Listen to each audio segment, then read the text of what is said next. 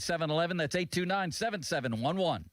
Staples presents That Was Easy. So I opened a restaurant and needed everything. Menus, signage, catering brochures. Everything and then some. I went to Staples. They printed it all and even suggested takeout menus. One money pit with a side of fries. But now at Staples, you get up to $125 off custom print orders. $125 off. Now you're cooking. Brand your business in a big way at Staples. That was easy. Shop Staples in-store, online, or in the app by 4/4 to unlock. Exclusions apply. Visit staples.com/print for details. It all comes down to this, folks. Yep, the entire season is on the line.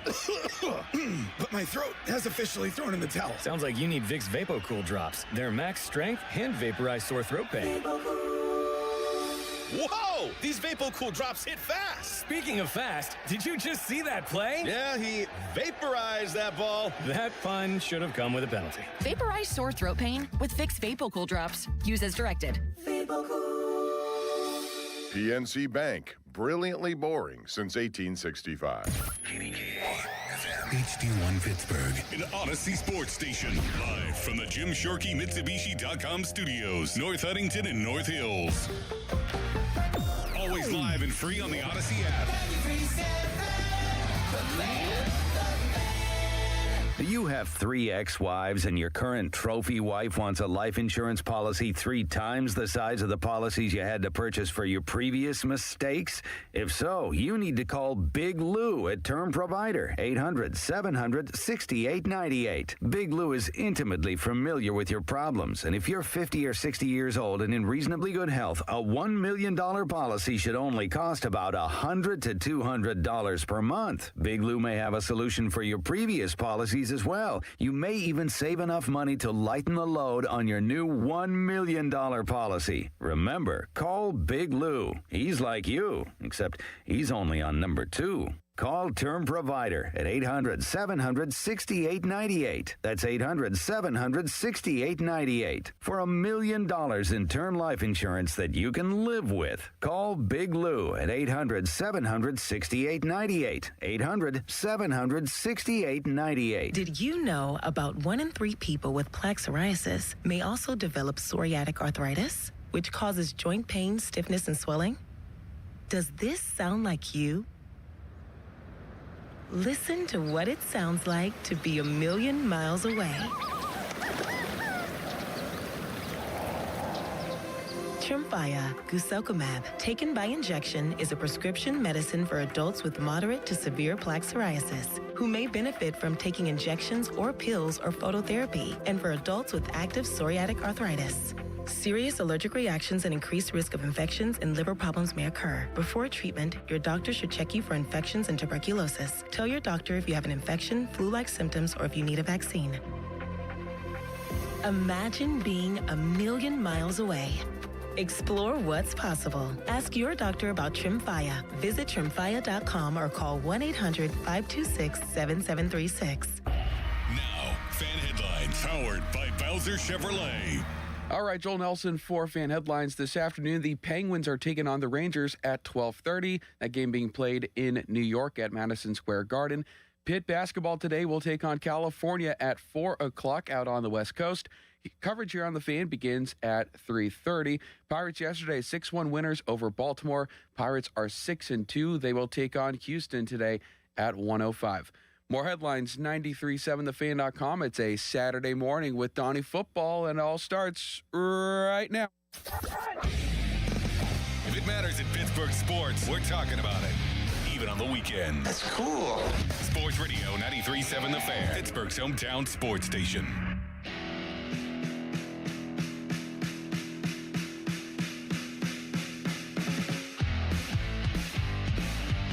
All right, here we go.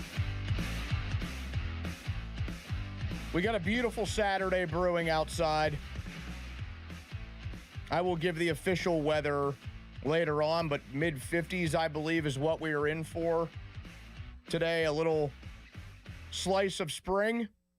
It may even hit that by the time I leave the building in a couple of hours. Good day to get outside, maybe go for a walk, a run, a bike ride, whatever. Jolie, maybe you get some afternoon hoops in. I know you like a good pickup game every now and then. Hoops and pickleball. Joel Nelson is with me. Behind the Glass, Donnie Football with you until 11 o'clock. Pomp has you covered until 1. Austin Bechtold from 1 to 3:30. That leads us into Pitt basketball. The Panthers take on Cal today at 4 p.m. It is nice, Joel, when the weather turns like this. I did a Saturday show right around this time last year. I think it was March 1st. Today, February 28th, so the final day of the second month. It's nice when you get a day like this. It turns a little bit. We've had a few spring teases so far where you get some weather in the 50s, maybe even hitting the 60s.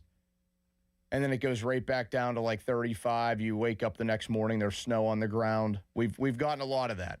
We've gotten a lot of snow this winter, so it will be fun when spring finally breaks through. And it's nice to look outside on a day like this and it be pretty, and also have the weather be pretty nice as well. So I got Joel with me until 11 o'clock. Another big one, the clocks tomorrow, spring forward.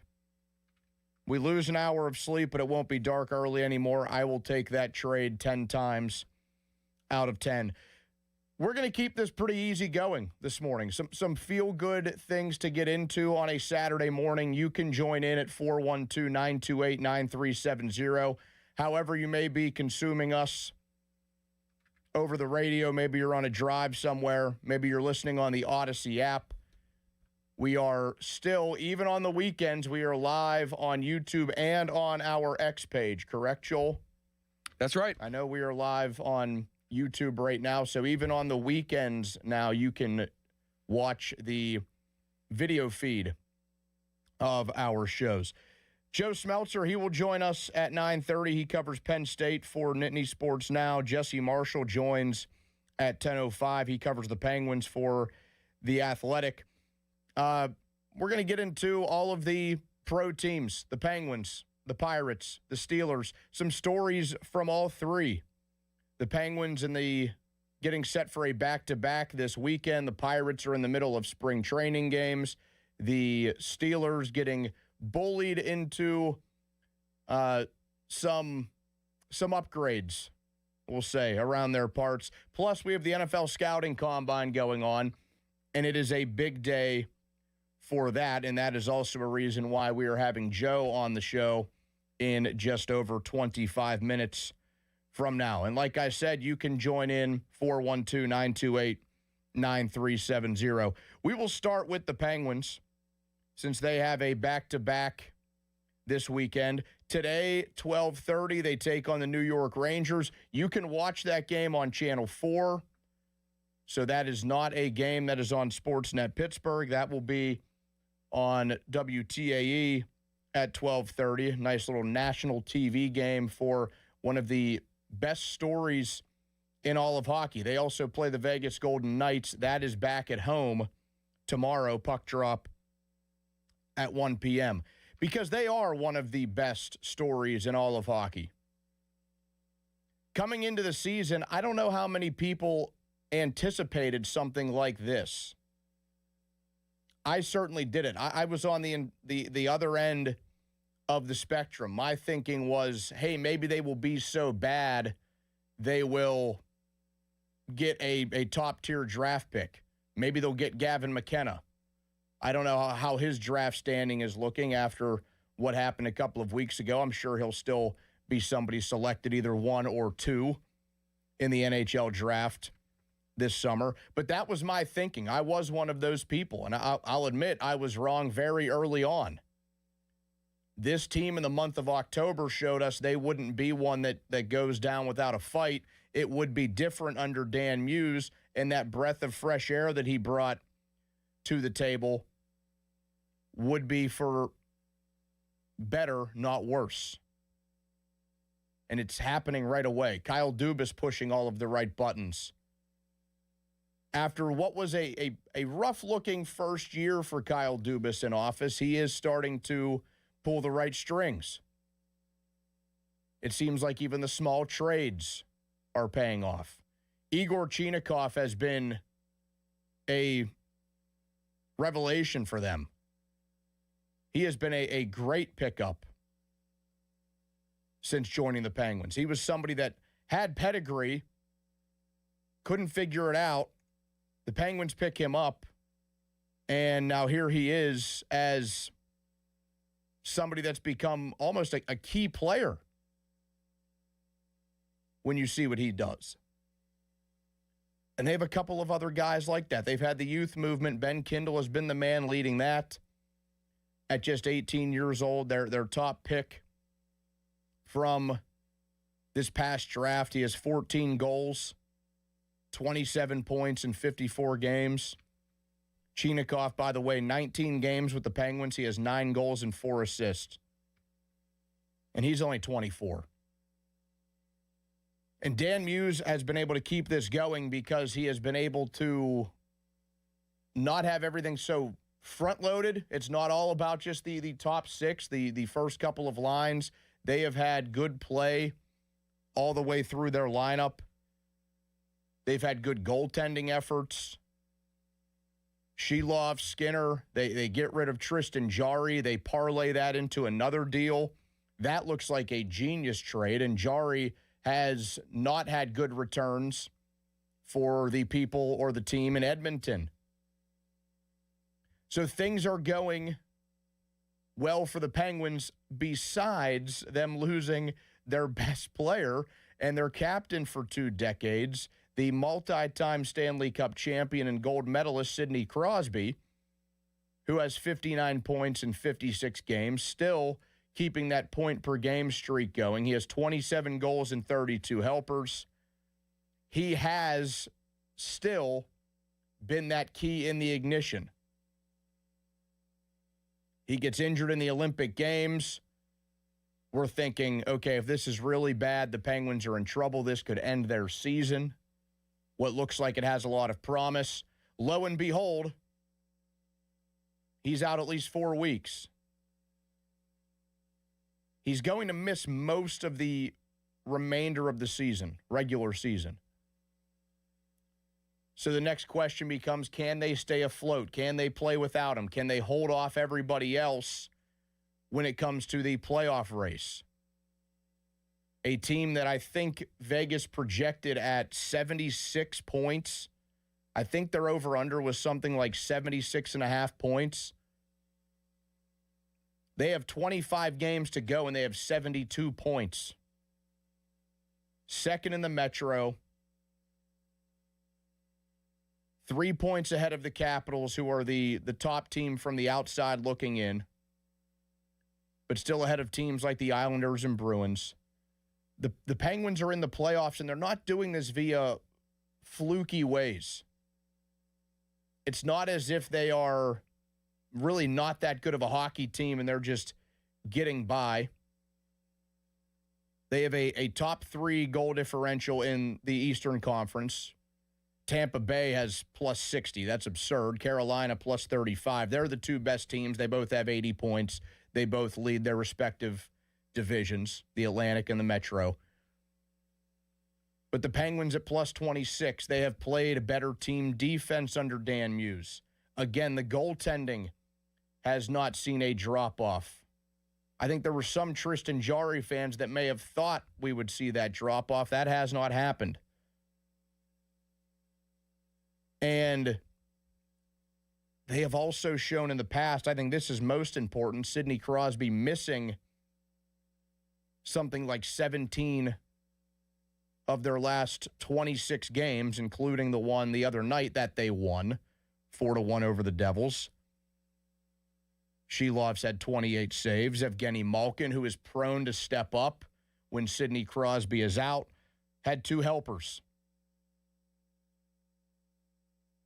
There's just so many different guys that they have that have found ways to step up all season. And we know historically Evgeny Malkin does this a ton when Sidney Crosby is absent.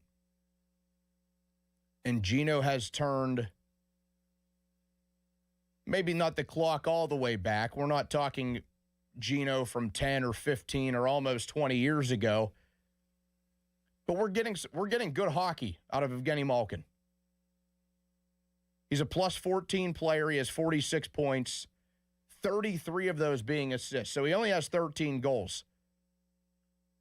But Gino has been great for them in the 42 games he's played this year because even he has missed some time, and he needed that rest during the Olympic break at 39 years old.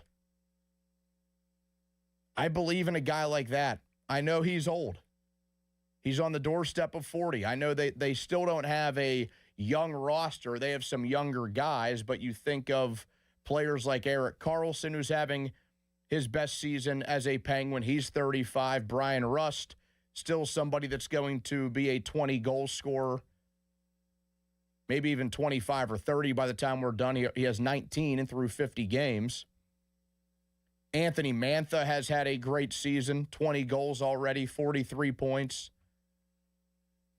All of those guys are on the plus side of 30, but they are finding help all around the ice.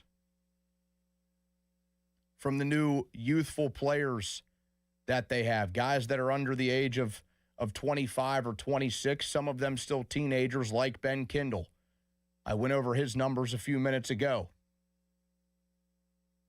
They have just gotten play across the board that has made them a complete team. They've still been led by Sidney Crosby. He's still their best player. He always will be their best player, I assume, until he's done, whenever that may be. But the depth is there that they have not had in recent years. And the way they are playing under Dan Muse, who is somehow fourth in the odds for the Jack Adams Award for Coach of the Year. Bednar, Cooper, somebody else ahead of him. I think Dan Muse should be somebody getting way more consideration. He's plus 1,000 to win that award, but he's been phenomenal in his first season. He gets an A+ from me. That's how good he's been in his first season as Penguins coach. I never expected this to happen. And speaking back to the point about Evgeny Malkin stepping up, there is proof in the pudding that the Penguins step up as a team when they lose Sidney Crosby. Joel, are you aware what their record is without Sid all time? How many total games is it? I mean, it's well over 200. It's probably around it's a little bit over 200, I'll tell you that. It's in the two teens. I'm gonna say, I don't know, like 60 and 140. It's got to be a losing record, I would think. You're going to be stunned. 122, 65, and 28. Wow. With Sidney Crosby out of the lineup in his career. And yes, this is somebody who I think is one of the 3 best hockey players to ever live. That's how good Sidney Crosby is. But the Penguins are able to rally around each other, step up, and play better without Sid in the lineup. Don't get me wrong. I always want him in there.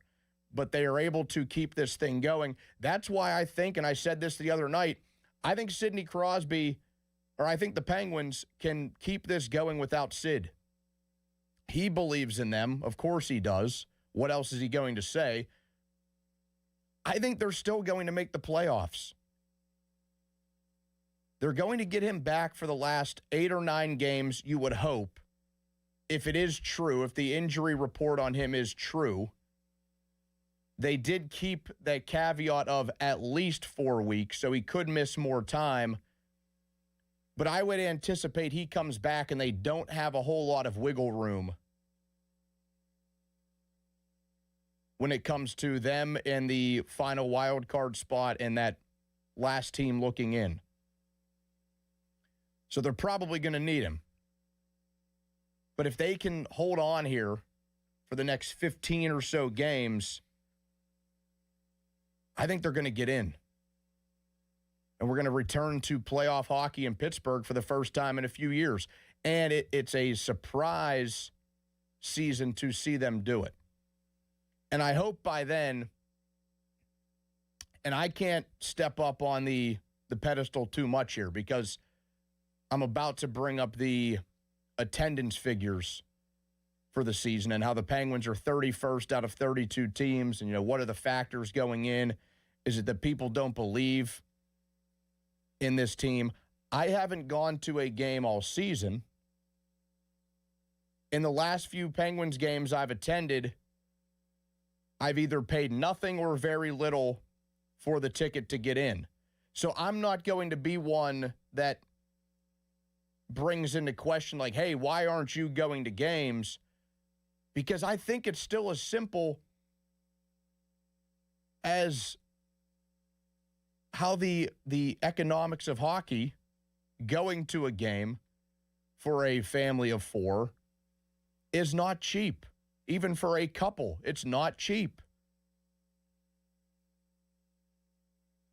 A little bit over $100 for a pair, well over $200 for four, maybe even to $300 for four. That's just the tickets. Then you drive down, you have parking, you have the concessions, you have beer prices. There is a lot that goes into it.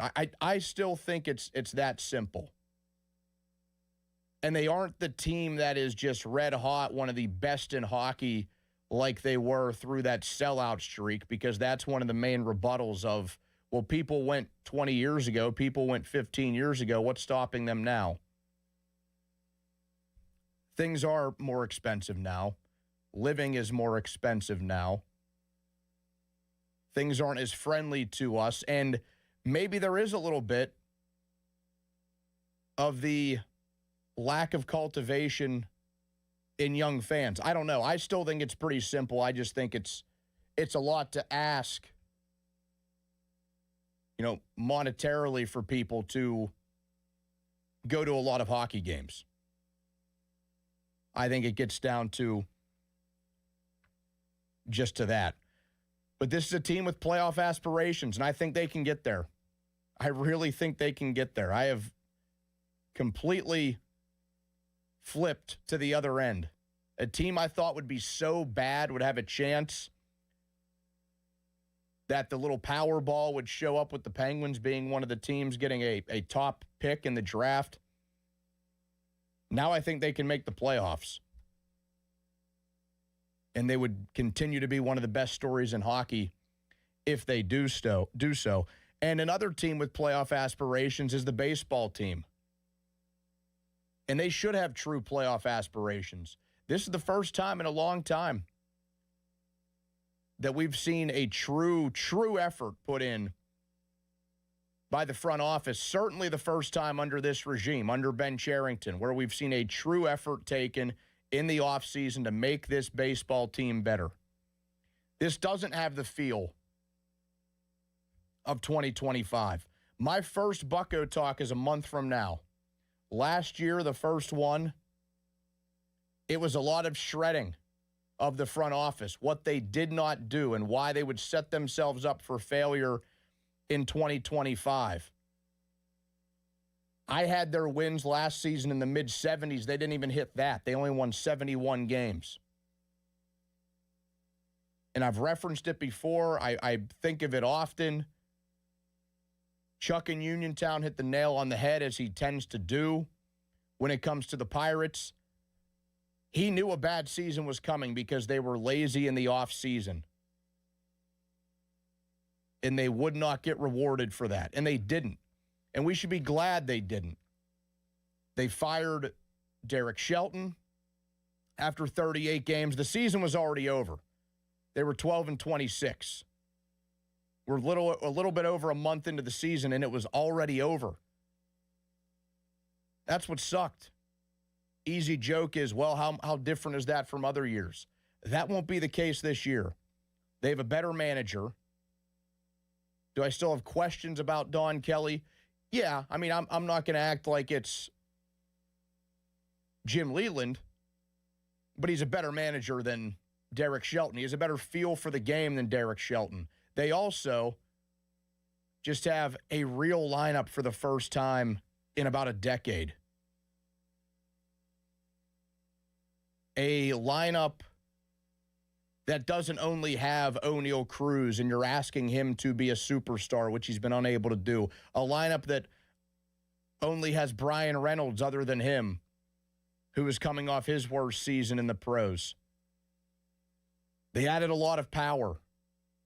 They added nearly 70 home runs to that lineup.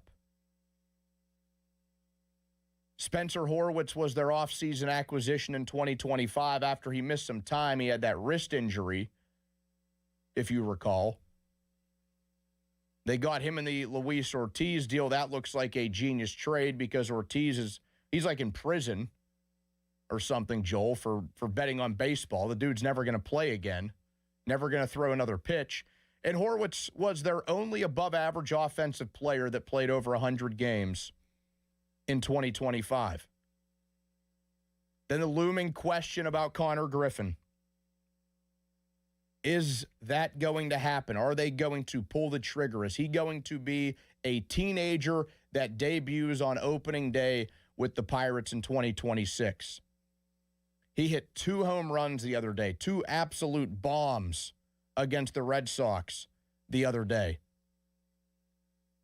Not going to do that every game, no doubt. One of them off Ranger Suarez. It's not like he hit it off some schmuck in the 7th inning who doesn't even have the name on the back of his jersey and wears number 69. He hit it off real pitching, real pitchers. This kid's going to be the real deal.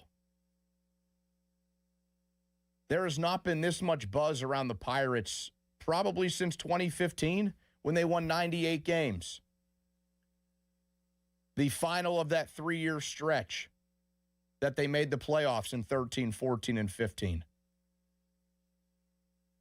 It's been a breath of fresh air as we get into the spring, that it feels like this isn't just me usually being the doe-eyed optimist that I have been for so many years, thinking and telling myself, you know what, the Pirates roster really isn't any different. It still kind of sucks.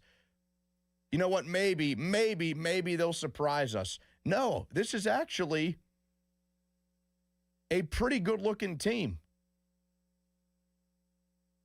Do I think they can win a World Series? I'm not going to go that far, but a playoff appearance should be in the cards. We should be watching baseball games that mean something the same time we are watching football games that mean something. That's how this year should go. We should be in, week 3 or week 4 of the NFL season, and we should have almost as much attention, if not more, on what the baseball team is doing. It's been a while since we've had that. It's been over 10 years since we've had that.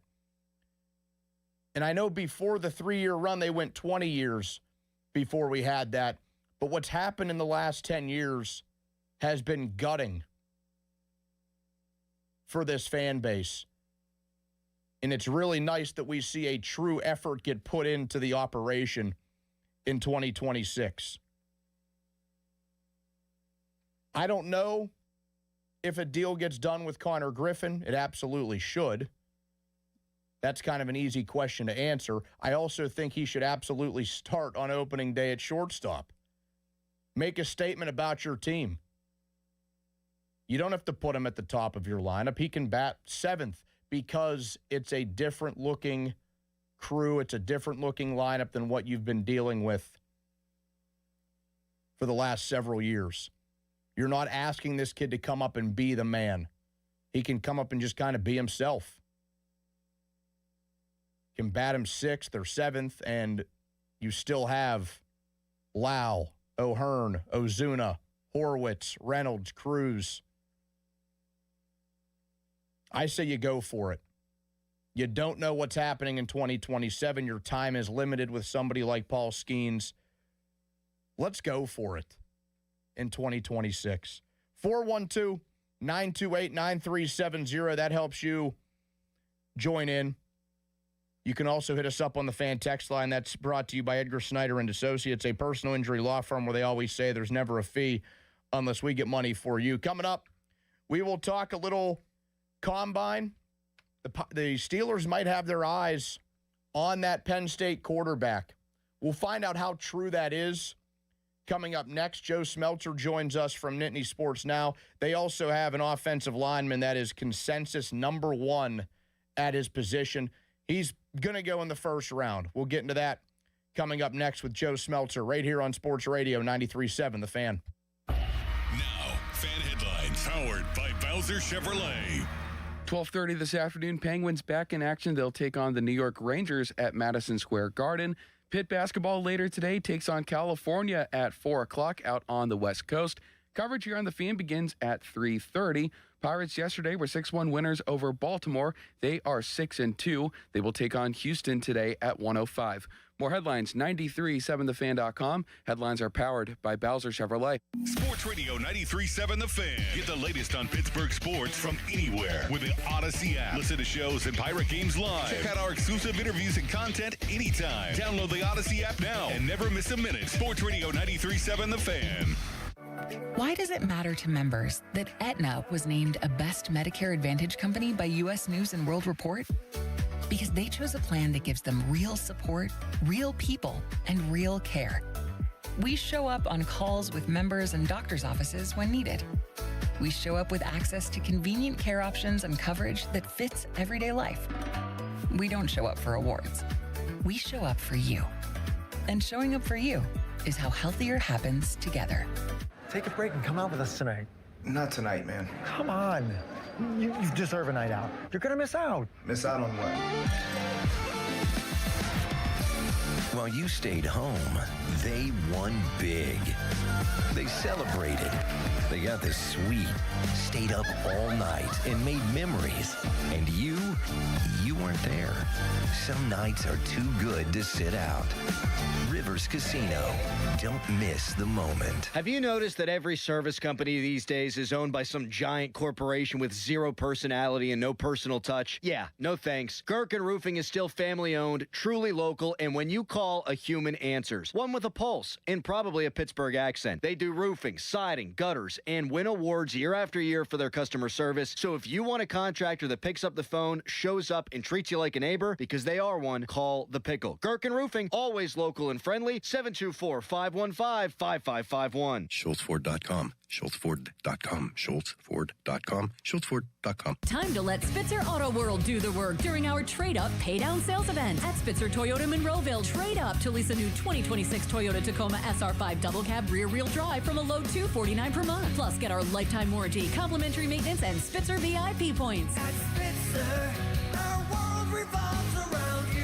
TSRP 39684, VIN 3TMK B5FN6TM055265. 39 months, $49.99 due at signing through TMS plus title tax license registration. $490 doc fee, 0 security deposit, 10K miles per year. Ends 3/2/2026. Julian Gray Associates has the most certified elder law attorneys of any law firm in the nation, right here in Pittsburgh. They also have experienced social workers so that you can prepare a plan to age with dignity that you can afford. Visit grayelderlaw.com. Hockey is a passion for fans of the sport, but also for the youth who fall in love with the game. With the ever-increasing cost of participating in hockey, many families face financial challenges. The Assisted Goals Foundation was founded to remove financial barriers and to create lasting growth in the sport for current and future players of all backgrounds and communities. Help the Assisted Goals Foundation make the game of hockey available and accessible to anyone, anywhere, at any time. You too can provide an assist. Donate today at assistedgoals.org. I'm Walter Naylor, owner of a quick drain service. Since 1969, we've been going down the drain so you don't have to. We specialize in older home plumbing repairs and service. Trust us to get the job done right. Call 724-222-1095. Ask us about senior military and first responder discounts. License number PA074216. We serve the tri-state area with DOT-certified gas, water, and sewer line installations while offering a lifetime guarantee. AQuickDrain.com. Live from the Shorkey Mitsubishi.com studios, North Huntington and North Hills.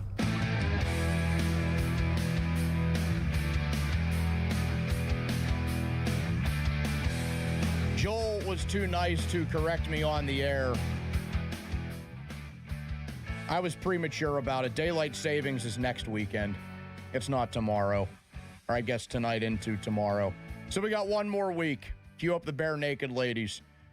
412-928-9370, the number to join the conversation. Donnie football in until 11 this morning. Bob Pompiani from 11 until 1. Austin Bechtold 1 to 3:30. Pitt basketball on the air this afternoon. The Panthers out in California still. They lost to Stanford the other night, and they take on Cal today at 4. What a disaster of a season for Pitt Hoops. There's a real chance that they don't even make it to the ACC tournament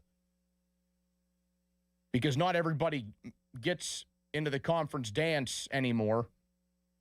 There's 18 teams in the conference. 15 of them will get in, and Pitt is going to be cutting it close. We talked to Jesse Marshall. He covers the Penguins for The Athletic in about a half hour. Right now, we're going to get into the NFL Combine a little bit. Some local prospects out there from the Penn State Nittany Lions. There could be some real interest in Drew Aller from the Pittsburgh Steelers. And with that being said, we talk to our guy Joe Smeltzer. He covers Penn State for Nittany Sports Now. Joe, what would you say is the true interest level between the Steelers and Drew Aller, at least from what you've noticed your week in Indy? Joe? Oh, sorry. I muted myself on accident. But thanks for having me on. Obviously, the Steelers are interested in Drew Aller enough to meet with him formally. I talked with Drew yesterday after his podium. I got him off to the side for a few questions, and he talked a little bit about, meeting with Mike McCarthy, and it wouldn't make sense. Aller is, I think, one of the top 3 quarterbacks in the draft. The Steelers' quarterback situation is still being figured out. It has been since Ben Roethlisberger retired. So, I think if Drew is available in the 3rd round or so, a little after that, I definitely think it's a realistic possibility. How does he look recovering from the ankle injury? I know the NFL, the quarterbacks will work out today. It's a big day at the Combine, quarterbacks, wide receivers, and running backs. How does it seem like he has reacted to the ankle recovery? It seems like he's reacted okay. He's just about 100%. He told us yesterday he's not going to be running at the Combine or at Penn State's Pro Day, but, the biggest thing about Drew Aller is his ability to throw the football, and he's going to be able to showcase that. We'll have a better idea of how he looks, obviously, after today when he works out. But all indications are he's going to be ready to go, and he's just about put that season-ending injury suffered against Northwestern last October behind him. Do you think he's doing himself some favors this weekend? Do you think this helps out his draft stock? Because that certainly has been a roller coaster, Joe. Yeah, I don't think he can hurt it. I think Drew Aller is the type of guy. His arm has never been the question, right? So, throwing football against air, I don't know how much he can prove by doing that because we know he can. The biggest way he can prove something, that any player can prove something, but Aller especially, would be doing it against top-level defenses, which we know was a big problem for him at Penn State. But, I think if he's able to, tear it up throwing the football, that can't hurt him. But we're not going to really know what Drew Aller is in the NFL until he's able to do it in competition, because there were problems at Penn State that are going to be questions going into Drew Aller's NFL career. Did he get some of those? I'm assuming he got questions like that. Why he didn't play well in big games. Did his answers to those questions help his fortune? He wasn't really asked too much about that. Donnie, it was more. He was asked about, what he does well, what his upbringing was, growing up in Ohio, being a Brown season ticket holder. It was more stuff like that. There weren't really any questions about, his shortcomings against Ohio State and Oregon and Notre Dame and all that. But Drew's always been pretty good with the media. He's known the right things to say, and he said the right things yesterday. I asked him basically if he would come back to Penn State again, and he said that he would, and that, everything happens for a reason, and that he feels that everything's going to work out after this injury. So, but as far as the big game stuff, we didn't really dive into that too much. Are you surprised he didn't get any questions about that? I don't know. You only have so much time, and there's a lot of reporters, and all kinds of goofy stuff gets asked. So nothing really surprises me. The Nittany Lions have a player that is going to go in the first round. It's a matter of where. He will work out tomorrow, the offensive line, the last group, tomorrow at 1 p.m. But Vega Ioane is a guy that could actually be on these Steelers board because there is somewhat of a need at guard, assuming that Isaac Seumalo moves on. How impressive of a player is he, Joe, in comparison to some of the others that you've seen in your time covering Penn State? Well, he's the best guard by far. The only player I could think that would compare with him on the offensive line, Donnie, would be Olu Fashanu, and he was the left tackle. But, Vega's the best guard I've seen since I've been on the beat. And he does a lot of things well. He's the best pass-blocking guard in the draft, and he's a menace in the run game. So there's some things he needs to work on. I think going against switchy defensive linemen could be a problem for him. But, the strength speaks for itself, and the fact that he was agile enough to be lined up in the slot, that speaks pretty well, too. So, Vega is a pretty unique specimen, and as you said, it's just a matter of where he goes in the first round. It also seems like he's the type of player. I mean, you hear this term a lot when you get around draft time, and it depends on the position. But he's already been one of those players, Joe, that gets described as a plug and play. Like, it almost doesn't seem like who drafts him, he could start day one. I would agree with that. Like the size, the strength, it's hard to ignore somebody with those type of attributes. So, I think Vega being a mid to late first rounder, he's going to go to a team that's a playoff team or at least in playoff contention. But, like the Steelers, for example, if they drafted Vega Ioane in the first round, I think the odds were pretty good he would start right away. Talking to Joe Smeltzer, he covers Penn State for Nittany Sports Now. He's out in Indianapolis for the NFL Scouting Combine. Quarterbacks, wide receivers, running backs work out today.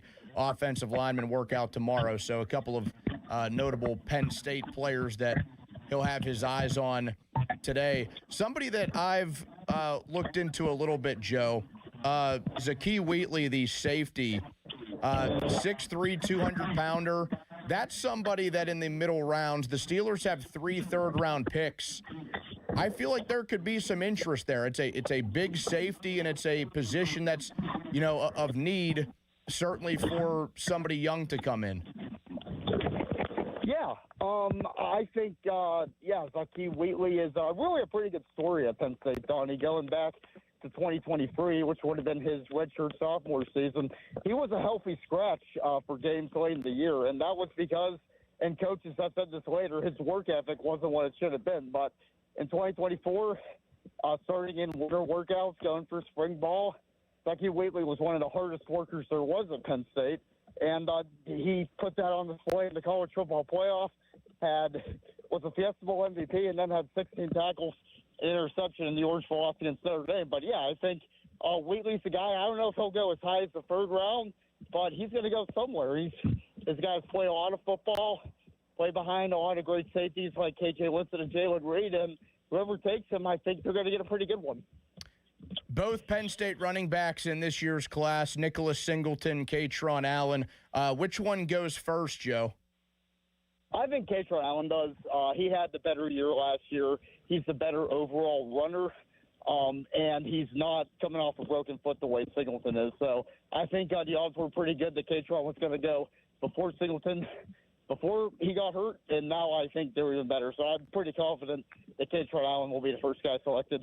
Do you think he has the better NFL career? Yes. It's hard to say, but from a pure running standpoint, I think Kaytron is a superior back. We saw that this year. There's a lot of things that Nick Singleton can do that Kaytron Allen maybe can't do. But if I had to bet, it's no disrespect to Nick Singleton. I just really like the way Kaytron runs the football, and I think that's going to translate to the league. We had conversations a couple of years ago before the Steelers drafted Joey Porter Jr. Going into that 2023 draft. And one of the players that we talked about often, Joe, was Parker Washington, who has turned into a nice little receiver in Jacksonville. Who is that player out of this Penn State crop in 2026 that's looking like a mid to late round pick that could surprise some people? My answer, I'm going to go with the guy who isn't even at the combine, and that's Nolan Rucci. I think Rucci was the guy I was surprised that Drew Shelton got invited over him. But I like the way Rucci plays. He can play guard or tackle. When last season the college football playoff, when Anthony Donko went down, he became Penn State's best offensive lineman, just an absolute menace in the run game. So receivers haven't been a strength for Penn State. I don't think there's any Parker Washington's coming down the line for now. But overall, as far as just unsung guys, I really like Nolan Rucci as a sleeper. Penn State reporter Joe Smeltzer from Nittany Sports Now. Joe, thanks for taking the time. Have fun out there the rest of the weekend. Hey, thanks, Donnie. There he goes, Joe Smeltzer from Nittany Sports Now. There, a little insight on Drew Aller, how much interest there is between Aller and the Steelers. And Vega Ioane, the offensive guard, watching some stuff on him. That kid is an impressive player. I know it wouldn't get a lot of people's juices flowing if the Steelers went with another big man in the first round, and I'm not advocating for that because I think all of their eyes need to be on the dudes working out this afternoon. You get the wide receivers, and by the looks of their pre-draft visits, that's the direction they should go in the first round. But he feels like that type that wherever he goes, he's going to be a good player. Kind of like when they drafted DeCastro, 14 years ago, almost 15 years ago. Guards aren't really exciting draft picks. I get that, but they're people too, damn it. But you look at the Steelers' formal interviews and a whole slew of receivers. And some of them are mid-round guys, but a lot of these names that I'm going to rattle off here. They've met with Carnell Tate, Jordan Tyson, Mekhi Lemon, Denzel Boston, both guys from Indiana, Omar Cooper, Elijah Surratt. They should have wide receiver on the brain for the first 2 nights of the draft. I mean, not to say they should avoid it in the third day, but they have 5 picks coming in the top 100. I think 2 of those have to be used on a wide receiver. Yeah, they could sign 1, maybe 2 in free agency. They need to really reload that room because there's a chance that they lose Calvin Austin, maybe even some others. Reload that room. Draft 1 on the first night. Use another third-round pick on another one. They got to load up this offense. Get some more weapons.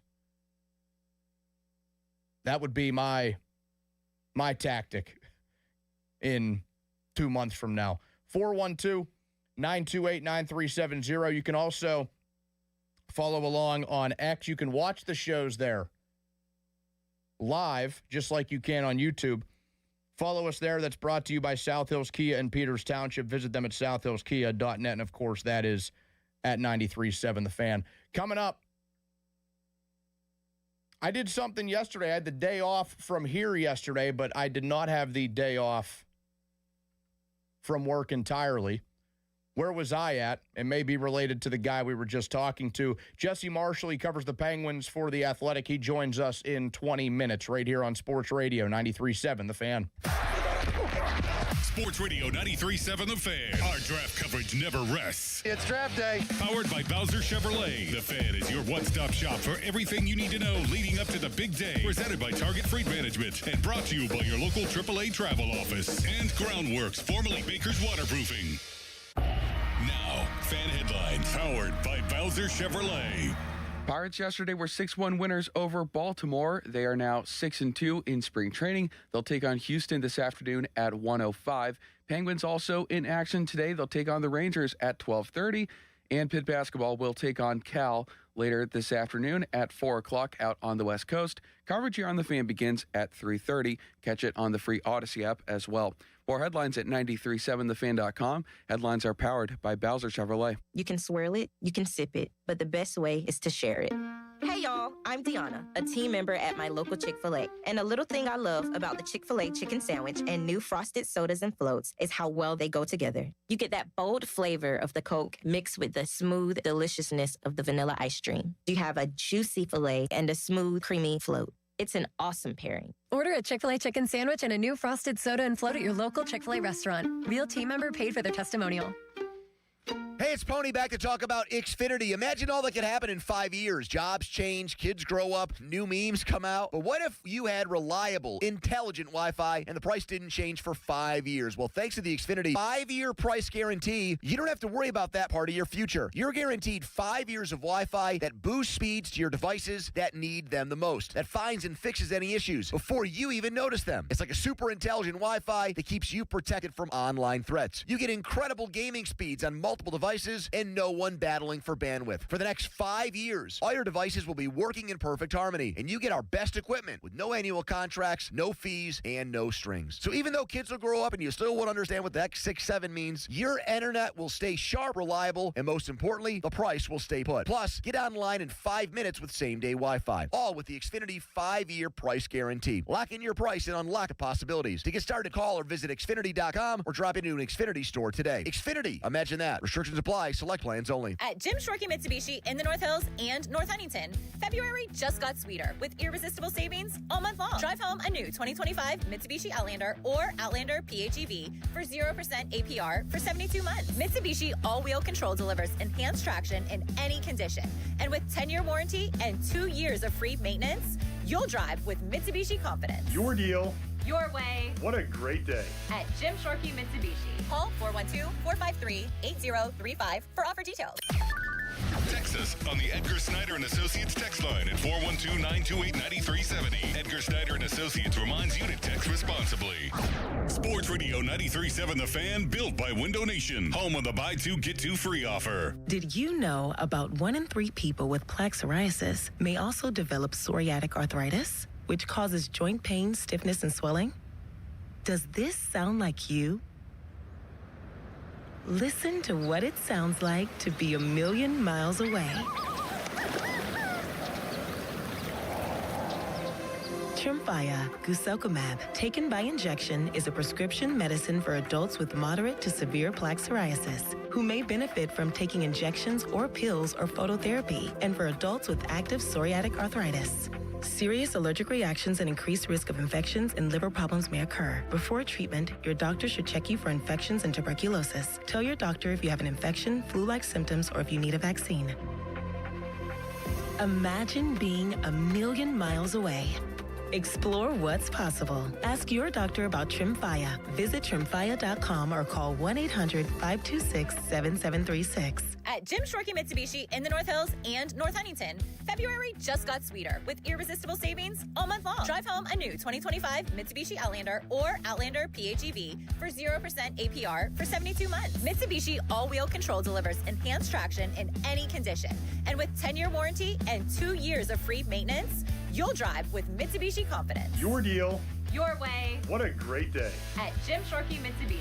Call 412-453-8035 for offer details. Here's Sports Radio 93.7 The Fan's Fan About Town. Two Men and a Junk Truck is Pittsburgh's top choice for Holloway services. From single, bulky items to whole house cleanouts. Let their trained men do the heavy lifting and give you the space you deserve. Book same day or next day at twomenandajuncktruck.com. New to Rivers Casino? Join now and earn up to $1,000 free slot play. Stop by Rush Rewards on your next visit to start earning today. Gambling problem? Call 1-800-GAMBLER. Obsessed with pizza? So are they at Slice on Broadway. The 2025 winner of World's Best Cheese Pizza Slice is right here in the Berg with 6 Pittsburgh locations, always serving delicious New York-style pizza, hoagies, and salads. Order yours today. Visit sliceonbroadway.com. New York style, yins are made. For more information, visit 937thefan.com. 93.7 The Fan is cleared by aquickdrain.com.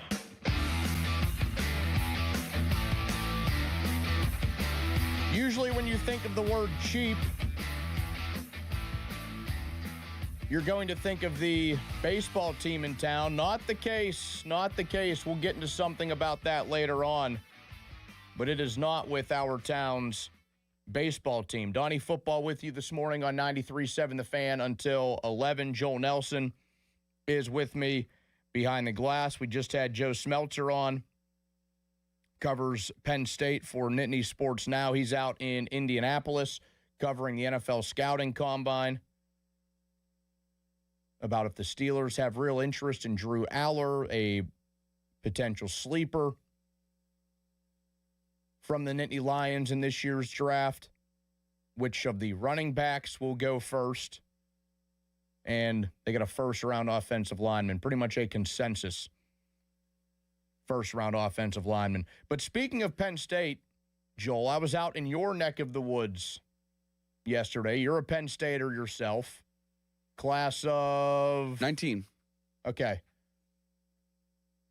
I was at the jobexpo.com job and internship fair out there yesterday, repping us. At University Park?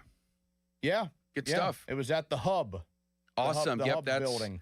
That's a great spot for those kinds of things. Yeah, so I went out there with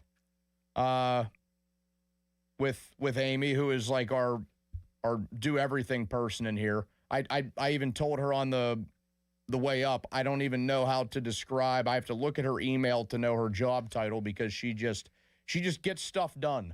You need somebody to get something done for you. Amy is your person in this building. So yeah, I got to go up there and rep Odyssey Pittsburgh and 93.7 The Fan. I could have quite possibly shaken hands with somebody that will replace me one day. Joel, that could have happened. Did you ever do those when you were a student up there? Did they make you do those? How does that work? As far what you and Amy did? No, like you as a student going to the job fair. Oh, yeah. I mean, in job fairs and sort of the same deal with apartments and housing and that sort of deal a little bit. Yeah. I can't think of a time that I went to one I went to one, I think, in high school, but that wasn't really like a job fair. That was just, they had something at the convention center that was kind of under that same umbrella. But I mean, I wasn't looking for a job out of high school. I was going to go to college. So that was maybe more of like a college type fair. I don't know if I ever went to one when I was in college, if I ever actually attended a job fair, but it was pretty neat because everybody there, every company there was media related. It wasn't like we were sitting next to like a bunch of scientists. There were a bunch of TV stations there. You had just companies that were looking for a bunch of social media people. The Odyssey corporate people were there, kind of repping the New York, Philly, and DC stations. We were there, and, a lot of the kids that came up, since it is a lot of central PA and, eastern PA kids that go there, we would give them our spiel, but then also kind of direct them to Odyssey corporate. But you had the State College Spikes out there looking for people, the Altoona Curve looking for people. Did you ever intern? You interned with the Spikes, didn't you? I feel like we've had this conversation. Yeah, it wasn't so much an internship, but more of like working with their production team, the control room and stuff. So working the scoreboard and the video feed that goes around all the TVs at the stadium and such. helping set up the cameras and all that pretty much. So all those different sort of, like a utility role with the production team pretty much. Okay. Did you get to see Joe Putnam? No, I didn't see Joe there. I walked around at one point. I was kind of hoping for that. I was like, oh, man, Joe Putnam's definitely got to be here. And maybe just when I walked around, he was, somewhere else. But I walked around. I saw their table. It wasn't Joe. I didn't recognize the guy that was there. But, yeah, I was thinking, like, man, I got Joe Putnam, like, in my sights. No, I didn't see him. Man, you want to talk about a do-everything person. Oh, absolutely. For them. That guy was an animal. Like, the couple of summers that I did minor league baseball in West Virginia, and we would make the trip up to State College, which I love that park. It's fantastic. Is it still Lubrano Park? Yeah, Medler Field at Lubrano Park, yes. Yeah, I always loved that stadium because I know they also modeled the dimensions after PNC because at the time of construction, they were a Pirates affiliate. Then they became a Cardinals affiliate. But, man, Putnam was just doing everything. He's the best. And whenever I wasn't at the stadium, I was also working for the ESPN radio station at the time, which has since changed formats and ownership and stuff. But, yeah, if I wasn't at the stadium for home games, I would be working probably as, like, the board op for road games and talk to Joe and sometimes Steve Jones down the line. Yeah, Steve, I think, just did the home games. Joe would do all the road games, unless they went to, like, Williamsport or something, and Joe might do a game there, yeah. Yeah. Williamsport, a nice little stadium, too. That's where they had the, what would they call it? Like, the Little League Classic. Like between the Spikes and the Crosscutters, I think it was. No, well, like when Major League Baseball. Oh, yeah. Like the Pirates played in it a couple of times. Pirates and Cubs, yeah. Yeah. So that's a cool little stadium there. But yeah, Steve Jones doing all the home games, and any Penn Stater knows Steve Jones. He's the voice of their football and basketball for a long time. But Putnam, did you also know that Putnam and Pony have a connection? Well, yeah, because Putnam's from Syracuse, right? Yeah. Yeah. And I believe Pony brought up a story before about somebody that in their like college fantasy football league, he would keep tabs of everything on paper.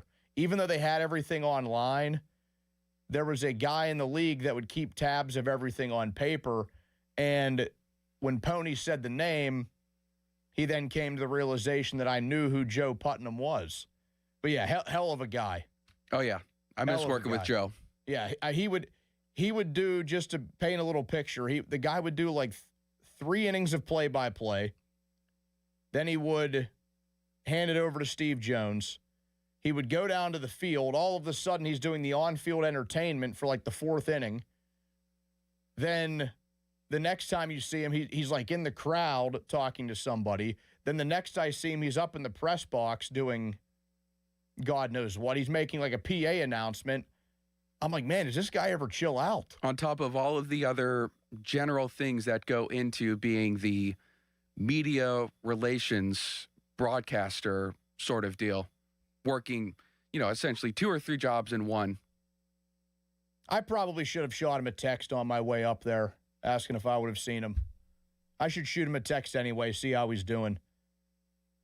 There's a couple guys out of that league who have gone on to like some pretty notable like network things. Like the kid that was calling Auburn Doubleday games. He's on ESPN. He does anytime there's like a creative Monday Night Football game, like the Monsters Inc. thing or like the Simpsons. He's doing that. Drew Carter, you might have heard him doing college games here and there. So yeah, I'm gonna shoot Joe Putnam a text. This has just been a whole a pro Joe Putnam segment here. 412-928-9370 is the number. We talked to Jesse Marshall. He covers the Penguins for The Athletic. Coming up next, fan weather brought to you by Secure Money Advisors. It is 50 degrees. It's going to hit the mid-50s today. Might be a good day to walk, run, bike, whatever. Or don't. Don't let me tell you what to do. You want to retire in Florida? I will tell you that you can let Secure Money Advisors help plan your retirement and make that possible. Jesse Marshall joins us next right here on Sports Radio 93.7 The Fan. Don't miss the Panthers Insider Show every Saturday morning from 8 to 9 with Pat Bostic. The best insight with the top guests and everything you need to know about Pitt. The Panther Insider Show is brought to you by Voss TV and Appliance. And it says live, Joe Ball GMC and PGT Trucking. Sports Radio 93.7 The Fan. Your hometown building partner since 1956. 84 Lumber. Visit 84lumber.com. It's the President's Day sales event at jeepofpittsburgh.com. Bring us your best offer on any new Chrysler, Jeep, Dodge, Ram truck, and we will beat it. No games. It's easy as that. Visit jeepofpittsburgh.com for all the details. We are Pittsburgh's Jeep store. BetMGM Casino is ready for winter. It might be cold outside, but the games are heating up. New customers can enjoy a 100% deposit match up to $1,000 plus $25 on the house using bonus code HOMETOWN at sign up. Play your favorite games at BetMGM Casino, like blackjack and roulette, with a live dealer. Or check out their exciting slots like Cash Machine. The thrills of BetMGM Casino are always available right from the palm of your hand. Download the BetMGM Casino app today and get a piece of the action. BetMGM and GameSense remind you to play responsibly. If you or someone you know has a gambling problem, help is available. Call 1-800-GAMBLER. BetMGM.com for T's and C's. 21 plus to wager. Pennsylvania only. New customer offer. All promotions are subject to qualification and eligibility requirements. Rewards issued as non-withdrawable site credit bonus bets unless otherwise provided in the applicable terms. Rewards subject to expiry. As the owner, coach, and quarterback of your small business, you call the shots. From inventory to payroll and more. Now it's time to bring in LendSeek, your funding MVP. No delay of game here. Get up to $2 million in as fast as 24 hours for business lines of credit or term loans. Let LendSeek's AI marketplace assist you in making the winning play and score that touchdown. Apply at lendseek.com. LENDSEEK.com. Maria, salon owner. You know the jingle. Now discover the facts about Ozempic, a GLP-1. There's only one FDA-approved Ozempic, made by Novo Nordisk. Learn about the real thing. Talk to your healthcare professional today. Call 1-833-OZEMPIC or visit Ozempic.com to view the medication guide and to learn more about Ozempic. Semaglutide injection 0.5, 1, and 2 milligrams.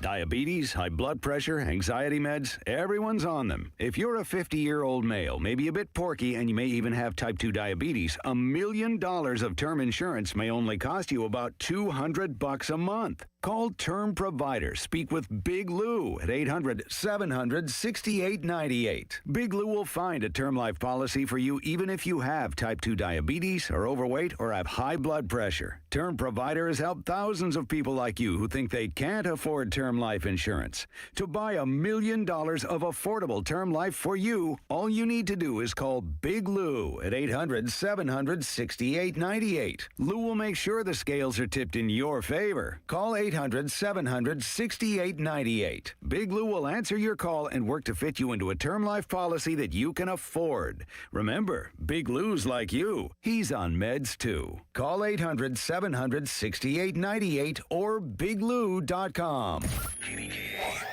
HD1 Pittsburgh, an Odyssey sports station. Live from the Jim Shorkey Mitsubishi.com studios, North Huntington and North Hills. Always live and free on the Odyssey app. I'm Larry Kelly from the injury firm of LGKG. When our fellow Western Pennsylvanians suffer terrible injuries, tragic losses, and immense financial hardships through no fault of their own, who fights for them, Joe? We do, Larry. That's where LGKG comes in, holding the negligent accountable for the pain and suffering they cause. History, trust, and results. And success. More than 200 million recovered and over 10,000 clients served. That's the LGKG story. At LGKG, we stop at nothing for justice. At LGKG, we try cases, and insurance companies know it.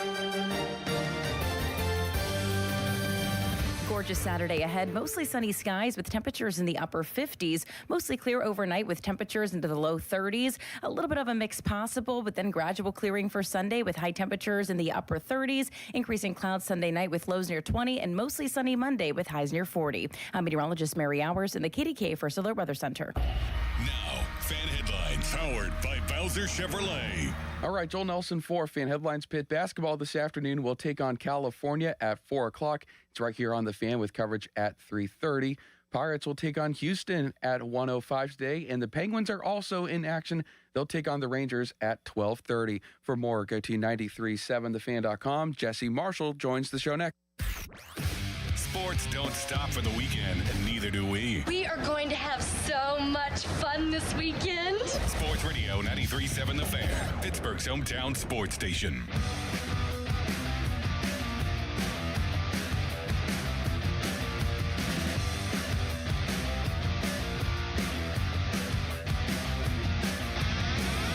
Sports Radio 93.7 The Fan. Donnie Football with you until 11 this morning.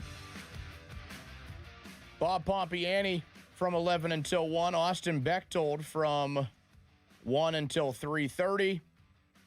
Pitt basketball on the air today at 4. Pregame coverage at 3:30. The Panthers take on Cal and what has been a rough season, to say the least, for Pitt hoops. Jeff Capel's club 10-18 after a loss the other night to the Stanford Cardinal, and a real chance that Pitt misses the ACC tournament. 18 teams are in the conference, 15 of them make it. And there's a real shot that they don't get in. But we're not talking about them. We're going to have a little hockey talk. We're going to go back to hockey. We started the show with hockey. We're going to go back there now to begin our second hour. Jesse Marshall, who covers the Penguins for The Athletic, is with us. And Jesse, I had to double check and make sure that I was tagging the right guy on social media today. How did the hacking take place? Can you walk us through that before we get into real hockey talk here?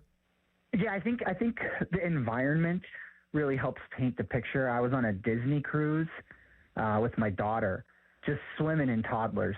Nervous system taking a real assault, Donnie. We were hanging on by a thread. And it got fished. I got a very legitimate-looking DM from someone I trust very much. I wasn't paying attention. Had bad Wi-Fi. We'll blame it on that. Turn your two-factor authentication on, folks. Make sure it's working. So did you? You like clicked on the link that they sent? Yeah. That's what happened. Yeah. Okay, I'm going to be honest. I thought I had changed my password, Donnie, fast enough. Mm-hmm. But I was on the boat and I had bad Wi-Fi, and it didn't actually go through. So, yeah, total failure across the board. So this almost, Jesse, this is gonna be like a little funny tie-in. This almost dominoed to me because I was on my bachelor party last week, and you could imagine I wasn't. Of sound mind. Yes. Yeah. I think that's a good way to put it, a nice PG way to put it. And I got a DM from you, and I think I just liked the message, thinking like, oh, that was kind of weird for Jesse to send me, like, out of the blue. I was very close. I mean, all it would have taken was a slip of the thumb, and I'm done. I think cooked. Callis did it. So Callis actually did bite, but I think he's saved himself since. But the X did rein the account in. So it's at least, the hacker's access has been removed, and we're working on getting it back to me. But I just nuke it at this point. The damage is done. Like, let's move on. Yeah, I mean, and you're already up to over 8,000 followers on the new one, the actual Twitter page, non-hacked one. I like that as part of your title. That helped me find the correct one this morning. So I think you should just ride with the new one that you have. That's what I'm doing. Yeah, I think we got rid of a lot of the riffraff too, which is nice. It's kind of a nice fresh space. Yeah, it kind of lets you like reset a little bit. You can like reset on the follow count too. I'm sure that's a nice part of it. But yeah, you were very close, or the hacker was very close to getting me, because here I am hammered in Tampa, Florida, getting a DM from who I think is Jesse Marshall. And I was very, very close to just clicking that link. Instead, I just said, I like I gave like the courtesy like. I was like, I got no idea why Jesse's sending this to me, but who even knows what state of mind I was in at the point that the DM got sent. But we prevailed. We prevailed. We survived. I'm just glad you made it back. I'm just glad you made it back. Yeah. and now your new Twitter is off to a nice little start. So I'm happy for that. The Penguins are off to a nice start post Sidney Crosby injury, post Olympic break. I think that they can stay afloat here, Jesse. Am I nuts for thinking that? I feel like with the roughly 18 to 20 games, maybe a few more that they will miss Sid for, I think they can actually pull this off. Yeah, I mean, this is a discernibly different team. I mean, if this was last year, I'd probably be waving the white flag from the bunker already. But I mean, there's a couple things I think that are going in their favor. I mean, Artur Silovs is hot. You know, he's allowed 2 goals or less in 6 out of his last 8 starts. And Stuart Skinner is just flat out an upgrade over Tristan Jarry. There's just no, you know, they're trying to find a solution to Tristan Jarry in Edmonton, and it's been a month. So that shows you how that's going. So the goaltending is enough alone that it's not going to implode. You don't get the sense that things are about to fall apart at the seams. They're not hanging on for dear life because of poor, inconsistent goaltending performances every night. And that's been a nice change of pace for them. But then you got to talk about the depth, right? This is a team where Dan Hughes can roll 4 lines. All of them have utility. You can swap these guys almost seamlessly. I mean, he's got a plug-and-play approach to this team, and they're playing smart, safe hockey. They're not putting themselves in these situations where you're dealing with 5, 6, 7 odd-man rushes a night. And I think the focus, Donnie, has been establish possession, then pinch. Take your chances when the puck's in the offensive zone, right? We don't see these Hail Mary, pinch attempts by the defenseman in between the blue lines anymore, and the next thing you know, the other team's off to the races. I mean, you could go through a whole night with this team, not see them give up an odd man break. I mean, it's a refreshing change, right? So I think they're well coached. I think they have depth. I think they have good goaltending. In the NHL, when you lose a star player, you've got those 3 things that you can lean on. 2 of those 3 things most of the time are going to be enough. So I agree with you. I don't get the sense, especially after that Devils performance where, they weren't, the first 20 wasn't the most beautiful hockey you'd ever seen, and then they just kind of came out and locked it down after that. So they only have 3 games, Dawn, in the next month that aren't against a playoff opponent. 3 out of the next 17 that they play. You got to bank those. You have to bank those games. Today's another one, right? You got to take the points because you need to give yourself some hiccup space. If you drop one or you turn one into a 3-point game against one of these playoff teams, that breathing room is going to be crucial. So today's one where I think they have to be decisive. Thankfully, they don't have a ton of back-to-backs. That's the nice thing about March. They play a ton of games, but they get breaks in between, right? That's going to be huge for them, I think. And the fact that, Ben Kindle of Getty Malkin both just had 2.5 weeks off, they're both got to be dog-tired for different reasons at the stage of their careers that they're in. But I think that's going to be huge, especially if noting that we don't really know how Ricard Raquel at center is going to work out. You might need to shift there. Malkin might have to go back and play center again, maybe give Ben Kindle more ice time. But there seem to be solutions to all their problems, and I think that's the thing that makes me agree with your assessment. Yeah, it just seems like a couple of the weekends in March is where you find the back-to-backs. I mean, this one being one as we transition from February to March. Next weekend, another one, Philly and Boston. Then you have March 21 and 22 against Winnipeg and Carolina. So, like you said, I mean, there are a lot of games, but only a few back-to-backs mixed in there. One of the staggering numbers to me, Jesse, another reason why I think they can stay afloat without Sidney Crosby, their record without him is outstanding. How? How do they do it? Yeah, I think, part of it is this sort of superhuman form that Evgeny Malkin takes on. Although, Donnie, I'll say he's been so good, I think it is hard to ask for more from him right now. I think he's already giving you a really high level of play, So it's hard to look at him and say you got to be better with Sid's absence because he's already been pretty good. But I think it's the identity of the team is such that they're not reliant on that first line. Again, they have the depth at center specifically with other superstar names, Ben Kindle now in the mix. But I think that they can still go 1-for-1 when Crosby's out with the other team's best line. You still have somebody out there that you can put out and say, like, this is a grade A, 1A, like, guy that I can lean on in Crosby's absence. That's just not a thing around the NHL, right? It's just not. And you look around the team or around the league and look at what happened to the Devils, you know, when they lost Jack Hughes. I mean, it was a disaster. They didn't have somebody that they could put in there and say, like, this is a bona fide. And I don't want to take anything away from Nico Hischier, who's very good, but that's not a replacement, right? You can't move somebody up in your lineup. He was already there, right? So I think that's part of it. I think it's just they've had this generational depth at both defense and offense, you know, for the last, 2 decades in a way that most teams can never boast. And if most of the time you go across the league, somebody loses their top line center, you don't have another top line center that you could just magically insert. The two-headed monster for them has been the anomaly that's changed the center position for them, really over the course of the last 20 years.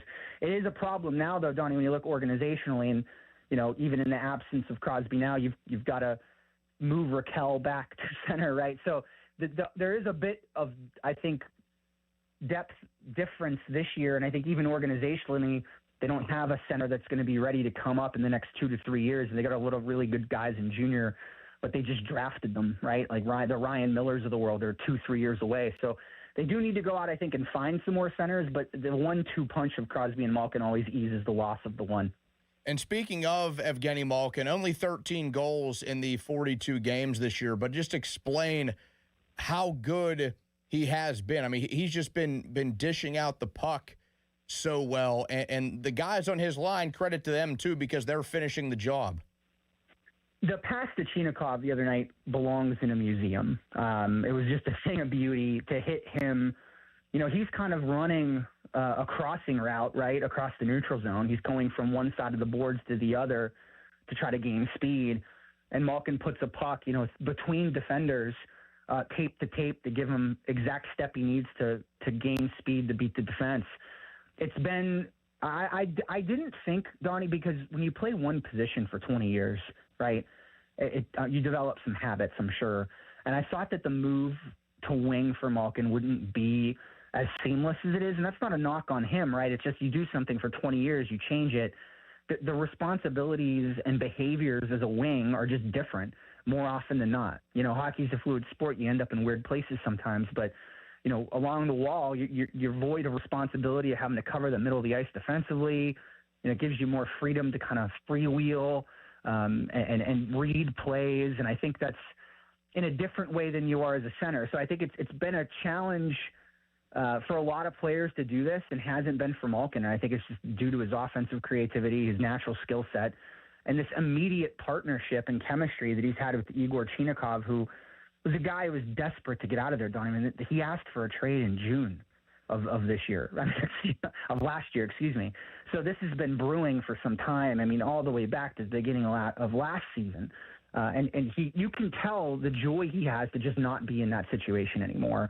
And to have a fellow countryman on his line that he seems to work really well with and have a dynamic skill set that matches Malkin's, that's just boosted Malkin as well. And I think it's good for the two of them. I look forward to that partnership continuing because anyone you talk to will tell you that Igor Chinakhov had a lot of skill, but he's in a lot of ways been sort of reinvigorating, I think, to Evgeny Malkin. And it's you see it in the playmaking and the creativity. It's been a huge step forward for him. He's got that gallop back too, Donnie. Years of nagging lower body injuries probably took a lot larger of a toll than any of us would have considered.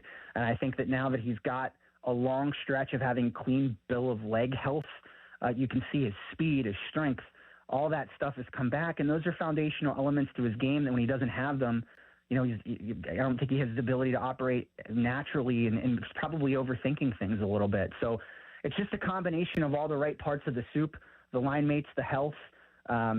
Certainly I think at this point, I think the Penguins would be nuts to not, find some kind of reasonable deal they could do for at least one more year to keep this thing rolling, because the value he's giving you right now, I'm going to be honest, is it'd be tough to go out on the open market and find that for a non-exorbitant price in free agency. So if you can get the hometown discount, you better take it.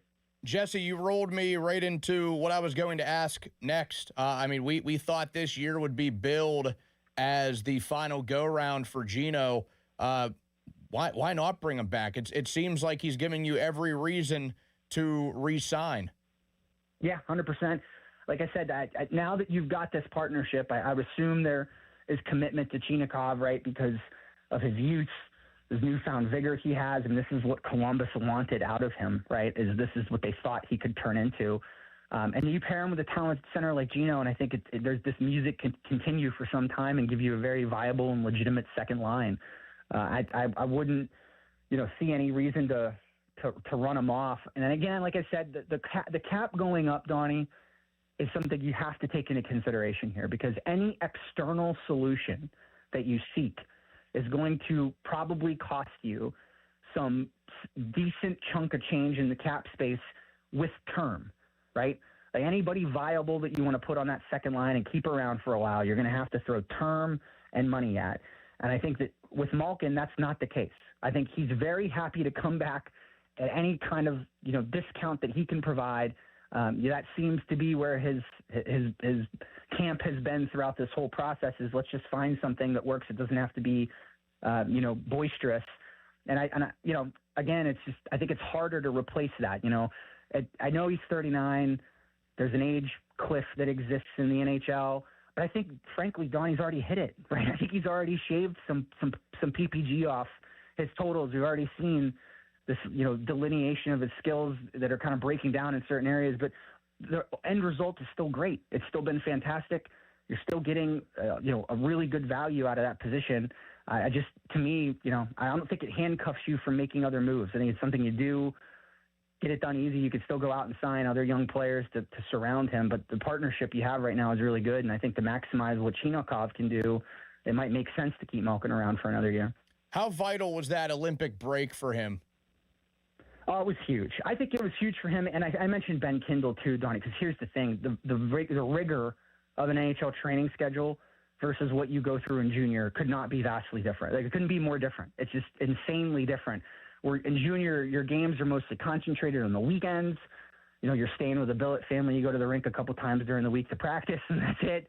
You're not spending all day in the film room and in the weight room and practicing double what you're practicing. So I think that grind has to be taken into consideration too, because that's why they were managing those games for Kindle earlier in the year and giving him time off, because it is just a completely different grind. You're flying as opposed to taking an hour-long bus ride, right? It's everything's different. So I think for both of them, right, for both the young players that the Penguins have around them and the old players that the Penguins have around them, that break probably came at a good time. It also gave Avery Hayes some juice too, Donnie, because if you remember, he scores 2 goals in his NHL debut.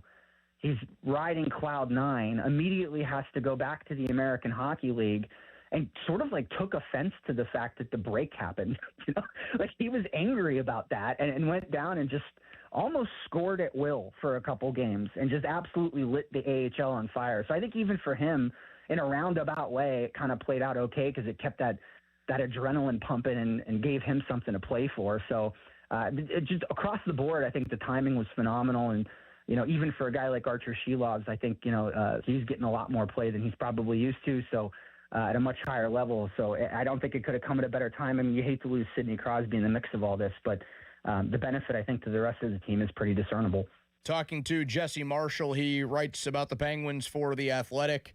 When the Penguins say at least 4 weeks for Sidney Crosby, that does give me some pause, Jesse. How much longer do you think it could be than that 4-week timeline? It's tough to say. I think there's encouragement in the fact that, one of the things he said when he came back was, I was really close to that gold medal game. Like, he was very close to being a part of that gold medal game. And that was, not only the Team Canada doctors that he had there, but the, remote talking to the Penguins doctors back home that he had. So I think that's encouraging, right? I think that there's, if there was no shot that he was playing in that gold medal game, then I think you'd probably be a little discouraged. So they say 4 weeks from the time he got hurt, right? And we're already into that timeline a little bit. So, it's tough to say. I think, I'm encouraged by his rhetoric. I'd put it that way. And the fact that he's not, in a complete shutdown mode. I think that's encouraging, and probably has got to wait for a little bit of soreness and inflammation to go down, and then we can give it a good test and see where he's at. Do you buy that he was really that close to playing in the game? I feel like that might have just been some classic athlete team propaganda of like, oh yeah, I almost played, but you weren't. But like he wasn't really ever close. I buy it, Don, because I don't think it would have been a situation where he played 20 minutes. I think he's probably going out there for, the Penguins, the United States killed off a huge 5-on-3 right early in that game. He's probably out there for that if he can skate and move himself around.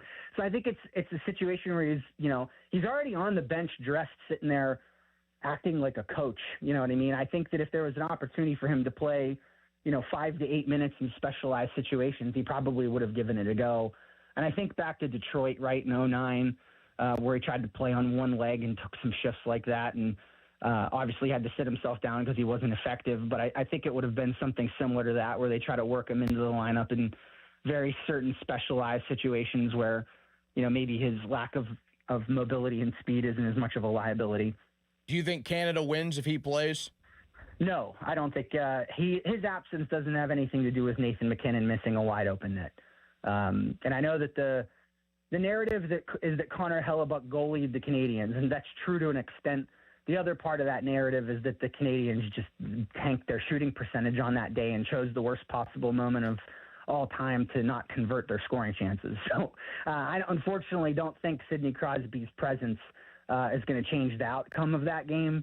And he's not going to help the Canadiens convert the opportunities that they missed. First of a back-to-back today, 12:30, so just about 2 hours until the game begins at Madison Square Garden, Penguins and Rangers. Jesse, what in the hell has gone on with them? What a disaster of a first season for Mike Sullivan in the Big Apple. Yeah, that seems not very good. I think that he stepped into a situation where there are a lot of leftover issues in that locker room from last year and the years prior. They seem to follow JT Miller around a little bit now. I think that room is sour to me. It's just sour. And I think that the ask now from Mike Sullivan's got to be like, hey, can you help me get rid of some of these guys? Like, we've got to tear this down and rebuild it and get different character in this room. I think it's a combination of bad roster decisions. That you remember, Donnie, the Rangers not that long ago sent that letter out to their team. And this is, by the way, an extremely cautionary tale for the Pittsburgh Penguins. The Rangers sent that letter out to their fans and said, we're rebuilding. We're starting from scratch. This team stinks. We have to blow it up. Bear with us. They drafted Capo Caco early. They drafted Alexis Lafreniere early. And then they sort of like smashed the accelerator pedal on their rebuild and decided it was over, right? They got a couple blue chip prospects that they thought were going to pan out much differently than they did. They probably put them in the National Hockey League too early. Adam Fox accelerates things, right? You've got an unbelievable goaltender who you can put on your back, and you can put the whole team on his back and carry you to places you didn't think you could go. They hit the gas pedal too hard. And then they didn't have the juice coming through the prospect pipeline. They didn't rebuild enough, right, to have more youth come up and bolster what they'd already had. They just went too fast, right? And now they're in an untenable position where they reached out to a bunch of free agents and signed them thinking that was going to help solve their problems. It didn't. They made big-time moves that didn't work out.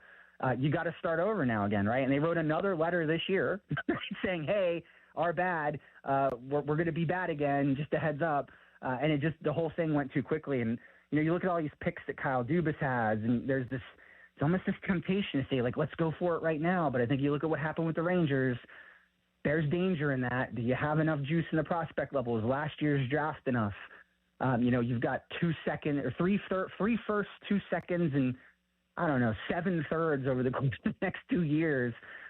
Certainly some of those might go out for trades, but I think, if you really want to turn the boat around, Donnie, you keep doing what he's doing, right? Like, don't try to make this thing go organically quicker than it needs to, because that's how you end up like the Rangers ended up. And Mike Sullivan, I think, is a good coach, Donnie, but I think he walked into that space with a bunch of ghosts, really, from teams and coaches and players of past that he could not exercise.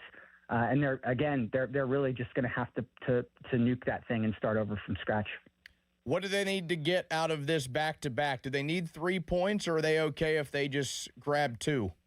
I think 3 would be great. Yeah, I think especially noting that the vibes difference for Mike Sullivan had to be jarring, Donnie, to go from winning the gold medal with the United States and for the first time since 1980, and then coming back to Madison Square Garden, getting absolutely embarrassed your first night back behind the bench of the Rangers.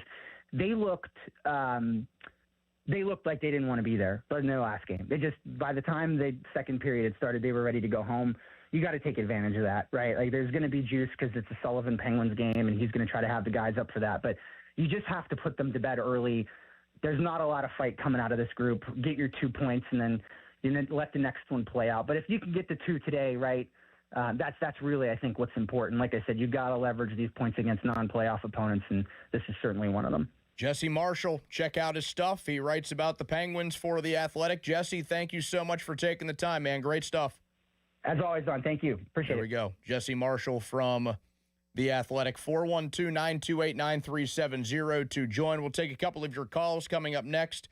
But I mentioned earlier that there was a cheap theme coming up later in the show, and it has to do with one of the teams in town. We get into that coming up next. Also, some notes from the NFL Scouting Combine, why a notable record is no more. That's all ahead before we get you to Bob Pompiani in a half hour. Fan text line, that's the same number, 412-928-9370. That's brought to you by Edgar Snyder and Associates, a personal injury law firm where they always say there's never a fee unless we get money for you. Now, fan headlines powered by Bowser Chevrolet. 2 hours from now will be the Penguins up against the Rangers, being played at Madison Square Garden. A 12:30 puck drop for that game. Pitt basketball today at 4 o'clock takes on California. That game out on the West Coast. Coverage here on the Fan and on the free Odyssey app begins at 3:30. And the Pirates this afternoon will take on Houston at 1:05. Pirates were 6-1 winners yesterday against Baltimore, moving to 6-2 in spring training. More headlines, 93.7thefan.com. Headlines are powered by Bowser Chevrolet. Sports Radio 93.7 The Fan. Get the latest on Pittsburgh sports from anywhere with the Odyssey app. Listen to shows and Pirate games live. Check out our exclusive interviews and content anytime. Download the Odyssey app now and never miss a minute. Sports Radio 93.7 The Fan. Winter is the perfect time to upgrade your home, and West Shore Home is making it easier than ever with their winter savings event. This week, they're doing free installation on all projects. That's right, free. This includes bathroom remodels, new windows, doors, even full house flooring. Plus, lock in special financing and get your project started with no money down. Schedule your free, no obligation consultation right now and lock in a price that's good for an entire year. Visit westshorehome.com/fan. That's westshorehome.com/fan. It's time to play on the BetParx online casino and sportsbook app. New casino users score up to $1,000 bonus back in their first 24 hours. Plus, get 250 bonus spins on Good Heavens or Lil Demon Mega Collectum over the course of 10 consecutive days. Yes, 250 bonus spins. The BetParx online casino and sportsbook app, where there's always another way to win. Must be 21 and in Pennsylvania, New Jersey, Maryland, or Michigan. New users only. TCs apply. See site for details. Casino bonus must be wagered. Gambling problem? Call 1-800-GAMBLER. You know that Big Bargain detergent jug is 80% water, right? It doesn't clean as well. 80% water? I thought I was getting a better deal because it's so big. If you want a better clean, Tide Pods are only 12% water. The rest is pure, concentrated cleaning ingredients. Oh, let me make an announcement. Attention shoppers, if you want a real deal, try Tide Pods. Stop paying for watered-down detergents. Pay for clean. If it's got to be clean, it's got to be Tide Pods. Water content based on the leading bargain liquid detergent. No! It's just a golf lesson, champ. Loosen up. I can't. See that Hyundai Santa Fe? Yeah. I only paid for Finish up on your own. I gotta run. Deal's so right, it almost feels wrong. The Hyundai Getaway Sales Event. Get 0% APR for 60 months, plus 0 payments for 90 days on the Hyundai Tucson, Tucson Hybrid, Santa Fe, or Santa Fe Hybrid. Now, during the Hyundai Getaway Sales Event. Hurry, offers end March 2nd. Call 562-314-4603 for details. SchultzFord.com. SchultzFord.com. SchultzFord.com. SchultzFord.com. We all hear the radio ads about the IRS. They tell you to be afraid, to be scared, and they try to frighten you into calling. I'm not here to do that. Tax Relief Advocates is different. TRA is here to tell you that if you owe money to the IRS, whether it's $5,000, $50,000, or $500,000, we have a solution. It doesn't matter if you're sitting in your car, at work, or with your kids. No matter where you are, call now. 800-507-9701. Don't lose hope. TRA can eliminate or reduce what you owe to the IRS. Generous programs are now available that can give you a fresh start. Our passion is taxes and helping individuals fix their IRS problems. We have over 1,000 5-star reviews on Google and an A+ with the Better Business Bureau. You don't need to be afraid of the IRS any longer. End your tax nightmare today by visiting us online at TRA.com or call 800-507-9701. That's 800-507-9701. Tax Relief Advocates. Real solutions for real people. Hi, I'm Neil Walker. One of my favorite places to go in the North Shore is the North Shore Tavern. If you love the Pittsburgh Pirates, then you'll love the North Shore Tavern. My home and Pittsburgh's home for Steak on the Stone. Just a stone's throw away from PNC Park on the North Shore. Must finance HMF low APR tier 1 through 2, plus tax, acquisition fee, title plates, and dealer dock fee. Must finance HMF dealer's choice for rebate. Not all buyers will qualify. In-stock units only. Offers end 3/2/26. Get to Mike Camlin Hyundai today for huge President's Day savings all month long. Take advantage of 0% financing for up to 60 months on the new 2026 Hyundai Tucson and Santa Fe, or receive up to $2,750 in rebates. MikeCamlinHyundai.com. All Mike Camlin Hyundais are backed by owner insurance, America's best warranty, 10 years, 100,000 miles, and the Mike Camlin Advantage, oil changes for life. Have you noticed that every service company these days is owned by some giant corporation with zero personality and no personal touch? Yeah, no thanks. Gherkin Roofing is still family-owned, truly local, and when you call, a human answers. One with a pulse and probably a Pittsburgh accent. They do roofing, siding, gutters, and win awards year after year for their customer service. So if you want a contractor that picks up the phone, shows up, and treats you like a neighbor, because they are one, call The Pickle. Gherkin Roofing, always local and friendly, 724-515-5551. Our veterans and their families make great sacrifices to protect our nation. Now it's time for them to receive assistance in their time of need as they age. If you are a veteran or the spouse of a veteran, contact Julie and Gray Associates to speak with one of their VA-accredited attorneys to find out how you can receive compensation for the costs of care you are receiving in your home or a long-term care facility. Visit grayelderlaw.com. Live from the ShorkeyMitsubishi.com studios, North Huntington and North Hills.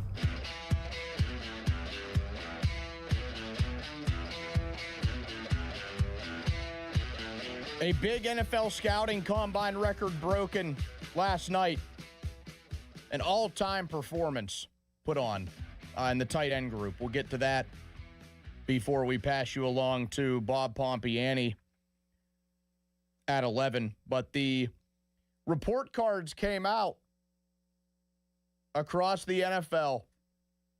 And if you're watching on our X page or on YouTube, you can see that I say this pretty gleefully because a few weeks ago we got the tweets from all of the big NFL insiders that said that we wouldn't get the report cards.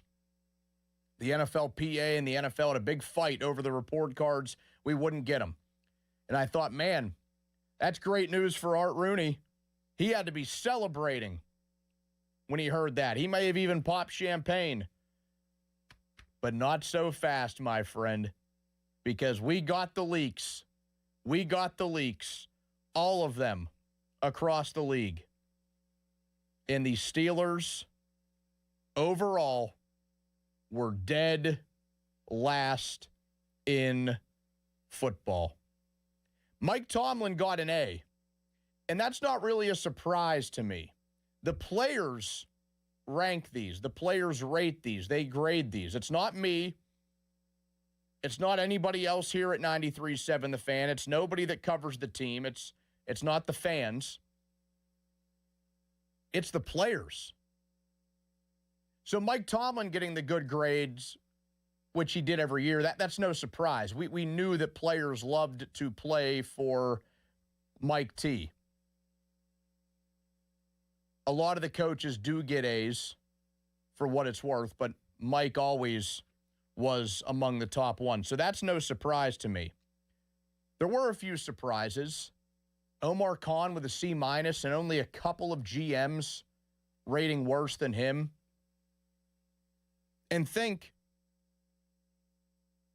he hasn't been the perfect GM. I think he's had some good drafts. I think he has made some good moves. But let's face it, they haven't figured out quarterback. They have gone 2 years in the wide receiver 2 desert when, yes, there have been other names available. there have certainly been examples of why Omar Khan has not been good or great at his job. So I thought that was relatively fair. We guessed what his grades were the other day. I think I said C. So he got a C-, and only a couple of GMs worse than him. Maybe that's a little bit harsh, but let's not act like he was perfect or he's been perfect.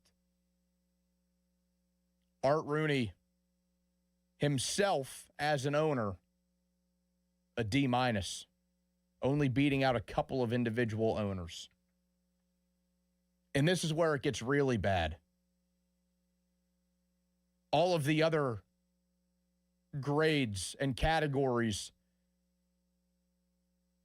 for the Steelers in this report card. This is like that scene, and Joel, I know that you have certainly never seen this movie, Fast Times at Ridgemont High, an 80s classic. Anybody out there that has seen it, they know the scene where Mr. Hand, the teacher, is handing back tests, and he just says, F, F, F, F. That's what the Steelers report card looks like. Treatment of families, F. Team travel, F. Locker room, they got the fabled F-. They got the fabled F- a couple of times on this report card. 5 bathroom stalls for the entire team. Home game field, not the atmosphere, not what the fans bring to the environment, not the entire stadium, the physical field, the surface that the teams play on. F-, which was a new category this year. That put the Steelers over the top as number 32 out of 32 in the grading system. F-, the worst in football in this category. Players said it was borderline unplayable. Their own players, not just other players, their own players. And this was an example, not that I advocate for this, but sometimes, folks, bullying can work. Because the Steelers quickly got bullied into resurfacing. Now, the timing is funny. They probably did have this in the plans before these report cards came out. I would hope. Because it should have been in the plans before the report cards came out. They announced it yesterday after the grades were leaked that Acrisure Stadium would be resurfaced for the 2026 season. They're getting some of that Tahoma 31 Bermuda grass, Jolie. Kentucky bluegrass, it's gone. Tahoma 31 Bermuda grass is in. I believe it's what the Eagles use, and that's a good example of a team to use because it is similar climate. It's the other side of Pennsylvania. They also often have to share that field and facility with a college team. Temple plays games there. Pitt plays games on Pitt's surface. So give that a shot. We've also seen some photos and videos that they're redoing some of the seats. Maybe they'll go up to the bleachers and do some of those. That would be a nice touch. You can follow along on Twitter, on X at 93.7 The Fan. That's brought to you by South Hills Kia in Peters Township. Visit them at southhillskia.net. You can watch the shows there now live as well. Our YouTube page with the live video function. Yes, even on the weekends. Even on the weekends here at 93.7 The Fan. Coming up, some notes from the NFL Scouting Combine. A big record broken before we get you to Bob Pompiani in 15 minutes right here on Sports Radio 93.7 The Fan. Now, Fan Headlines powered by Bowser Chevrolet. 12:30 this afternoon, Penguins in action. They'll take on the New York Rangers at Madison Square Garden. Mike Sullivan's team. Pirates were 6-1 winners yesterday over Baltimore. They'll take on Houston today at 1:05. And later on in the afternoon, Pitt basketball will take on California at 4 o'clock right here on The Fan with coverage at 3:30 and available on the free Odyssey app as well. More headlines at 937thefan.com. Headlines are powered by Bowser Chevrolet. Y108 presents Odyssey, The Night Before, powered by Bowser Chevrolet, starring Jason Aldean. Hey, what's up, Pittsburgh? I'm Jason Aldean. With special guests John Morgan and Shane Prophet. Wednesday, April 22nd, inside the Event Center at Rivers Casino, Pittsburgh.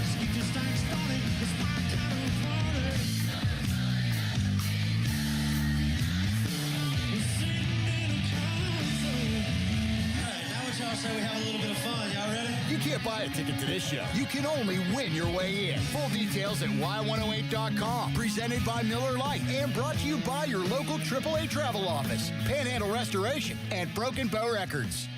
Hey guys, it's Chris Muller, and one of the more recent goals I've set for myself has been to make my 40s the most fit decade of my life. That means a lot of trips to the gym, a lot of lifting weights, and much to my chagrin, a lot of cardio. Do you know what's made the whole process so much easier? Losing weight and keeping it off with Awaken 180 weight loss. The benefits haven't just been limited to the number on the scale either. Since losing the weight, my metabolic health has been way better. I sleep better. I recover better. My joints hurt less. And when I'm in the gym, I can perform at my best. No random aches and pains caused by lugging around all those extra pounds that I left in the past. I have more energy, and I also know how to eat healthy and give my body what it needs to support my workouts. And guess what? If I have any questions about nutrition, I can always lean on free support for life with Awaken 180. Check out the long-term solution for weight loss online at awaken180weightloss.com. I'm Walter Naylor, owner of a quick drain service. Since 1969, we've been going down the drain so you don't have to.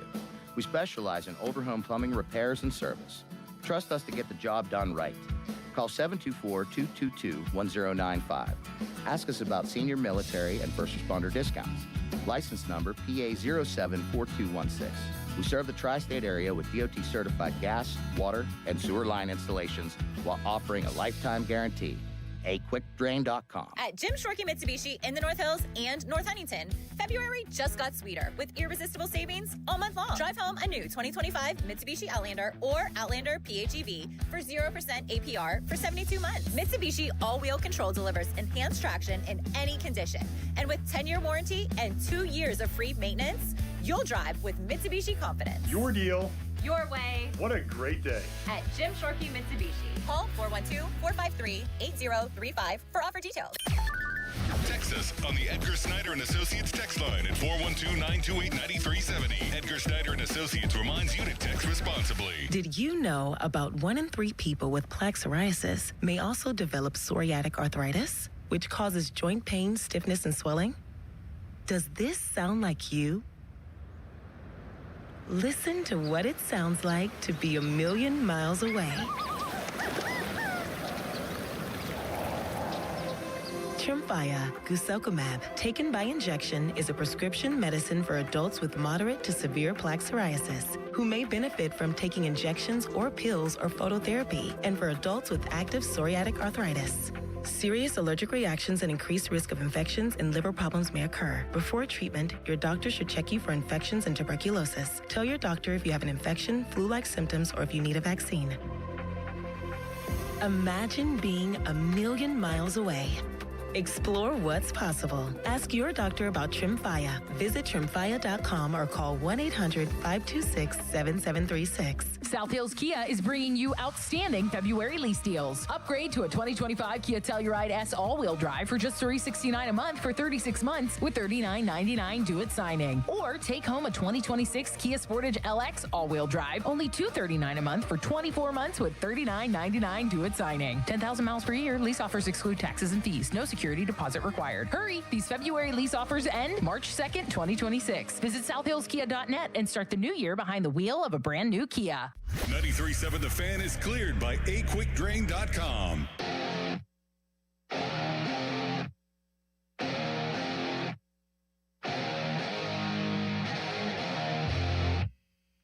I'll give you fan weather now. That's brought to you by Secure Money Advisors. It is 53 degrees. You want to retire in Florida? That might be a little bit hotter there right now than it is here, but hey, we're going to have a nice day in Pittsburgh. Let Secure Money Advisors help plan your retirement. Man, it's really putting people in a bit of a conundrum today, Joel. I know that you're done, at noon? That's normally when the line change takes place. Yeah.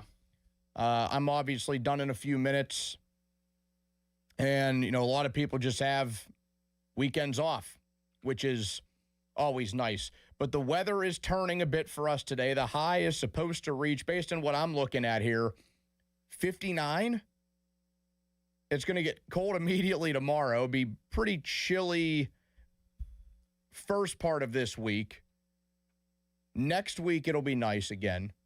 Just got to dodge some rain in that next week, but otherwise, those temperatures are creeping up high. But it's putting us it's putting you in that old conundrum of, okay, there's some decent stuff on. We got Penguins at 12:30, a nice early game, national TV.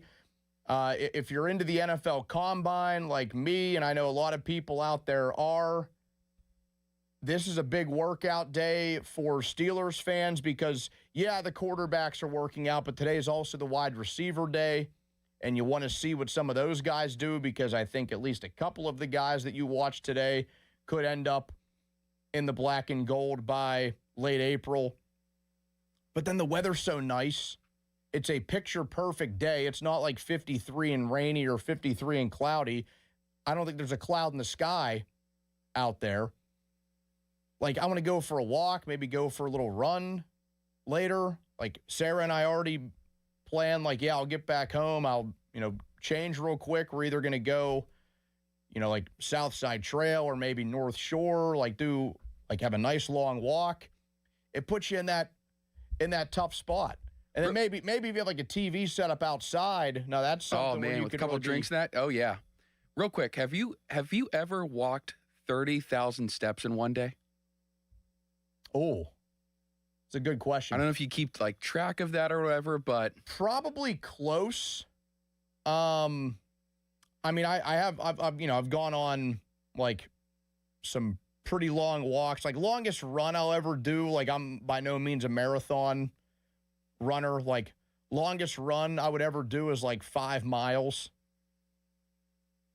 But I'm trying to think of when I worked at Amazon. I've gone over that before, either in the warehouse or driving. I was probably close I was probably close to that number if I didn't eclipse it a time or two. Because depending on what your job is in the warehouse, whether it be if you're transporting things from one side of the warehouse to the other, you're getting a ton of steps in. Now, there are others where maybe you're just loading stuff onto a conveyor belt. You're not really getting a ton of steps in. And then delivering, you could have in their peak seasons or, prime days, which were absolute hell. Those were awful. I'd have 200 stops to make. Gosh. Yeah, you would get during I'm saying the worst of the worst. I'm not saying every single day, but if it was peak holiday season or the prime days in the summer, you were looking at $175 to 200 stops. It was those vans were loaded, and you got a ton of steps in doing that. And you often have to move so quickly. So I would pump it into a light jog most of the time if the package wasn't too heavy. Running up to somebody's doorstep, you scan it, you leave. I probably got close to that. Have you hit that recently? Is that why you bring it up? Yeah, I got it yesterday. Really? It takes a lot of effort. So it's just a lot of walking, and then I played 5.5 hours of pickleball yesterday. Man, you really do love the pickleball. I know, I do, and I don't care that I'm missing the Penguins game to go play ball today. Yeah.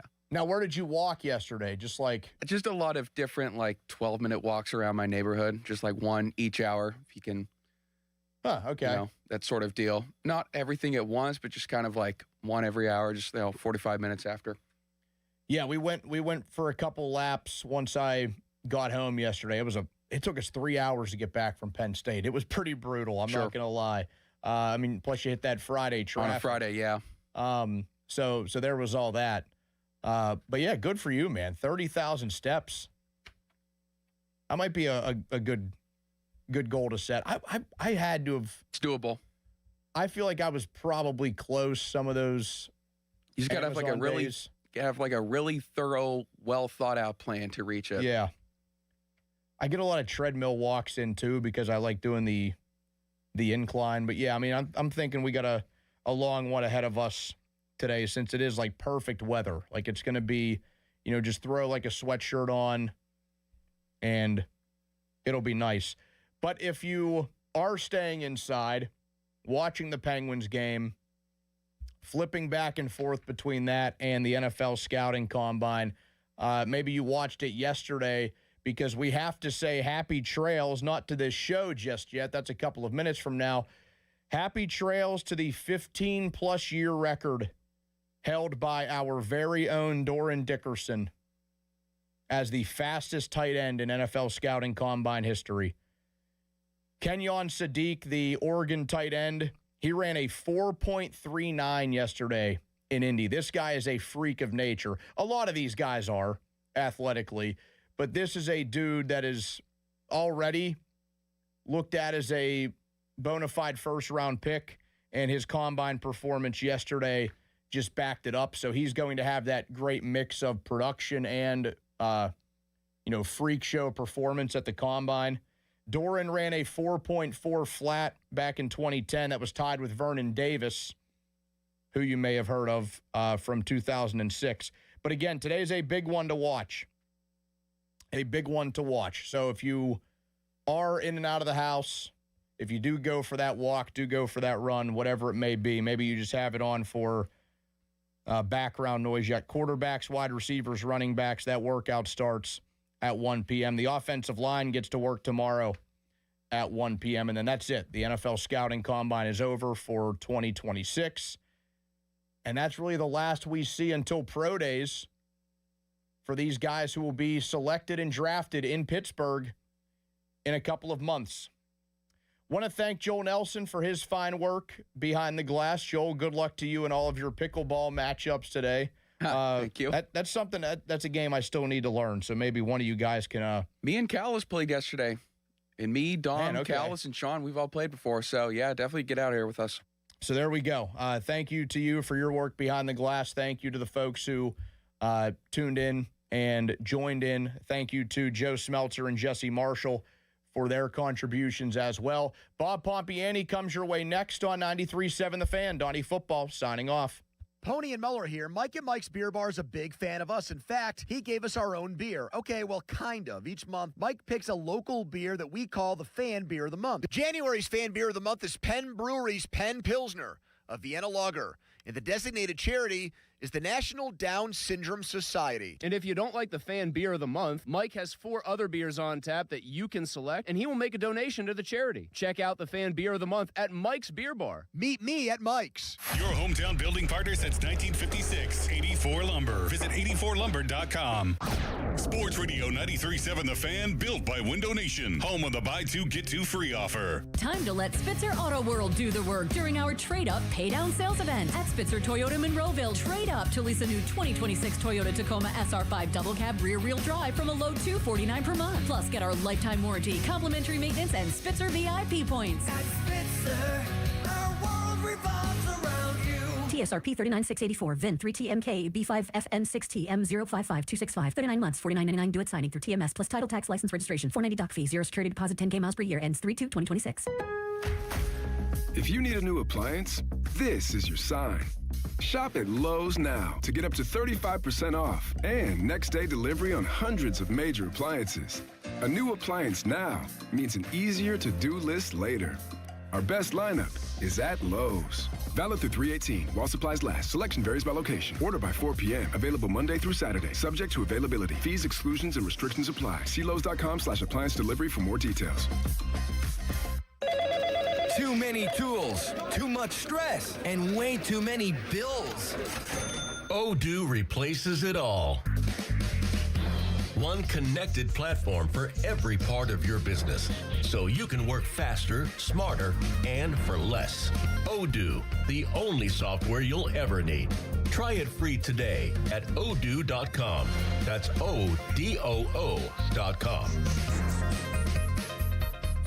Just hearing the word IRS can make people break out in a cold sweat. No one wants to deal with the IRS, and now you don't have to. The good news is Legal Tax Defense has been successfully negotiating with the IRS for more than 15 years. It doesn't matter how much you owe, whether it's $5,000 or $5 million. You deserve the best in the business on your side, and that is Legal Tax Defense. Even if you're working with someone else and just want a second opinion, there is no cost or obligation to call. They can prevent levies, liens, wage garnishments, even file back tax returns. And the best news about Legal Tax Defense is they won't take your case unless they know they will reduce or eliminate your tax debt. Call Legal Tax Defense right now for a free no-risk consultation. 800-323-8922. 800-323-8922. You have nothing to lose but everything to gain. 800-323-8922. HD1 Pittsburgh, an Odyssey sports station. Live from the Jim Shorkey Mitsubishi.com studios, North Huntington and North Hills. Always live and free on the Odyssey app.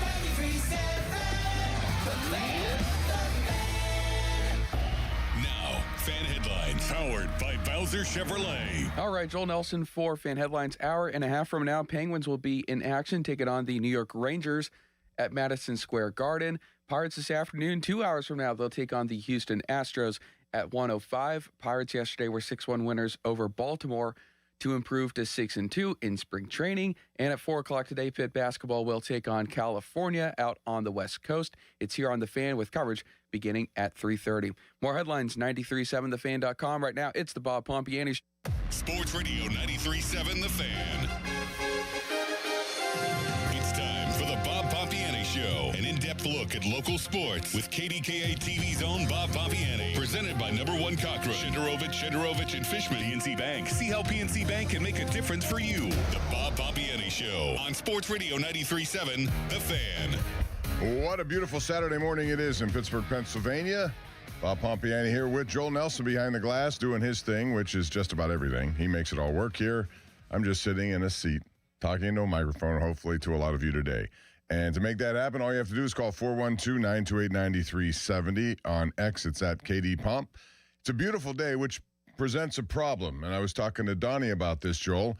It's a nice day, so you don't have many of them so far. You want to get out and enjoy it. But at the same time, there's a whole bunch of stuff going on. From the Penguins and the Rangers to the Combine, which has now become a well-watched event over the course of the week in Indianapolis.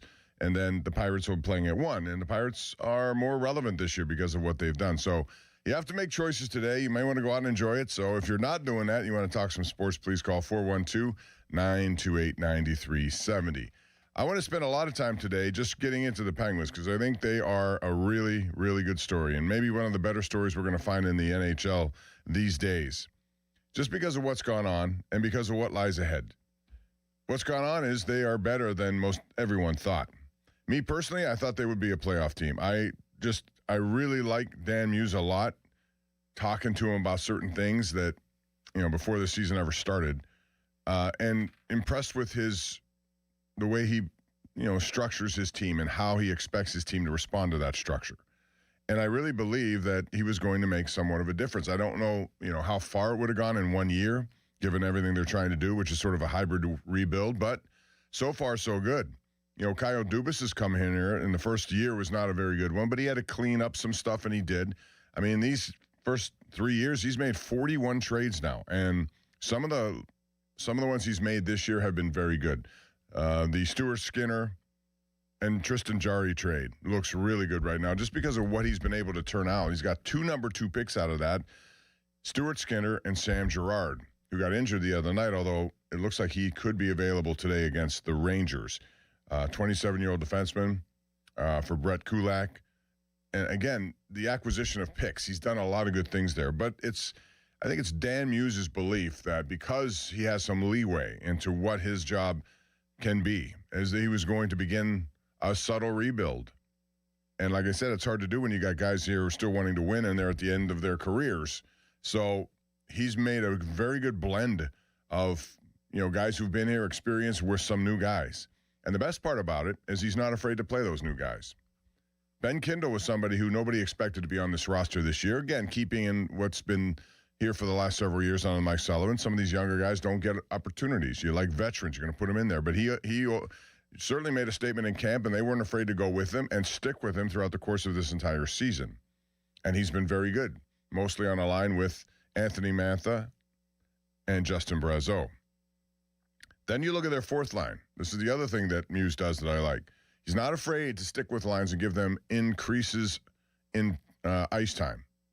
And it doesn't matter if you're the first line or the fourth line. He rolls 4, and he's going to give 4 a chance. And I thought Blake Lizotte had a hell of a game the other night against New Jersey. I pretty much expected the Penguins to start slowly given their layoff. Devils had the advantage, but, Shilov's made a really good first period especially, and they come back and win 4-1, got contributions from a lot of people. But it's not just Ben Kindle. It's not just, Stuart Skinner, Sam Girard that they acquired.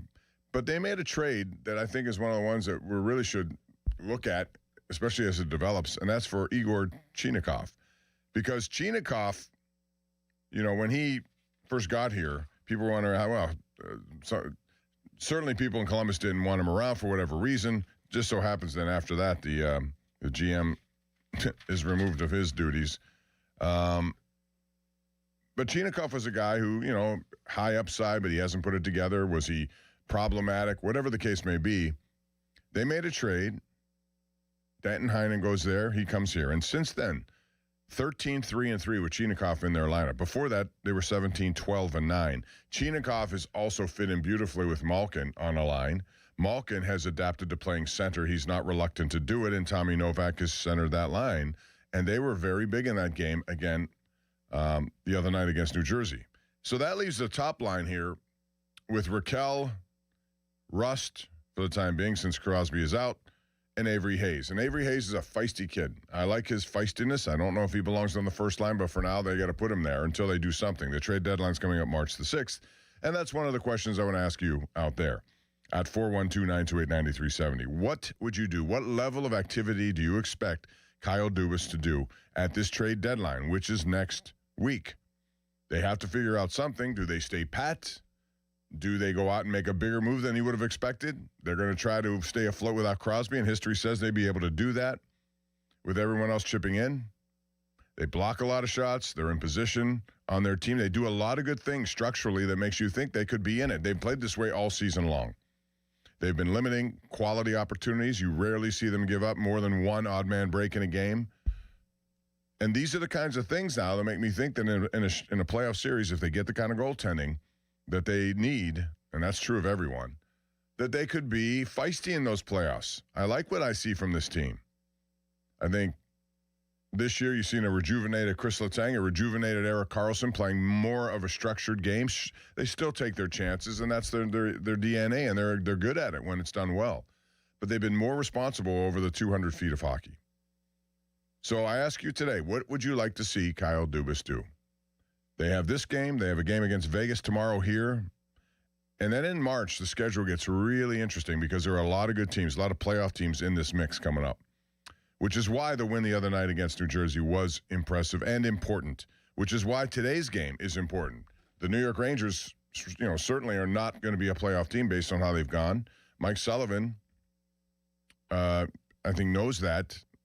They already got rid of Artemi Panarin, and they may make other trades in this. There are a lot of people on their team on the block, at least rumored to be. So what do you do if you're the Penguins?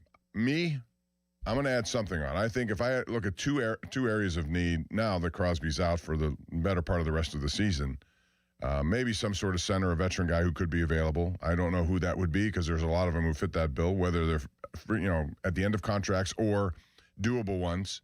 And maybe another defenseman just in case. You got to have depth. And when you go through playoffs, you're going to have more than 6 players play on defense.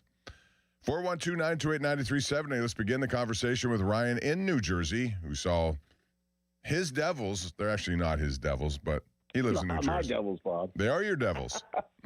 They are not. That's Charlie's Devils. That's not my Devils. Well, these are Ryan's Angels then. What do you got? Well, I have nightmares that still have Martin Brodeur hovering above my bed, so that's not my Devils. So what a week for hockey. I mean, roller coaster. I want to issue an apology if anybody from Western PA was in the Magic Kingdom at 11 a.m. last Sunday and some clown was jumping up and down screaming and scaring the children. That was me, and I apologize for that. Watching on my phone the third period. So it is what it is. But about the Pens, and one thing, Bob, that I've noticed, and it's been kind of hot and heavy, the last 3 days since they put Crosby on IR. Anytime he's out, which admittedly has not been a lot ever since the concussions, he's been very healthy. I think he's played in all but 3 games over the last 4 years. Yeah, really good. 70 games or something. Pretty crazy. So, I mean, we know what he's like. He's a workaholic. He's a fiend. He keeps himself in shape. So that's not surprising. But one of the narratives that always comes up is, well, how are they going to survive? They're going to fall apart. We have no evidence to back that up. They have never fallen apart when he's been out. And I know we're talking about 40-year-olds, not 22-year-olds at this point.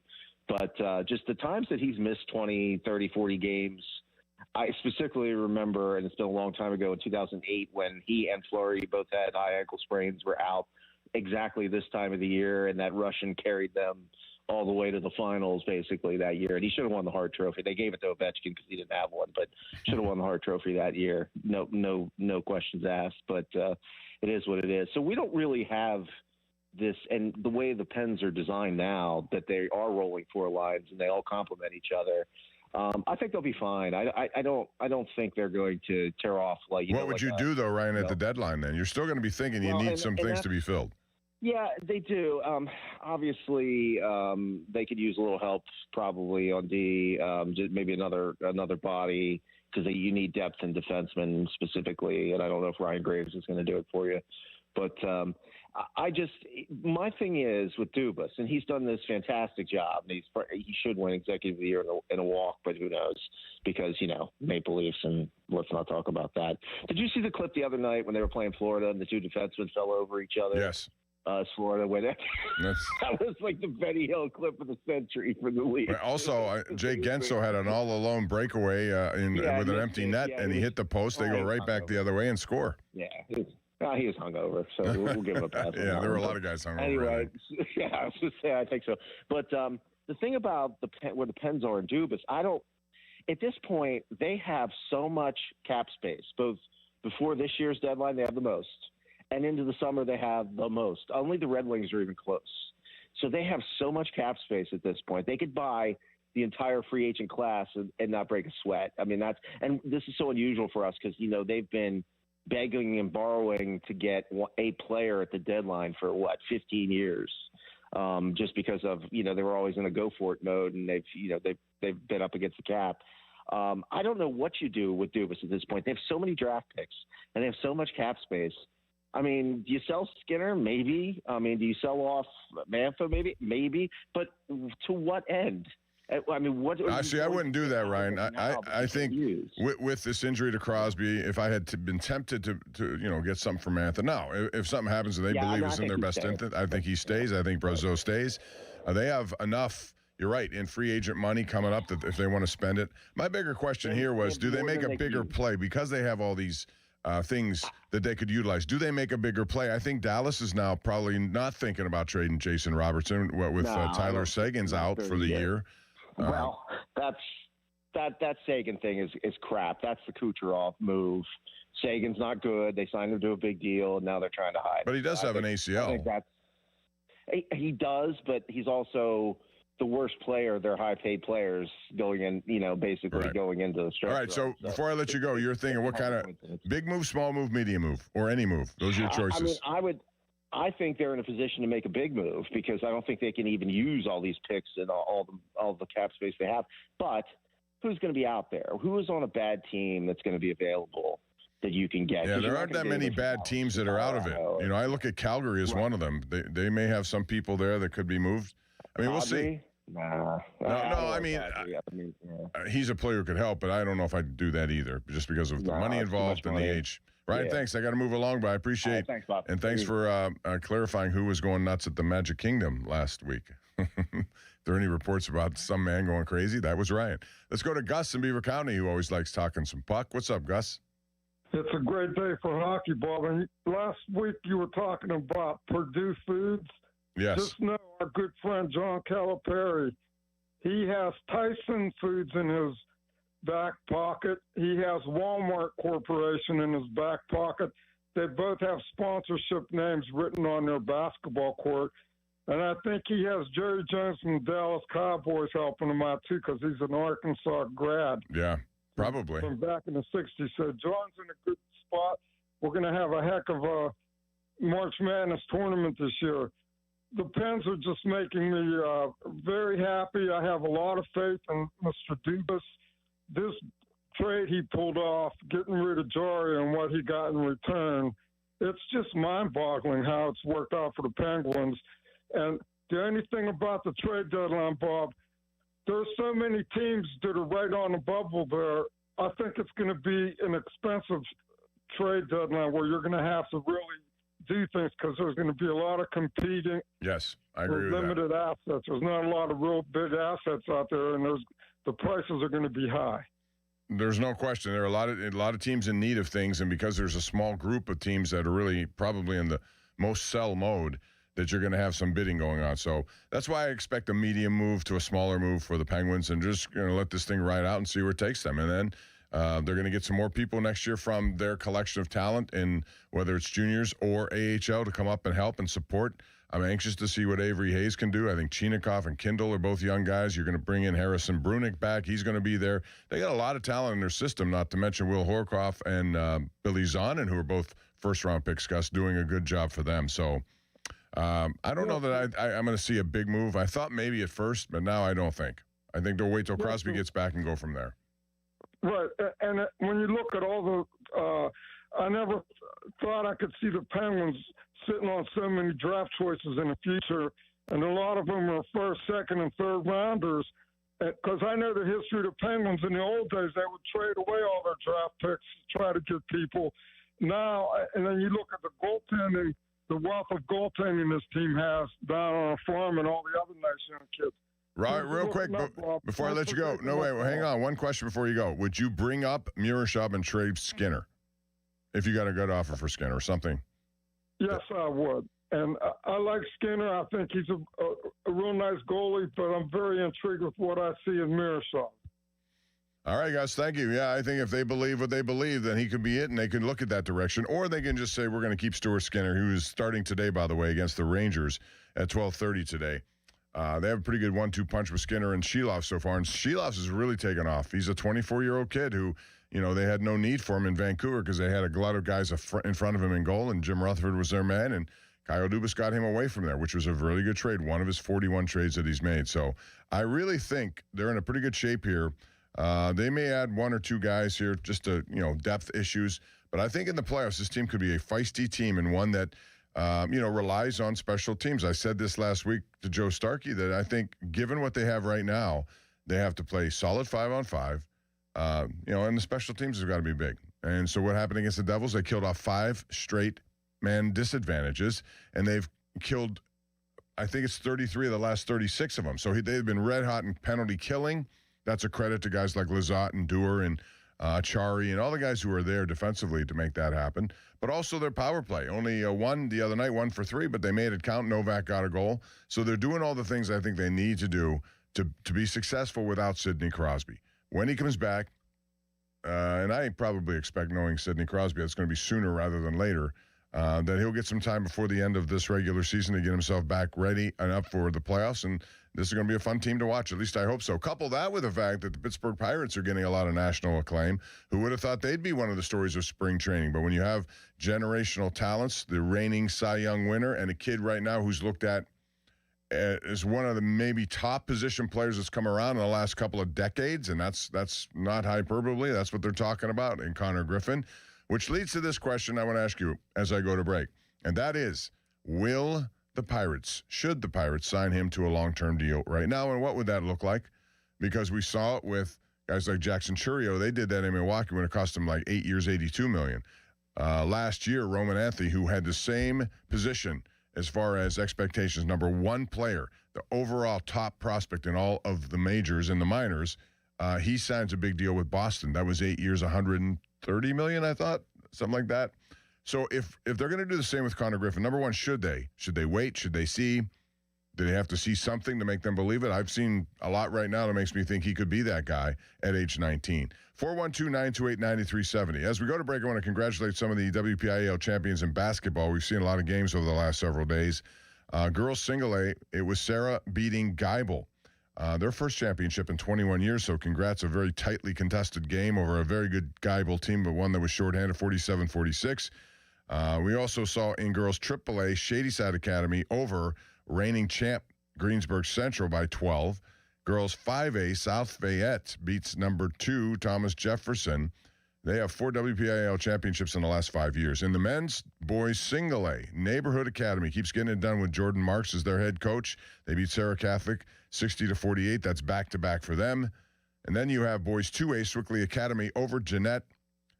First title since 2018, I believe, for Swickley Academy.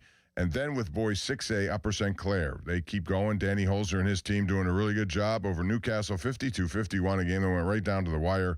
And Upper St. Clair has just been dynamic over the last several years. So congrats to all of them as WPIO championships will continue. And I think they have some games today, if I'm not mistaken. I got to look. There's so many things going on. It's hard to make me think that Pitt's playing again today. That's another one. We can get into that if you want to. Do they need a win against Cal just to get into the ACC tournament? They lost to Stanford the other day. And it's going to be a wild March Madness. There are a lot of teams that could end up being national champs. Normally, there's about 4 or 5 legitimate. I think this year you can make the case that 10 could be national champs. 412-928-9370. I have a lot to get into. I want to remind you that the Fan Text Line is brought to you by Edgar Snyder & Associates, a personal injury law firm where they always say there's never a fee unless they get money for you. And the Fan Twitter is brought to you by South Hills Kia in Peters Township. Visit them at southhillskia.net. Bob Pompiani with Joel Nelson. We want to hear from you next right here on Sports Radio 93.7 The Fan. Now, Fan Headlines, powered by Bowser Chevrolet. Penguins take on the Rangers just over an hour from now at 12:30. Pirates take on the Astros at 1:05. And Pitt basketball later today takes on California at 4 o'clock. That's here on the Fan and on the free Odyssey app. Coverage starting at 3:30. More headlines, 937thefan.com. Headlines are powered by Bowser Chevrolet. Sports Radio 93.7 The Fan. Get the latest on Pittsburgh sports from anywhere with the Odyssey app. Listen to shows and Pirate games live. Check out our exclusive interviews and content anytime. Download the Odyssey app now and never miss a minute. Sports Radio 93.7 The Fan. 84 Lumber has partnered with Anderson Windows and Doors to bring a brand new showroom to Mount Lebanon. From homeowners to industry pros, everyone can see, touch, and interact with various series of Anderson windows and a wide variety of doors to make the most informed decision for their build. 84 Lumber experts are on site to demonstrate product features, answer your questions, and even schedule a visit to the job site for measuring and installation. Your budget matters and flexible financing options are available. Call today to schedule a personal consultation at 570-507.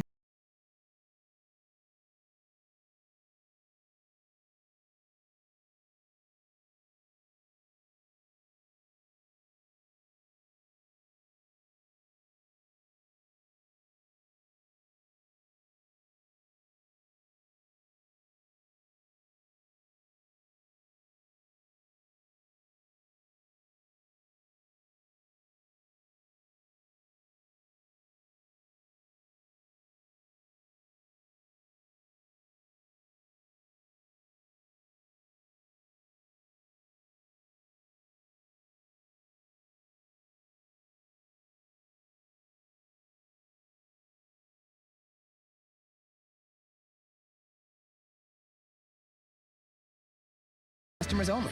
1-year contract required for guaranteed rate. Paperless billing and automatic payments with bank account required. 5-year pricing applies to monthly service charge excluding taxes and fees. It's time to play on the BetParx online casino and sportsbook app. New casino users score up to $1,000 bonus back in their first 24 hours. Plus, get 250 bonus spins on Good Heavens or Lil Demon Mega Collectum. Must be 21 and in Pennsylvania, New Jersey, Maryland, or Michigan. New users only. TC Supply. See site for details. Casino bonus must be wagered. Gambling problem? Call 1-800-GAMBLER. For all station contest rules, go to 937thefan.com/rules. Zero Res wants to give your home the love and attention it deserves. Get 3 rooms of carpet clean starting at just $119 and take $75 off your air duct cleaning. Book online at ZeroResPGH.com and mention the 93.7 The Fan special. Get in the zone, AutoZone. Jeff's day is off to a slow start, so he heads to AutoZone.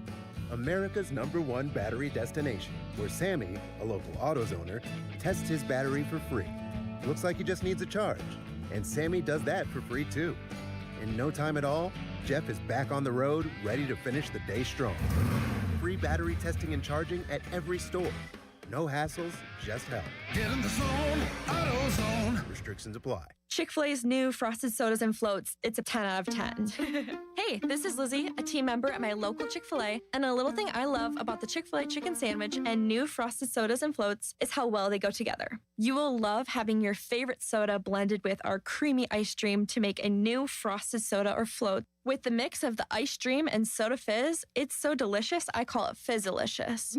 Order a Chick-fil-A chicken sandwich and a new Frosted Soda and Float at your local Chick-fil-A restaurant. Real team member paid for their testimonial. SchultzFord.com, SchultzFord.com, SchultzFord.com, SchultzFord.com. I'm John Morgan of Morgan & Morgan. Last year, more clients hired Morgan & Morgan than ever before. We now have more offices, more staff, and more lawyers than any other injury firm in the world. Protecting America, fighting for you. Visit forthepeople.com for an office near you. Hey everyone, this is Bob Pompiani. When the auto show comes to Pittsburgh, #1 Cochran Kia shows up in a big way. And right now, you can get exclusive savings on a new Kia as part of #1 Cochran's Auto Showtime event. If you're buying with cash, find models starting at just over $23,000 like the K4 sedan. If you plan to lease or finance, choose from affordable monthly payments and rates as low as 0% on the Sorrento, Sportage, and Telluride. #1 Cochran Kia's lot is also loaded with more than 300 new vehicles to pick from. Combine that with their clearly better car buying experience, and there's no reason to miss the Auto Showtime event. It's now at #1 Cochran Kia and CochranKia.com. 0% APR for 48 months is $1,000 financed at $20.83 per month. In stock only while supplies last. May not stack with other offers. Ends 3/2/26. Hey, want to do dinner with us tonight?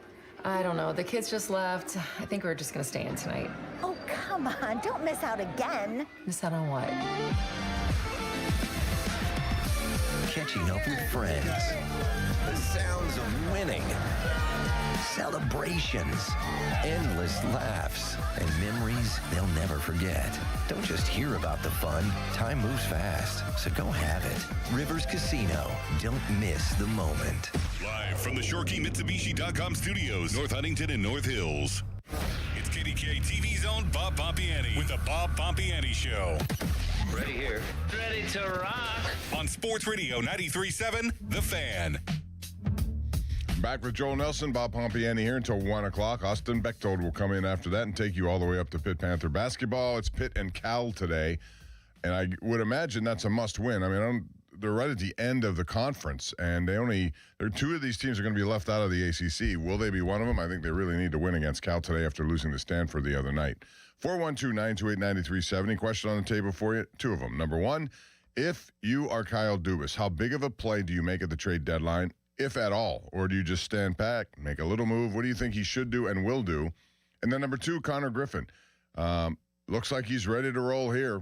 Certainly the Pirates have a choice to make, whether to start him here at the beginning of the season, and if that would happen, he'd be the first guy to do that since Ken Griffey Jr. in 1999, as far as, starting the opening day lineup as a teenager. There have been guys who are teenagers who made it up later in the year. Juan Soto comes to mind. But with that in mind, if you think he's the real deal, do you sign him now? And by doing that, you're trying to leverage a situation where you can give him some money now so that he will give you a few years later after his arbitration years may be done. It all depends on what he thinks, too. If Connor Griffin believes in himself, like Paul Skeen certainly has, I don't think you're going to see the Pirates sign him. It's most likely, and depending on what happens at the, if there's a work stoppage and it seems like it's headed in that direction, what will the outcome of that work stoppage be? Connor Griffin, though, can secure a lot of money guaranteed as a 19-year-old through whatever year. He still will be in position to get an even bigger contract the next time if things work out. 412-928-9370. Let's go to the Lions. We got Rick in Indiana. Hey, Rick, how are you? Okay, Bob. You can hear me? Gotcha, yes. Okay, yeah, I tried to call in for the last 3 or 4 years. Years? And you never got in? Yeah, well, you know what? They always said they're filled in. And what it is the March 2nd, 1962. Wilt Chamberlain 100 points. And I think there's been some controversy over that over the years now. Even some former players are saying it never happened. I was 11 years old in March of that year, and I took score of the ball game. I listened to the pregame with that Campbell guy, and Chamberlain said he was going to score 100 on the Hershey floor. I used to take a score of Wilt's games quite a bit when he was on TV. You know, they didn't have the three-pointer. I'd put a 2 down and a 1 down every time he made a free throw or whatever. But that game in particular, I took score, and I had a shoebox full of baseball cards, and I kept that paper in there. It was in there for more than a few years, and then my mom gave all that stuff away. So okay. So what's the point of your call here today, Rick? Well, it's coming up March 2nd. It's always the anniversary, and I think a lot of people, I've seen them on TV even saying that never happened. Well, I think, based on all accounts, it did happen, right? I don't know. This is on television with former players saying they never, that he held that 100 sign up, and he's sitting there with that on there. And I know for sure that I listened to the game, kept score of the game. I knew exactly how many free throws and everything that he had. All right, Rick. Well, it'll be an anniversary. I'm still going to count it as 100 points because I've seen that on all the statistical evidence that I've known. Obviously, I never saw that. I have no idea other than what I've read. And 100 points is still the high water mark. Kobe Bryant, God rest his soul. He came close the one time where he got into the 80s, but you don't see that, and you probably will never see that again. That's one of those records that's tough to do. As far as, since you brought up Wilt Chamberlain and the NBA, I suppose, MVP is going to be interesting this year because while Shai Gilgeous-Alexander did return last night for Oklahoma City, I got to believe that Victor Wembanyama is going to get it. He has been just the reason the San Antonio Spurs are knocking on the door to that number 1 seed in the Western Conference. They got some really good young players there. It's taken them a while, but that dude is just, he's a walking triple-double if he plays the entire game. He is. Everything he does. Jokic, of course, has won it 3 times. Runner-up 2 other times. He's going to be in it, although I don't think he's going to be in the same level here. It's going to be Gilgeous-Alexander. It's going to be Jokic in there for sure, but I think Victor Wembanyama. Would you agree with that, Joel? Do you think the guy has been so good. He's 7'5", and he can shoot threes and run the court.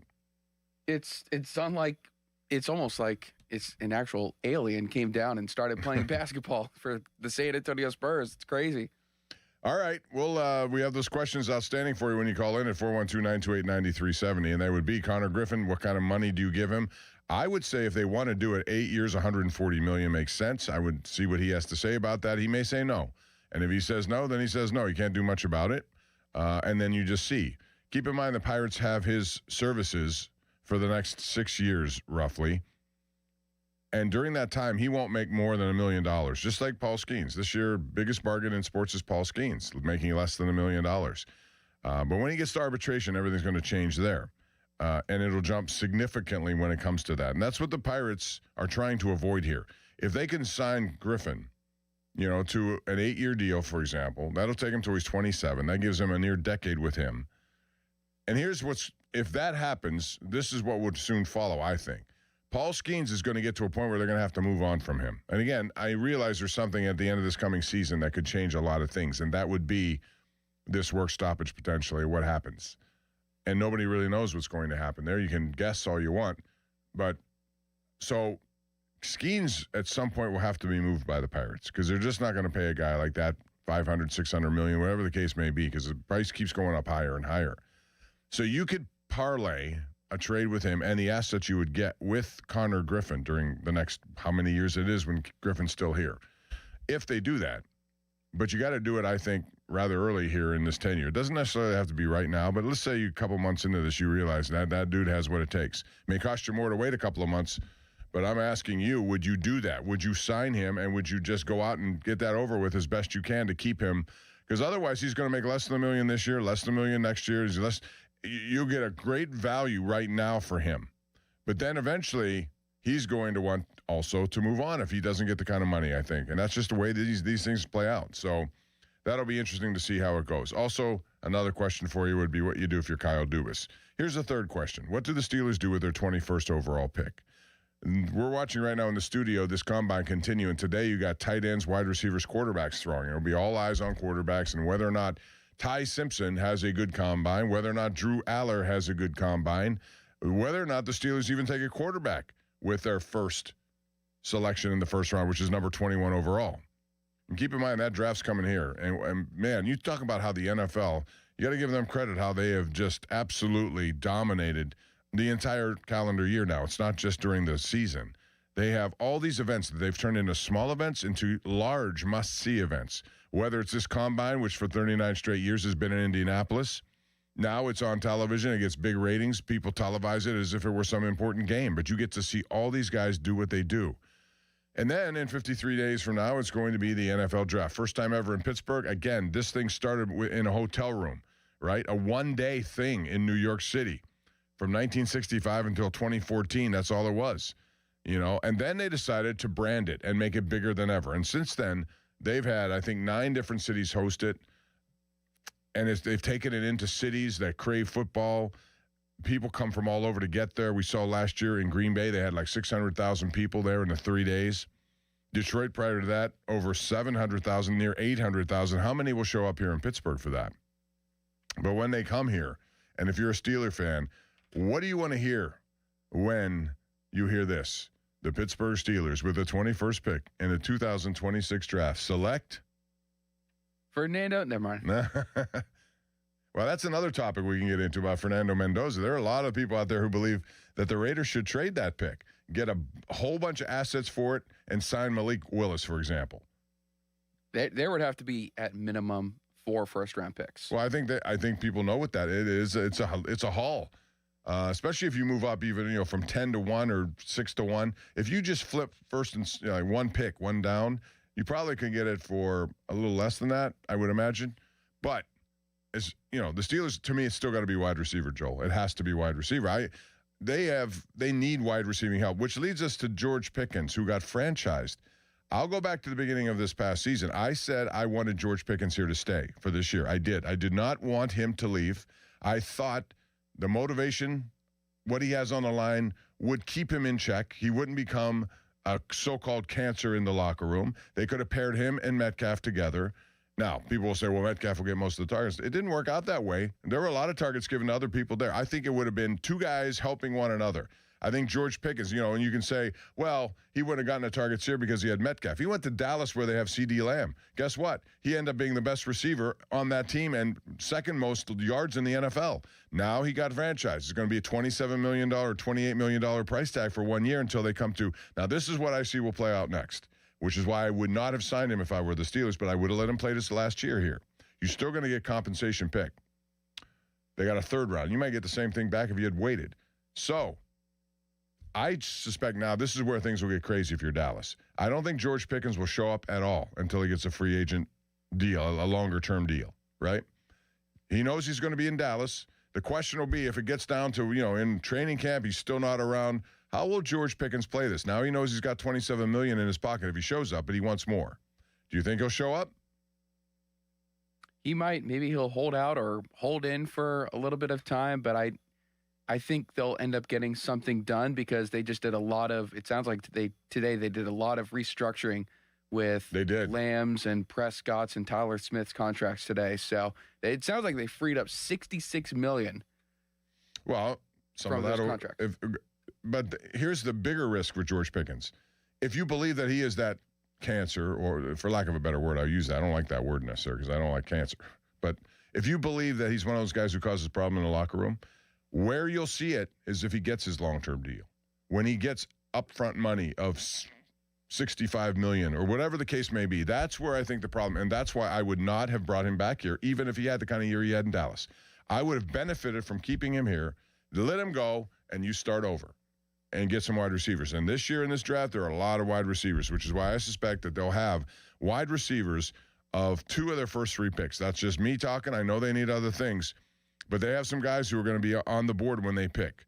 The bigger issue would be, what do you do with quarterback? And do you believe some of the stuff? Mel Kiper now has them taking Ty Simpson. Now, I realize that's a calculated guess. All of these guys make. Mel Kiper has been right. He's been wrong. He's been badly right, badly wrong. They all are. That's what this is. It's a crapshoot. Would the Steelers take Ty Simpson at pick number 21? Would they do that? I don't think they would do that. I think they're going to wait for a better opportunity. And I only say that based on watching him a little bit at Alabama, what I've seen. Now, if his combine goes really well, will his stock go up? Absolutely it will. Mendoza is going to be the first pick, it looks like, unless Raiders get crazy here, which they've been known to do. So what do? I think wide receiver first round, wide receiver third round. They have 3 of those picks. They can move one. If they use them, they're going to take a wide receiver second round. Could be anything. They're going to need more defensive line help. They're going to need another corner, I believe, to complement Joey Porter down the road. What do you think at 412-928-9370? Mike is in Jacksonville and joins us right now. Hello, Mike. I heard Brian Thomas's name mentioned quite a bit. Hey, good morning. How you doing, Bob? Good, thanks. One quick question that I'm going to tell you my opinion. My question is this. Do you still think the Steelers should sign Justin Fields? I would have done it only because I would have tried, and I think, yeah, I'm not gonna tell you that I was right. I was wrong there, but I also thought it was a more calculated play, which is why I wanted to do it. A younger guy who showed in his first year with Pittsburgh that he was actually trending in a better direction. The reason they did not get him is because he outpriced them. I think they were interested in signing him again, but when it got to be 2 years, $40 million, they moved away. So I like that better than the option of an older guy who has an end in sight really quickly. That was my thought process there, yes. I agree with you on the price. He's not worth $40 million. But for myself, if I was Omar, based on what I've seen with that defense, I get a nose tackle because Keanu Benton is not a nose tackle. He's more of a defensive end, and they still cannot stop the run. Thanks. I'll listen to your call. All right. Listen, that's a big thing, stopping the run. They haven't been able to do it on a regular basis, and they get chewed up because of it. So I think they have to address a lot here. I don't know how much they can address in one draft, but I think, as I said this week on our show during the week with Joe, I said my biggest thing for the Steelers right now is since I don't have a clear-cut guy, a quarterback that I believe can come in here and be the future quarterback, then I would address everything else I could address in this draft. And then I would look to quarterback next year. Now, this assumes that Aaron Rodgers is coming back. If he doesn't come back, then that may change a lot of everything. So there are a lot of questions still involved here, and you're going to see it play out at the NFL draft in Pittsburgh coming up in 53 days. Anthony in Oakland always makes a lot of sense on all topics. Hello, Anthony. Thanks, Bob. Bob, I could see why Omar Khan got middle of the grade from players. He's made some not in draft-wise. I think draft-wise they've done very well. But decision-making, they should have gave Justin Fields, after he showed such good progress, the fifth-year option. They should have just picked up his fifth-year option and only cost him about $25 million for that year. He would have been in the system again, which he was progressing. You didn't have to go after Aaron Rodgers. That's what makes me think Mike Tomlin was behind this whole catastrophe here. But go back to Watt. Watt wanted an extension after the 2023 season, and they could have saved another $5 to $6 million if they would have done the extension then instead of waiting a year. And now he's in the $40 million range. He'd have been in the middle of the $35 million range. So I mean, they made some calculations, and now you got Herbig. You got some decision making to make here. Now, there's no question because he needs a deal. They also have an up-and-coming Jack Sawyer. Back to your Fields thing, that's what I thought. I thought he had shown me enough that if I had just kept him around another year, I think I might have seen even more. But he made a decision to go after the money to a Jets organization that is completely unraveled, and it seems to end careers more than it helps careers. Yes, and he took similar what it did to Aaron Rodgers. I mean, it was ending his career up there. He at that point, if I were he and his age, I'm saying, look, I made progress here in Pittsburgh. I was 4-1, and I could move on here, and I'll have the same system. Now he goes back to a new system where he was just completely discombobulated. But Bob, if anybody's familiar with McCarthy, he plays 3 and 4 wide receiver sets. Absolutely. That's where they're going. Everyone keeps talking about, no, they're not going for the quarterback. They'll either go for that Penn State quarterback later in the rounds to compete with what we already have. But you can't – he's looking at that quarterback, at that wide receiver room, and he sees Metcalf and a bunch of 5 guys named Mo, and he wants wide receivers to play his kind of offense, and that's 3 and 4 wides. That's exactly what he's done, and he did it in Dallas until he discovered Ferguson, the tight end, and started incorporating him more. But, yeah, I kind of like the way he does business with wide receivers.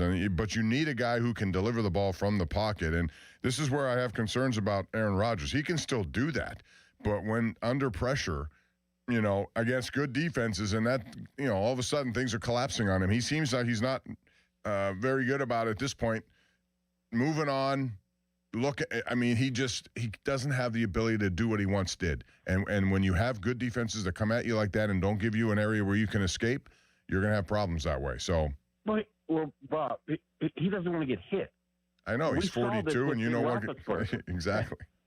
We saw this. I mean, it's not like this is some new revelation. And if you don't stand in the pocket, then you can't go deep down the field. So now all the corners know the jam.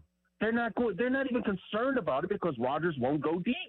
Right. You need time. You absolutely. And they're going to have more things to do there with their offensive line. If they're not going to believe in Broderick Jones because of this severe neck injury that he's had, what do you do there? They're not going to pick up his fifth-year option. Do you believe that Dylan Cook, based on what you saw, can be that starting guy or not? I do, because he had something that Jones didn't have, technique. I mean, his technique was really. If you have good technique, you can last a long time. A la the late Tunch Ilkin. Tunch Ilkin was not a specimen, but he had great technique. Yeah, that's true. And that kept him around a long time. All right, Anthony, appreciate it. As always, have a good day. Let's go out to Michigan. We have Jason on the line joining us from the state of Michigan. What's up? Hey, Bob, it's an honor to talk to you. Our family followed you through 2 or 3 different states since we lived in Ambridge all those years. Bridger. Glad to be able to talk to you. Thank you, man. I appreciate it, Jason. Absolutely. I got to witness Miami Redhawks go 29-0 last night in Kalamazoo in dramatic fashion, but I wanted to call about the receiver situation. I love that you're talking about a first and a third round. I don't know if you would rule out any kind of free agency pickup for that, but I feel like the receiver situation is really going to be the landing spot for a quarterback. No matter what we do, the quarterback thing is a wild card. We don't know how these guys are going to pan out in the draft. We don't know how long it's going to take to get one, but you can be sure that a good wide receiving crew, along with DK Metcalf, is going to make a landing spot for the right quarterback at the right time for us. Yeah, and that's why I don't think they're going to just go with a Ty Simpson or anyone else, really. Let me ask you this, though. If you go later into the draft and a Drew Aller's still on the board, would you take a wild card on him? And if so, how does he get opportunities to play when Will Howard still hasn't had one? I think you let those guys fight it out. I mean, competition's going to make them better. And again, if you have good receivers, they don't have anybody to blame. You could make an argument that Russ Wilson, Justin Fields, and Kenny Pickett have had challenges and didn't have the table set for them. And those guys, spirit of competition with under the tutelage of somebody like Aaron Rodgers and having no excuses of a bad wide receiver room, they really have the opportunity for success. But somebody like Ty Simpson could make an impact. You never know. I mean, I know I don't want to throw out Tom Brady, but people didn't think he was going to be very much coming out of college. Yeah, there were a lot of them that went. Dak Prescott, was he a 4th-round pick? And, turned out to be pretty good. So, I mean, there are exceptions, but generally speaking, if you're going to get the kind of quarterback you need, you have to take him in the first round and preferably a top 10, even though there have been mistakes there too. So that would be a little bit of a wild card. Big Ben? He was number 11. Yep. Not to keep bringing up the Miami Redhawks, but... How good are they, by the way, the Miami Redhawks? You said they're 29-0. Resilient. They believed in winning. They were behind in that game the whole way until the last minute and 32. Pete Suter, the star of the game, fouled out with 6 minutes left, and they found it in him, and a freshman made the winning shot in dramatic fashion. The Western Michigan fans were stunned. Those kids were ready to storm the court, but Miami said not tonight. So how good can they be in a tournament then? I don't know. They're untested. Other than holding on to an undefeated record, they are still relatively untested. But I think if they got an 11 seed, I think they can make an impact and win a couple games and relive that Wally Zerbiak glory from a few years ago. How about that, Wally Zerbiak? All right, Jason, thanks for the call, man. Appreciate that in Michigan. Thanks, Bob. All right, you have a good weekend. We have Lou and Mark. Hang on, guys. We're going to take a short break, come back to you. You'll be first up as we continue here. 412-928-9370 is the number. We'll continue our conversation about not just the Penguins, what they need to do at the deadline. Connor Griffin, if you were the Pirates, would you give him a long-term deal right now? And what do the Steelers do at pick 21? All coming up right here on the Bob Pompiani Show on a beautiful Saturday in Pittsburgh, Sports Radio 93.7 The Fan. Now, fan headlines powered by Bowser Chevrolet. Penguins take on the Rangers at 12:30. Pirates take on the Astros at 1:05. Pitt basketball takes on California at 4 o'clock. That's here on The Fan. Coverage starts at 3:30. For more, go to 937thefan.com. Headlines are powered by Bowser Chevrolet. Sports Radio 93.7 The Fan. Our draft coverage never rests. It's draft day. Powered by Bowser Chevrolet. The Fan is your one-stop shop for everything you need to know leading up to the big day. Presented by Target Freight Management and brought to you by your local AAA travel office and Groundworks, formerly Baker's Waterproofing. Don't miss the Panthers Insider Show every Saturday morning from 8 to 9 with Pat Bostic. The best insight with the top guests and everything you need to know about Pitt. The Panther Insider Show is brought to you by Voss TV and Appliance, NSS Life, Joe Ball GMC, and PGT Trucking. Sports Radio 93.7 The Fan. Here's Sports Radio 93.7 The Fan's Fan About Town. 2 Men and a Junk Truck is Pittsburgh's top choice for haul-away services. From single, bulky items to whole house cleanouts. Let their trained men do the heavy lifting and give you the space you deserve. Book same day or next day at 2menandajuncktruck.com. New to Rivers Casino? Join now and earn up to $1,000 free slot play. Stop by Rush Rewards on your next visit to start earning today. Gambling problem? Call 1-800-GAMBLER. Obsessed with pizza? So are they at Slice on Broadway. The 2025 winner of World's Best Cheese Pizza Slice is right here in the Burgh with 6 Pittsburgh locations. Always serving delicious New York-style pizza, hoagies, and salads. Order yours today. Visit sliceonbroadway.com. New York style, yins are made. For more information, visit 937thefan.com. Winter is the perfect time to upgrade your home, and West Shore Home is making it easier than ever with their winter savings event. This week, they're doing free installation on all projects. That's right, free. This includes bathroom remodels, new windows, doors, even full house flooring. Plus, lock in special financing and get your project started with no money down. Schedule your free, no obligation consultation right now and lock in a price that's good for an entire year. Visit westshorehome.com/fan. That's westshorehome.com/fan. Why does it matter to members that Aetna was named a Best Medicare Advantage company by U.S. News and World Report? Because they chose a plan that gives them real support, real people, and real care. We show up with care management that ensures doctors work together on complicated conditions. We show up with the latest in online tools to make healthcare easier to use anytime. We don't show up for awards. We show up for you. And showing up for you is how healthier happens together. Hey, it's Austin Bechtold. Voss TV and Appliance is pure Pittsburgh in every way. Family owned since 1960. Real people like Megan and Tracy who answer the phones or personally walk you through the showroom. Reliable delivery and installation by the Voss team. No third-party shenanigans. Voss provides advice that fits your lifestyle with a huge selection of quality brands, and my family has trusted them for over 30 years. Visit Voss's Southfield showroom today. Call 412-650-VOSS or go to VossTV.com. Voss TV and Appliance, the lowest prices guaranteed. My ride smells just right, just right, just right, just right. Y'all gotta try that Febreze car. Just right, just right, just right. Yeah. La la la la la. With up to 40 days of consistent sin, all over Febreze car clips right on your vent. You know my car's my happy place. Keep that smile on my face when it smells just right, just right, just right. Yeah, breathe happy Febreze. La la la la.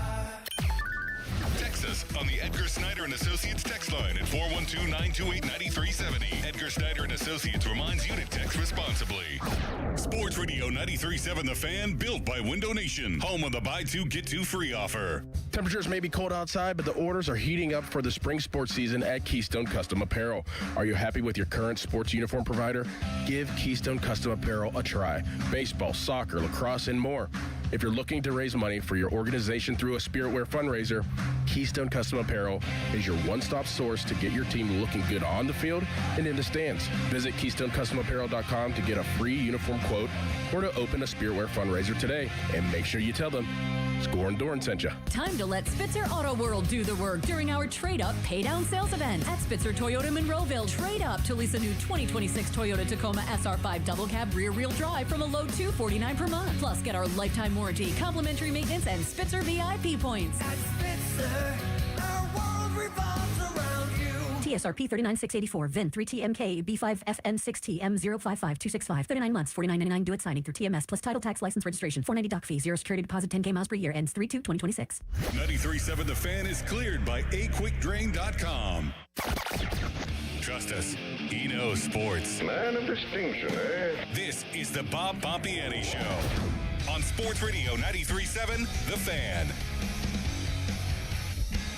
412-928-9370 is the number to call. I want to tell you about the weather, which is beautiful, so why shouldn't we tell you about it? You want to retire in Florida? Let Secure Money Advisors help you with that retirement. They bring you today's weather, which is beautiful today, high in the 50s. Going to get a little colder tomorrow, and then there's some moisture moving in on the weekend, or Monday and Tuesday, but enjoy the weekend while you have it. Let's get back to the lines because we have a lot of people want to talk as we continue our three-pronged question, which is number one, what should the Penguins do at the deadline? Number two, should the Pirates give Connor Griffin an 8-year deal or something similar to that before he ever plays here, like some have done? It's risky, sure. And number three, what do the Steelers do in their first pick, 21 overall? Back to the lines, we got Mark in Fairchance. Hello, Mark. How are you? Oh, good, Bob. Hey, I want to thank you for taking my call, and as always, you're gracious, so it's most appreciated. Thank you. Hey, listen, a couple things on the quarterback situation, and first I want to comment. You know, hope seems to spring eternal when it comes to players we bond with, right? I never saw it in Fields. I know a lot of people feel passionate about it, but I invite those people to go back and watch those games. We were not scoring. It was not an explosive offense. It was nothing like he showed in that Jets game, which I think really was because he knew our defense. I think he is what he is. I think he's always going to be just that. He's going to be that guy that gives you an explosive game here or there, but in the end, he's always going to come down to earth. And I know to the guys that really bond with him, they hate me right now, but that has always been my analysis. So I wasn't hurt when they let him go. I thought, like you, I agreed. You take a flyer on a guy, it cost you nothing. But in the end, I really thought it was the best move to move on. So what do they do now? Do they ignore that quarterback temptation in the first round if Ty Simpson's on the board, or do they do what they have to do to supply this team with a lot of other positional needs in advance of maybe next year and getting that done? Well, here's what really sucks, and this is what we have to come to grips with, right, as Steeler fans, because we were kind of spoiled with all the years that Ben provided for us. And I go back to Bradshaw days, so I've been doubly spoiled. We're in a bind here because if you think about it logically and you take the emotion out, right, Ty Simpson sounds like a sexy pick, right? Quarterback in the first round always sounds great. The only way I take him in the first round, if it's me, is if there's no receivers on the board that I have rated as first round, there's no defensive line help that I have rated in the first round, and that there's not a tackle or a guard that I have rated in the first round. Because I think what this current administration has done has been pretty good was build the lines up because they know the game is won in the trenches.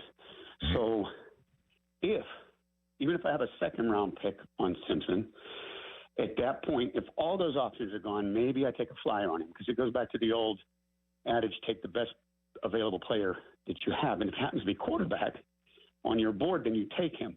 Now, whether or not your board is right, that's a whole other thing, right? Yeah. I mean, you can have him rated first round, but maybe he isn't. So, hindsight's always 20/20 for the guys that say, I told you so. But that's really the pickle we're in. And, there's a lot of hysteria about, why am I struggling with his name? Howard.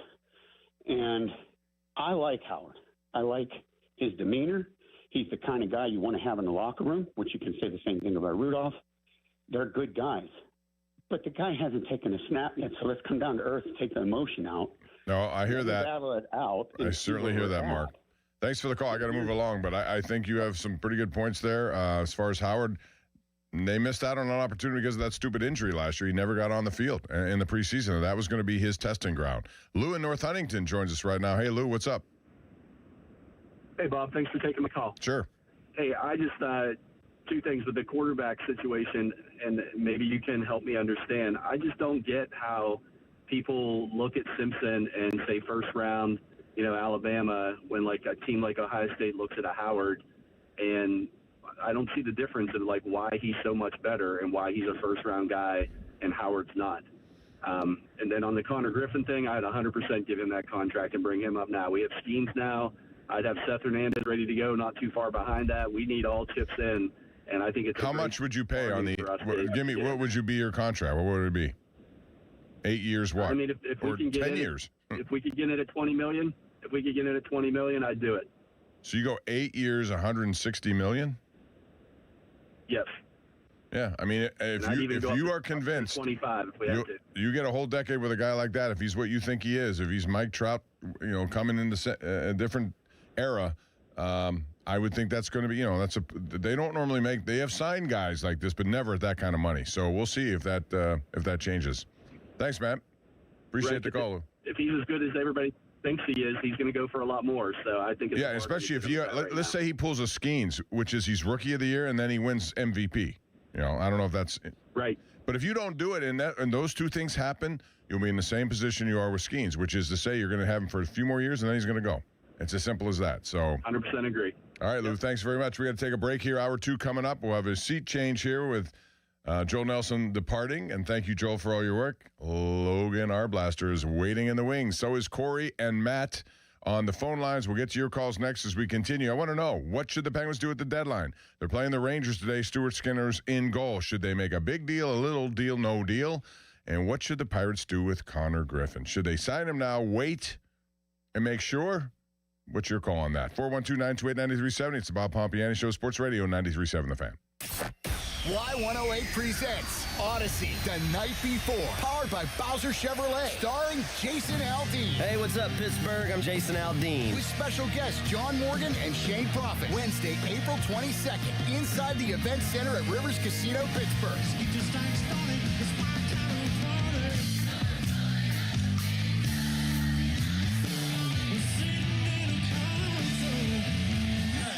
So we have a little bit of fun. Y'all ready? You can't buy a ticket to this show. You can only win your way in. Full details at y108.com. Presented by Miller Lite and brought to you by Giant Eagle, Pool City, True Green, and Broken Bow Records. HD1 Pittsburgh, an Odyssey Sports Station. Live from the Jim Shorkey Mitsubishi.com studios, North Huntington and North Hills. Always live and free on the Odyssey app. And we're back with Taylor Fournier talking about the value you get working with Pittsburgh's one and only family-owned and operated Chrysler Jeep Dodge Ram store. Bob, at Three Rivers, our customers get the Pittsburgh traditional car buying experience, and we're proud of it, since Dad opened the doors in 1984. No holding customers' keys, forced test drives, or waiting for hours to hear from my manager to get a quote? Not at Three Rivers. If it's new, certified pre-owned, car or truck, you have questions, we have answers. Get your quote and you're out the door. In person, on the phone, online. That choice is yours. With our exclusive 3R software, you get a final price, no surprises during signing, simple as that. During our President's Day sales event, lease a new 2025 Jeep Grand Cherokee from $229 per month. And the choice is yours, multi-location conglomerate or traditional Pittsburgh Three Rivers. Get to the corner of West Liberty Avenue and Brookline Boulevard for all the details. We truly are Pittsburgh's Jeep store. Did you know about 1 in 3 people with plaque psoriasis may also develop psoriatic arthritis, which causes joint pain, stiffness, and swelling? Does this sound like you? Listen to what it sounds like to be a million miles away. Tremfya guselkumab, taken by injection, is a prescription medicine for adults with moderate to severe plaque psoriasis who may benefit from taking injections or pills or phototherapy, and for adults with active psoriatic arthritis. Serious allergic reactions and increased risk of infections and liver problems may occur. Before treatment, your doctor should check you for infections and tuberculosis. Tell your doctor if you have an infection, flu-like symptoms, or if you need a vaccine.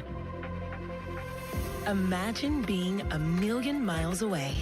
Explore what's possible. Ask your doctor about Tremfya. Visit Tremfya.com or call 1-800-526-7736. Attention. Have you racked up $10,000 or more in credit card debt? Are you barely getting by making minimum payments? With credit card debt reaching all-time highs, National Debt Relief is notifying consumers about significant debt relief options currently being made available to help those with overwhelming credit card debt. These options may reduce a large portion of credit card debt for those who qualify. You don't need to declare bankruptcy or take out a consolidation loan, and you may only have to pay back a fraction of what you owe, even if you have bad credit. National Debt Relief has already reduced the credit card debt for more than 550,000 consumers, so don't wait. If you owe $10,000, $20,000, or even $100,000 in credit card debt, you can now take advantage of this financial debt relief as the cost of living continues to skyrocket. To check what debt reduction you may qualify for, call 800-894-7722. That's 800-894-7722. Again, 800-894-7722. Your hometown building partner since 1956. 84 Lumber. Visit 84lumber.com. I've always wanted to learn French, but the app I tried didn't help. If you want to memorize words in another language, there's an app for that. But if you want to really learn another language, there's Babbel. Babbel was designed by over 200 language learning experts to be the most effective way to learn another language. With other language learning apps, I was just playing games. I wasn't really learning. Babbel's different. Every time I open the app, I can choose to work on my writing, speaking, or listening. And it saves my mistakes for me to review, so I'm constantly improving. Babbel feels like it was created intentionally by people who really know what you need to learn another language. Before Babbel, I thought I just wasn't good with languages. But now I'm speaking French. Tout ça, c'est grâce à Babbel. Want to really learn another language? Save up to 50% on your Babbel subscription when you sign up at Babbel.com. That's Babbel.com to save up to 50%. Babbel.com. Straight Talk Wireless presents Pickup Truck Wisdom. If you're only good to your new friends, you're not going to have any old ones. Straight Talk gets it. That's why new and existing customers get free 5G phones on Verizon's 5G network. Pretty simple, really. You keep good people by being good people.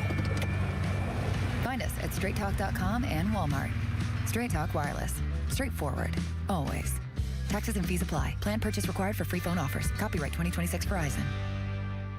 My name is Whitney Allen, and I'm a widow. My husband, Ryan, died. We never thought we'd ever have to use life insurance, but the unexpected happened. With Ethos, signing up was fast and 100% online. You can get a quote in seconds, apply in minutes, and get same-day coverage. No medical exams, and you can get up to $3 million worth of coverage. I'm grateful we were prepared. Get your free quote at ethos.com/radio. That's ethos.com/radio. Paid spokesperson. Time spent on application may vary. Online health questions required. Now, fan headlines powered by Bowser Chevrolet. Logan Arblaster with your fan headlines. Grapefruit League action this afternoon. The Pirates travel to West Palm Beach to play the Astros. Braxton Ashcraft will toe the rubber for his second start of the spring. Pirates Astros first pitch is at 1:05. Spring training coverage is brought to you by Hampton Beer Outlet, Route 8 in Hampton. Drive a little, save a lot. Headlines are powered by Bowser Chevrolet. More at 937thefan.com. Sports Radio 93.7 The Fan.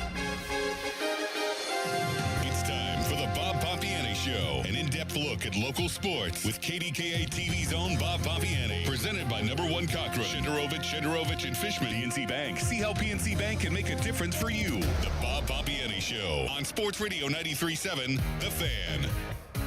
It's hour number 2 on this beautiful Saturday in Pittsburgh. Bob Pompiani with you. And Logan Arblaster is now behind the glass, taking your phone calls at 412-928-9370. Before I get back to them, just wanted to say congrats so far to Robert Morris Basketball, Andy Toole and company. They have 20 wins this year, and I don't think many people thought that would happen, given the fact they lost just about their entire team last year to NIL. They came off a big win over Detroit Mercy the other night, 73-62. Ryan Prather, 29 points. They're going to get a chance to get in the NCAA tournament again as they did last year. Kudos to Coach Toole. And then you have Duquesne. They lost the other night, but they're 16-12, 8-7 in the AT. And I say that because the Atlantic 10 basketball tournament is coming to Pittsburgh. March 11th will be the first day of that, I believe. So you want to check out some good quality basketball? A10 always never disappoints when it comes to their own conference tournament. 3 questions out there for you at 412-928-9370. If you're Kyle Dubas, how much of a splash, if at all, do you make at the trade deadline, which is a week away, less than a week away now? If you are the Pirates, do you give Connor Griffin a big deal right now, sight unseen, in a major league game? And if they're the Steelers, who do you pick at 21? I got a list of wide receivers who I really like. I still think it's going to be that. Would you be tempted to go with Ty Simpson? Back to the lines, we got Corey in New Kensington kicking us off here. What's up, Corey? How are you? I'm doing well, Bob. How are you? Good. What's going on? Well, two things. I want to talk about the Steelers, but I don't want to talk about the first-round pick. But I just want to raise this. No quarterback out of Ohio State, coming all the way back to Jack Mildren, has ever excelled in the NFL. That's enough for me not to have a whole lot of hope with him. So you don't want to give Will Howard a chance at all, ever? No, I'll give him a chance. He can prove me wrong, and I'll be smiling from ear to ear. I'm just citing the fact that Ohio State out-talents you at every other position on the field. The quarterback does not have to be exceptional. No, I understand that, and they have a large support cast. They got some of the best wide receivers. I get all of that. But I also saw this guy do some stuff, and I'm not suggesting he should be a starter. I'm not going there. What I'm saying is he needs to get looked at before they make a final determination. They did not get that last year, but if you saw him in the year before in the national championship run-up, I thought he was very good and made some clutch throws at key times. Anyway, what else you want to talk about? The other thing was Carter Griffin. What I would do if I was the Pirates, I would hope for him to hit 260, 50 to 60 RBIs, 15 to 20 homers. That would be a great, successful season for me. I don't know how much he makes right now, but I'd give him a $500,000 signing bonus the next year just to tell him we're serious about keeping you. And then the second year, I'd give him more if he improved. I don't know when they come up for arbitration, but I'd never put him through that. You want to build on this guy? If he's what they say he is, and, hey, 2 homers in his, one game, I love that. That's how I would treat him. All right, Corey. Thanks very much. $500,000 won't go far in this day and age. He's making about $1 million this year, or a little less than $1 million, which is what Paul Skeens will be making, unless the Pirates want to sweeten that now. And the only way you could sweeten it, I think, is to give him a long-term deal right now, just like some of these teams have. And it's risky. Sure, it's risky. But it could have a big reward for you, too, if you hit on him and he's what you think. And then all of a sudden, he's making money that affords you a chance to go out and supply other people around him. I would have thought they may have tried that with Skeens before he pitched, but that didn't happen. And look what happened. He wins Rookie of the Year. Now he's a Cy Young winner. So the chances of him agreeing to anything long-term now are not very good. He's going to go to arbitration next year, and we'll see what that jumps to. Matt in Greensburg, you're up next. Matt, how are you today? Hey, what's up, Bob? Good, thanks. Hey, I don't think there's any risk. Oh, maybe some injury risk, but I don't think there's any risk with offering it to him now. My gut says they're going to wait until after the season to see if there's even baseball next year, cap, floor, whatever. That's just my gut. I know there's some people are saying, Mackey said there's 60% chance it gets done. I don't know. I said it last year after the season, after you won minor league player of the year. This is when you offer to him. The price is only going to go up, and I would offer him probably 10 for 200. If he comes up and he wins Rookie of the Year, now you're getting into Bobby Witt 11 for 288, right. Which I don't think it's just they're not going to do that. I mean, they can do it, they should do it. They're not going to.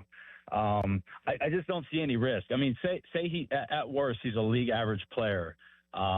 15 to 20 million for that. I've seen a lot of worse contracts. And I will take it a step further. I think they should get Bubba done first. I don't know. It's just look at all the good teams in baseball. This is what they do. The Braves did it.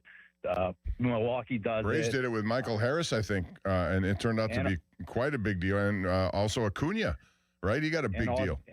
And Ozzie Albies. And if you look at what they made now, I think even when they traded for and acquired Olsen, they gave him a new deal. And you look back at it, and if your assessment is right on a player and you trust your assessment and you give him that money, you're going to look like a genius because the Braves have been able to keep all these guys because they're relatively cheap in terms of what baseball players make. Exactly. And in the baseball landscape, that is the only way to keep up with these big market teams. That is the only way. And you're probably going to bust on some, but the Skeens, when he comes up, the cat's out of the bag now. There's no chance he signs unless we get bailed out with a salary cap. Right. So I'm offering him 10 for 200. he would not turn that down. I don't think they're going to. Like I said, my gut is they're going to wait a year and see how this. Well, if you wait a year, if you say 10 for 200 now, if you wait a year and let's say he's rookie of the year, all of a sudden that 10 would go up to what? It would go up if you're thinking 10. It's not going to be what it currently is. I agree, but I think that they would be more incentivized if for some reason there comes a floor when they do play baseball. And I think they would be more willing to spend it on Connor Griffin and Bubba. I think Bubba needs to get done ASAP. I want to see more on Bubba. I believe in his talent, but I still want to see more. Here's the thing with that. My prediction for you, and I said this earlier, so I'll say it again. I think while they may entertain these thoughts, the unknown going into the end of the season will determine what they do. And I think what they're going to do is wait to see. I do. And whatever that season looks like, if he's a budding star and wins, then you're just going to have to deal with it. And you hope the system is in place where you can deal with it. If it doesn't work that way, then you got some issues. But I'm just worried about Bubba. If the cat's out of the bag, the pitchers, they go way high and really quick. And you see it with serviceable lefties getting 10, 12 million. Like the pitching market is outrageous. And I know, but there's always that risk of that injury, Matt, that you get, or TJ. Yeah. Who am I talking to now? Matt. What am I saying? This is Matt. But yeah, I got too many names here. The classic one is Steven Strasburg after you won the World Series and barely pitched. But it's either that or he walks. So yeah, no, I hear you. Thanks, Matt. I appreciate it because there's going to be this kind of conversation all the way up until March 26th when this first game is played. TJ in Mount Lebanon joins us now. His thoughts on Griffin and Skeens. Hey, TJ. Hey, Paul. How you doing? Good. What do you think? Or Bob. I'm teasing. Bob, now you got me confused with names. I think they should hold off on Connor Griffin. Paul Skeens has showed his loyalty. Everyone knows how good he is. If the Pirates would spend a little bit of money, or in Paul Skeens' case, a lot of money, they would sell out every game. Connor Griffin comes along, Bubba Chandler, all these other great players. No one's going to want to leave because we're going to have a team. And you were around when I was back in the 60s and 70s when the greatest sport in Pittsburgh history are the Pirates. And when they were winning, everyone was into it. It was so much fun. Baseball truly was America's pastime at that point. NFL has since lapped them many times. But yeah, listen, they're not going to sign Skeens. That's fait accompli. I don't think you'll see that. They maybe should have done it. Would he have been willing? I don't know.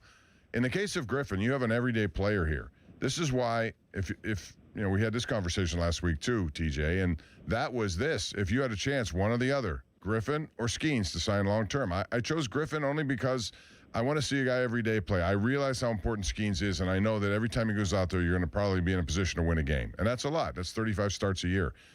But Connor Griffin is going to be out there every single day. And if he's what you think he is, I'm going to choose that. So I don't know what they're going to do. It's going to be fascinating to watch. But thank you for the call, TJ. Appreciate it. We're going to move along. We got a lot of people in. We got Ed joins us right now on line 4. Hello, Ed. Hey, Bob. How are you? Good. What's going on? I'm thinking Connor Griffin. Number one, I would not sign him. Number two, Why wouldn't you sign him? Just because you haven't seen it yet? Exactly. Number two, I want to see him get through spring training, and I hope he's good enough to let him stay on the major league roster because I'm watching what this is mentally doing to O'Neill Cruz to get his act together and start playing better baseball. Well, he's, to me, the key. We had this chat last week. The guy on this team who I expect to, if they're going to win, he needs to be the catalyst. He needs to be the guy because he's been here now. You've seen samplings of what his talent can be. If he has the kind of year he's expected, can you imagine Griffin, Skeens, and O'Neill Cruz all operating at a very high level? There you go. I mean, I know that may be pipe dreaming. I don't know. The potential is there. So you're saying you're not signing Connor Griffin. You're going to wait until this deadline comes and they go into whatever negotiations in the offseason and then see what comes out of it before you make a deal? Correct. Okay. That may be the way they go. Thank you, Ed. Appreciate that. At 412-928-9370. Wesley joins us right now. Hello, Wesley. How are you? How's it going, Bob? Good. What's up? Great today. Taking a nice walk outside on the south side. It's a good day to do it, man. This is it. Oh, yeah. But I want to talk. Last night I went to the 6A Whitfield Championship game, and Upper St. Clair, man. Yeah, those boys can play three-peat. Ryan Robbins, dog in the paint, gets every rebound. Danny Holzer's done, and he's been there forever, and he's done a really good job just keeping that program where it is and excelling. It's tough to be where he is at top of the mountain and stay there, and they've done that now. For sure, yeah. And I just wanted to give some praises to that Newcastle team. Those boys played hard. Mm-hmm. That freshman, Marino Graham, he's insane. Whole bunch of poise. I mean, playing in the Pete like that as a freshman and balling out. He did foul out early, but, I got to give him a lot of respect. He was also their quarterback this year, and I think a very good quarterback for them as a freshman, which is kind of insane. But with a name like Marino, I hope he ends up at Pitt. I mean, I feel like that's kind of a no-brainer. That would be awesome. Yeah, I mean that game went right down to the wire, did it? Was Newcastle in control of any point of that game? Because I saw the final, that's all I saw was 52-51. So I think with like 30 seconds left, Newcastle had a really good defensive possession, got a steal, breakaway, hit the layup to go up. What was it, 51-50, I believe. And then there was some inbounding play where Upper St. Clair stole the ball from Newcastle. Newcastle fouled them, put them on the line with 1.2 seconds left. They made both free throws, and then Newcastle tried to get the last-second three, but couldn't quite hold on. But, man, that was such an incredible game to watch, and both student sections came out. Like, that was incredible. So. Well, good for that. I love to see that kind of competitive nature in all these different classifications. Thanks. Appreciate the call, Wes. Greg in Youngstown joins us right now. Hello, Greg. How are you? Good. First off, I'm signing Connor Griffin. How much? Probably his agent's not going to go 10. He'll go 8, and he's going to want 25. That's what he's going to want, because if he's that good, he's going to be up in the 30s. So they're going to go 8 for 25. Then they're have to negotiate down. How much risk is there for him though if he turns down some of these offers? Just hypothetically say that's offered to him. If he turns it down, you're turning down.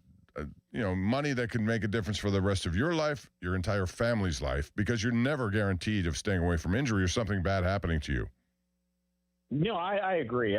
But I think he'll take it, but you're going to have to be near 25 a year for him, because they're already saying he's going to be, one of the best players in the next 10 years. So his agent's going to really try to bargain that. And I agree. One thing about baseball nowadays, it's not really based on starting pitching, because pitchers only pitch 5 innings. It's based on power and bullpen. That's how you win. And you need schemes, but you really don't in the long run. You need good pitching, and you need a great bullpen, and you need boppers. You need to hit. You have to put teams on their toes every game. If you score 5 runs in the first inning, you got a big advantage. When Skeens wasn't giving up runs, we weren't scoring. We were losing anyway. Right. That's an excellent point, Greg, and I agree with that, because I think now Skeens this year will be stretched out to if he's cruising along, he'll complete games. I don't think that's an issue. But these other guys they have, it fits right into what you're saying. You need to score runs, and then you have to rely on what you have. And I think their bullpen is underrated, and I think it'll be successful. Santana shows me he can handle that role, but I think a guy like, if he can control his command, is Kyle Nicholas, who can be a closer down the road. Matson was good last year. You have Justin Lawrence. They brought in Gregory Soto. I think they could have a really good bullpen, and they're going to need it for sure. Yeah, that's going to make or break the team, because if you look at Cleveland every year, Cleveland has good pitching and a great bullpen, and then they score runs. They have 3 boppers on that team usually, and the rest of the players are okay. But the Pirates have a lot of hitters this year, so that bullpen's going to make or break the team this year. Thanks, Greg. Appreciate that. All right, good point. Rob, let's go to you right now on line 1. Hello, Rob. What's going on? Hey, how's it going, everybody? Good. Okay, I was going to turn this around a little bit, Bob, and say, hey, I'm Joe Average fan. Why don't you ask me what I'm thinking about something you'd like to hear? Okay, Joe or Rob, what would you like to have? You're a Joe Average fan, Rob, even though you changed your name now. What would you like to talk about or hear? No, I want you to ask me. I am asking you. What do you want to go ahead? Okay. Well, let's go with Steelers and Drew Aller. All right. I'm a new fan of a man who works for the station out there now, Pat Bostic. Mm-hmm. Yeah, Pat does a really good job. And he's been through that position, so he knows. He really breaks down football well. Plus, he's a 3 handicap on the golf course, in case you're wondering. Go ahead. Yeah. Guess what my handicap is? Mine is golf anymore, just the entire game. 16. All right, so anyway. you believe now, you're certainly not advocating them taking him in the first round, of course, right? Oh, heck no. No. But what intrigues me about the whole situation is what Pat Bostic alerted everyone to in a round robin against Aller one day. Just everybody's just trashing Aller. And Bostic stood up and he said, you know what? I think he's way more talented than people are giving him credit for, and it is because he believes he's playing for the wrong kind of an offense at Penn State. And he broke that down, and I thought, you know what? That's absolutely true. You put him in a pro set offense, it's a whole different world for that kid.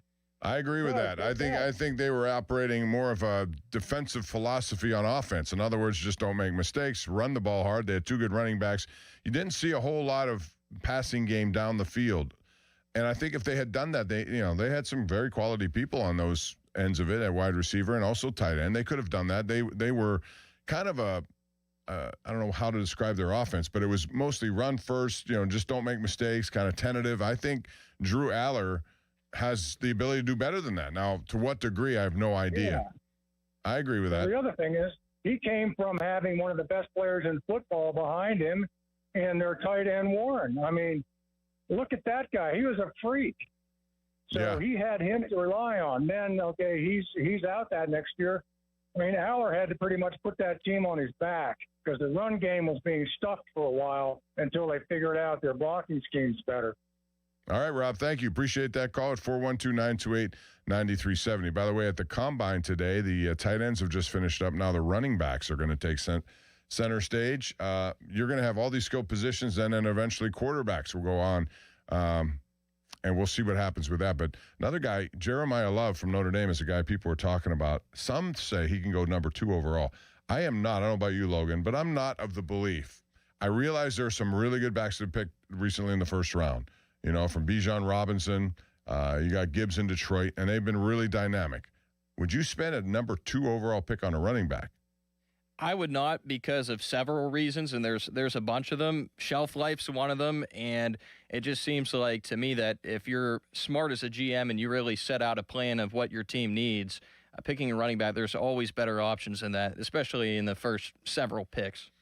All right, we're due for a break here. We're going to ask more of your phone calls. I still want to hear what the Penguin callers out there. Let me know what you think about Kyle Dubas. The Penguins are playing this afternoon at Madison Square Garden against the Rangers. These are games they have to, make good on because their schedule is going to get tougher. They have a lot of playoff-bound teams ahead in their schedule in March.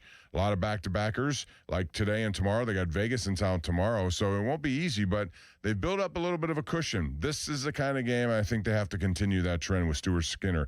But what would you do if you're Kyle Dubas? You only have a few days to decide now. Crosby's out for probably 15 to 20 games. He'll be back by the end of the season. But you still need help down the middle, possibly. You also need another defenseman, possibly. You have young guys you're playing a lot of. I wouldn't go away from that. But what would you do if you're Dubas? You just let it ride the way it is? Do you make a trade? If so, what would that trade look like? At 412-928-9370. It's a beautiful Saturday in Pittsburgh. We continue right after this on the Bob Pompiani Show. Sports Radio 93.7 The Fan. Sports Radio 93.7 The Fan. Get the latest on Pittsburgh sports from anywhere with the Odyssey app. Listen to shows and Pirate Games live. Check out our exclusive interviews and content anytime. Download the Odyssey app now and never miss a minute. Sports Radio 93.7 The Fan. Now, fan headlines powered by Bowser Chevrolet. Logan Arblaster with your fan headlines. The Penguins are in New York today to take on the Rangers. The Penguins defeated the Devils on Thursday night 4-1. This afternoon, it's the Penguins and the Rangers at Madison Square Garden. Puck drop is at 12:30. Headlines are powered by Bowser Chevrolet. More at 937thefan.com. It's time to play on the BetParx online casino and sportsbook app. New casino users score up to $1,000 bonus back in their first 24 hours. Plus, get 250 bonus spins on Good Heavens or Little Demon Mega Collectum. Must be 21 and in Pennsylvania, New Jersey, Maryland, or Michigan. New users only. TC Supply. See site for details. Casino bonus must be wagered. Gambling problem? Call 1-800-GAMBLER. Hey everyone, this is Bob Pompiani. When the auto show comes to Pittsburgh, #1 Cochran Kia shows up in a big way. And right now, you can get exclusive savings on a new Kia as part of #1 Cochran's Auto Showtime event. If you're buying with cash, find models starting at just over $23,000 like the K4 sedan. If you plan to lease or finance, choose from affordable monthly payments and rates as low as 0% on the Sorrento, Sportage, and Telluride. Number one Cochrane Kia's lot is also loaded with more than 300 new vehicles to pick from. Combine that with their clearly better car buying experience, and there's no reason to miss the Auto Showtime event. It's now at number one Cochrane Kia and CochraneKia.com. 0% APR for 48 months is $1,000 financed at $20.83 per month. In stock only while supplies last. May not stack with other offers.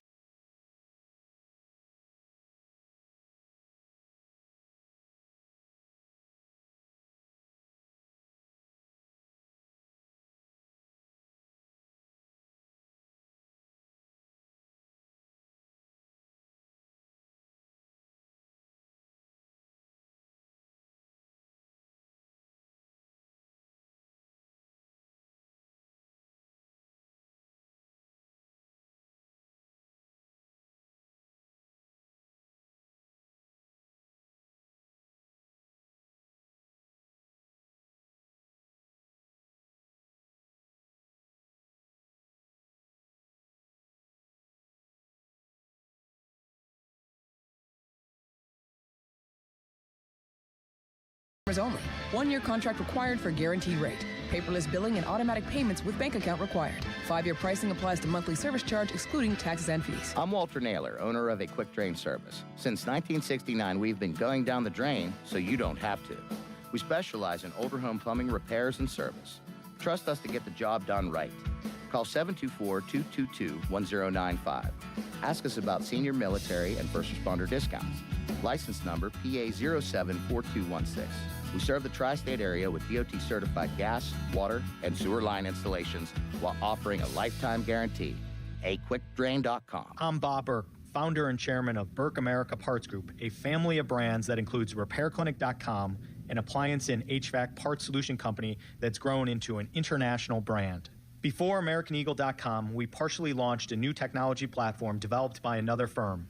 American Eagle helped take our technology to a whole new level with digital marketing, software development, and business insights into our key markets, appliances, HVAC, and outdoor power equipment, and did so both on time and on budget. AmericanEagle.com has the resources, experience, and talent needed to produce solutions. Our new technology platform, developed by AmericanEagle.com, has produced tremendous results with higher traffic, conversion, engagement, and online revenue. If you have any home repairs you need to take care of, check us out at RepairClinic.com. If you need a world-class website or technology project, then I would highly recommend AmericanEagle.com. Call AmericanEagle.com at 773-NETWORK. That's AmericanEagle.com, 773-NETWORK. SchultzFord.com, SchultzFord.com, SchultzFord.com, SchultzFord.com. Live from the ShorkeyMitsubishi.com studios, North Huntington and North Hills. If it's a Berg sports thing, we got you covered. This is magnificent. This is the Bob Pompiani Show on Sports Radio 93.7, The Fan.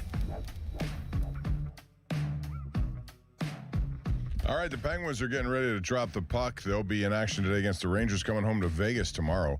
And again, they have built up a little bit of a cushion here when it comes to this playoff race. Do you believe they could stand pat and still get in? Or do you think they need to do something, given the fact that Sidney Crosby is out for, maybe 15 to 20 games, I guess it would be in that stretch. But they made some pretty good trades already this season. I think Sam Girard, you're going to like him. He got injured in that first game blocking shots. I don't know if he's going to be available today or not. It looks like he could be. But he's a young defenseman, 27 years old. He's been in a high-stakes game. He knows how to play, and he does have some offensive burst to his game as well. Yegor Chinakhov has been a revelation. He's a guy who, for some reason, did not fit into Columbus's plans. He's a very talented 24-year-old, and ever since he's come here, what a chemistry with Evgeny Malkin. And those two have combined a really good goal the other night. That were one of the highlight reel goals of that game and maybe one of the season for Chinakhov. And it came a day after he and his wife had a baby. So there's a dad goal that we talk about a lot.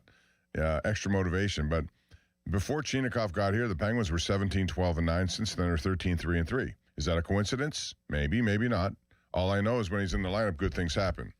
The thing about Dan Muse that has made me encouraged from the beginning was the fact that he was going to use four lines no matter what.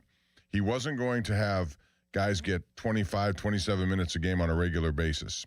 Now, some of them, depending on how the game goes, will do that. Most specifically, Carlson or Letang. But he's keeping those four lines intact, and they're playing. I think the third line with Kindle, along with, Brassard and Mantha, is a very good line. They complement each other well. I think the fourth line may be, in conversation for one of the best fourth lines in all of hockey. Lizotte was outstanding the other night. Achari and Dewar have been terrific. Now, Dewar's, he's got some goals, but I would not expect that to continue at that rate. But they are chipping in a lot of different ways. And for them to survive this stretch without Crosby, they need to be really good in special teams, and they were in that game against the Devils the other night. 4-1 win. Eruption in the third period. They got better as the game went on because they hadn't played as a group in a couple of weeks. And then you saw Sheelovs play well early to keep them in the game, and then the special teams took over. They got a power play goal, and they were 5 for 5 on the penalty kill. If they can do that, maybe not 100%, but if they do that at a relatively good clip, they're going to be just about in every game because they've shown you that. They've shown you that they are not a team that is going to give up 50 shots on goal and play, just crazy hockey up and down, exchanging chance for chance. They're not going to do that under Muse. They haven't done it. It's been a big difference that way. Their structure's good. And I think structure wins, especially when you're down one of your best players. But that's something to watch, certainly. And, the trade deadline's coming up. There are a lot of names involved here that I don't know if the Penguins are going to be interested in. They have accumulated so many draft picks. They have 13 first, second, or third round picks over the next 3 years. They have a ton of them. They just came off a draft where they got 3 first-round picks, and all 3 look to be winners. Already Kindle's here. Will Horkoff has been one of the best players in college hockey. And Billy Zonin has a role, too. These are all first-round picks. Young kids are going to come in. They traded for Sheelovs. He's only 24. They traded for Chinikov. He's 24, 23, whatever he is, young. And they have guys in their minors who are going to end up being here. Harrison Brunick was only 19, but he flirted with making this roster. He has some work to do, but he'll be here as well. And they have others down there who I think are knocking on the door potentially. Maybe not now, but down the road. So what do they do at 412-928-9370? I think they're going to make moves, but I don't think they're going to be major moves. I thought at one point they might do that, but I think now they're just going to bring in a couple of depth pieces who can help so that when Crosby gets back and they're still in playoff hunt and they get into the playoffs, they're going to have options. You normally cannot get through a hockey series in the Stanley Cup with just 6 defensemen. You're going to need 7, 8, 9 defensemen just because of the injury factor involved with that. 412-928-9370. We've talked about Connor Griffin. How much would it take for you to sign him to a long-term deal right now? Sight unseen. He hasn't taken one major league at bat during the regular season. Is that good enough, what you've seen from him, how he's gone through the minors? And by the way, he's only been in single and double A. But in that 1 year, he became the minor league player of the year, a .330 average combined, 21 home runs, 65 stolen bases, and a 1,020, I think, OPS. Just incredible numbers. And I realize it's minor leagues. He hasn't played in AAA.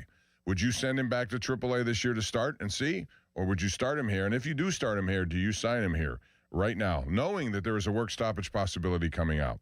A lot of interesting questions there at 412-928-9370.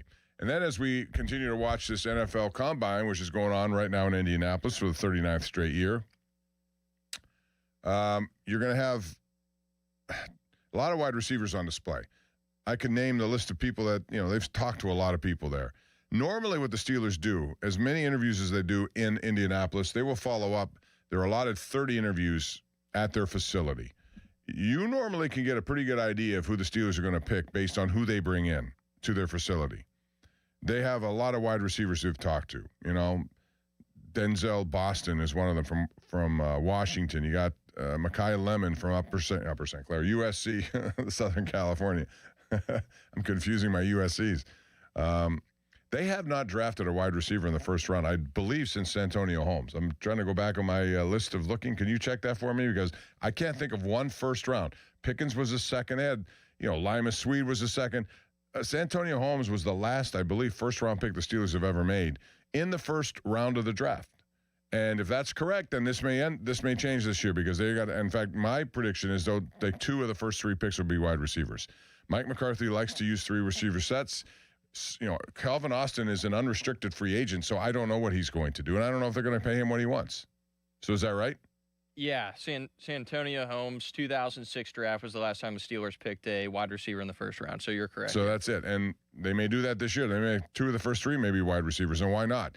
You're eventually you have to find your future quarterback, So give him young guys around him. And if it's next year you draft a guy, there are still a lot of people who suggest that if Ty Simpson's on the board, the Steelers are going to take him. I'm just not there with that. I'm not. I think they should load up on other things they need and see what happens after that next year as they kick the can down the road on another year of quarterbacks. But it is the most important thing you got to do. And those people who support that, Ty Simpson, will say, well, if it's the most important, then you take him right now.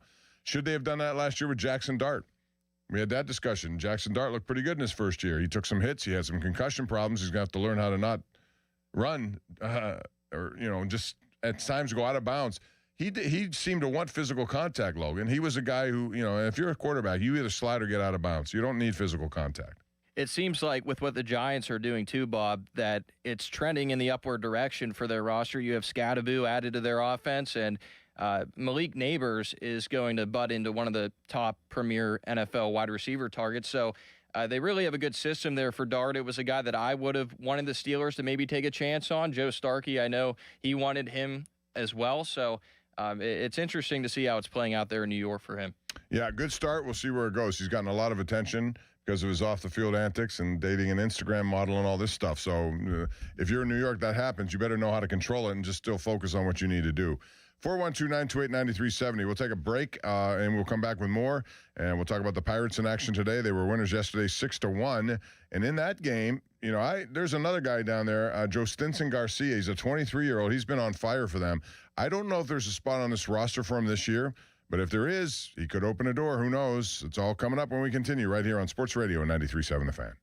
Must finance HMF low APR tier 1 through 2, plus tax, acquisition fee, title plates, and dealer dock fee. Must finance HMF dealer's choice for rebate. Not all buyers will qualify. In-stock units only. Offers end 3/2/26. Get to Mike Camlin Hyundai today for huge President's Day savings all month long. Take advantage of 0% financing for up to 60 months on the new 2026 Hyundai Tucson and Santa Fe, or receive up to $2,750 in rebates. MikeCamlinHyundai.com. All Mike Camlin Hyundais are backed by Owner Assurance, America's best warranty, 10 years, 100,000 miles, and the Mike Camlin Advantage, oil changes for life. Hockey is a passion for fans of the sport, but also for the youth who fall in love with the game.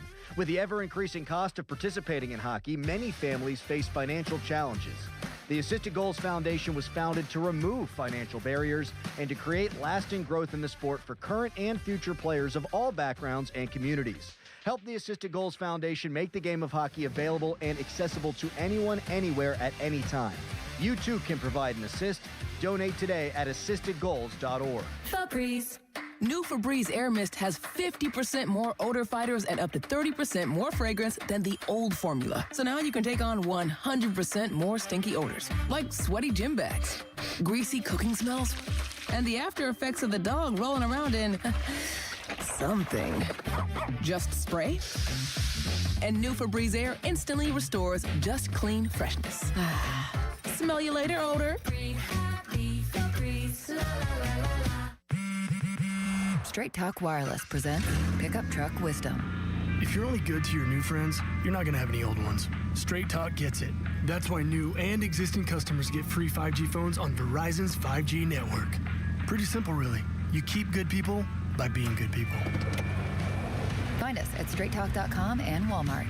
Straight Talk Wireless. Straightforward. Always. Taxes and fees apply. Plan purchase required for free phone offers. Copyright 2026 Verizon. Pony and Muller here. Mike and Mike's Beer Bar is a big fan of us. In fact, he gave us our own beer. Okay, well, kind of. Each month, Mike picks a local beer that we call the Fan Beer of the Month. January's Fan Beer of the Month is Penn Brewery's Penn Pilsner, a Vienna lager. And the designated charity is the National Down Syndrome Society. And if you don't like the Fan Beer of the Month, Mike has 4 other beers on tap that you can select, and he will make a donation to the charity. Check out the Fan Beer of the Month at Mike's Beer Bar. Meet me at Mike's. Now, Fan Headlines, powered by Bowser Chevrolet. Logan Arblaster with your Fan Headlines. Grapefruit League action this afternoon. The Pirates travel to West Palm Beach to play the Astros. Braxton Ashcraft will toe the rubber for his second start of the spring. Pirates-Astros first pitch is at 1:05, and spring training coverage is brought to you by Hampton Beer Outlet, Route 8 in Hampton. Drive a little, save a lot. Headlines are powered by Bowser Chevrolet. More at 937thefan.com. Don't miss the Panthers Insider Show every Saturday morning from 8 to 9 with Pat Bostic. The best insight with the top guests and everything you need to know about Pitt. The Panther Insider Show is brought to you by Voss TV and Appliance, NSS Life, Joe Ball GMC, and PGT Trucking. Sports Radio 93.7, The Fan. A trial is 99% preparation, and nobody prepares better than us. Get the good guys, Goodrich and Geist.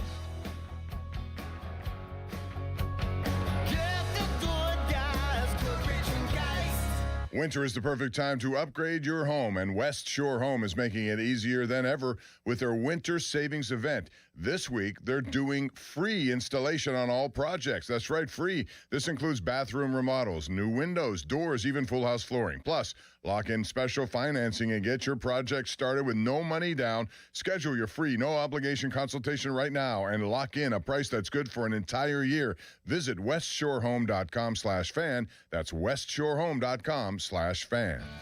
Visit the North Shore Tavern located on Federal Street right across from PNC Park for Pittsburgh's most memorable meal.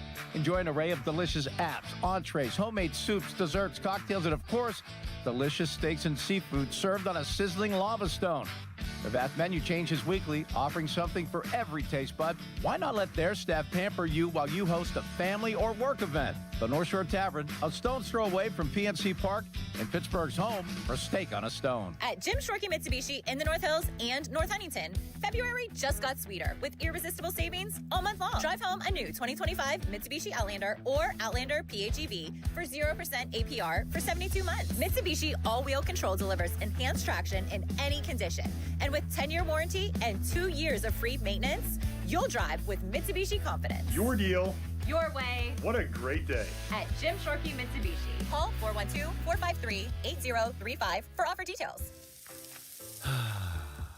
That's the sound of James adding long-lasting Gain scent boosters to his laundry this morning.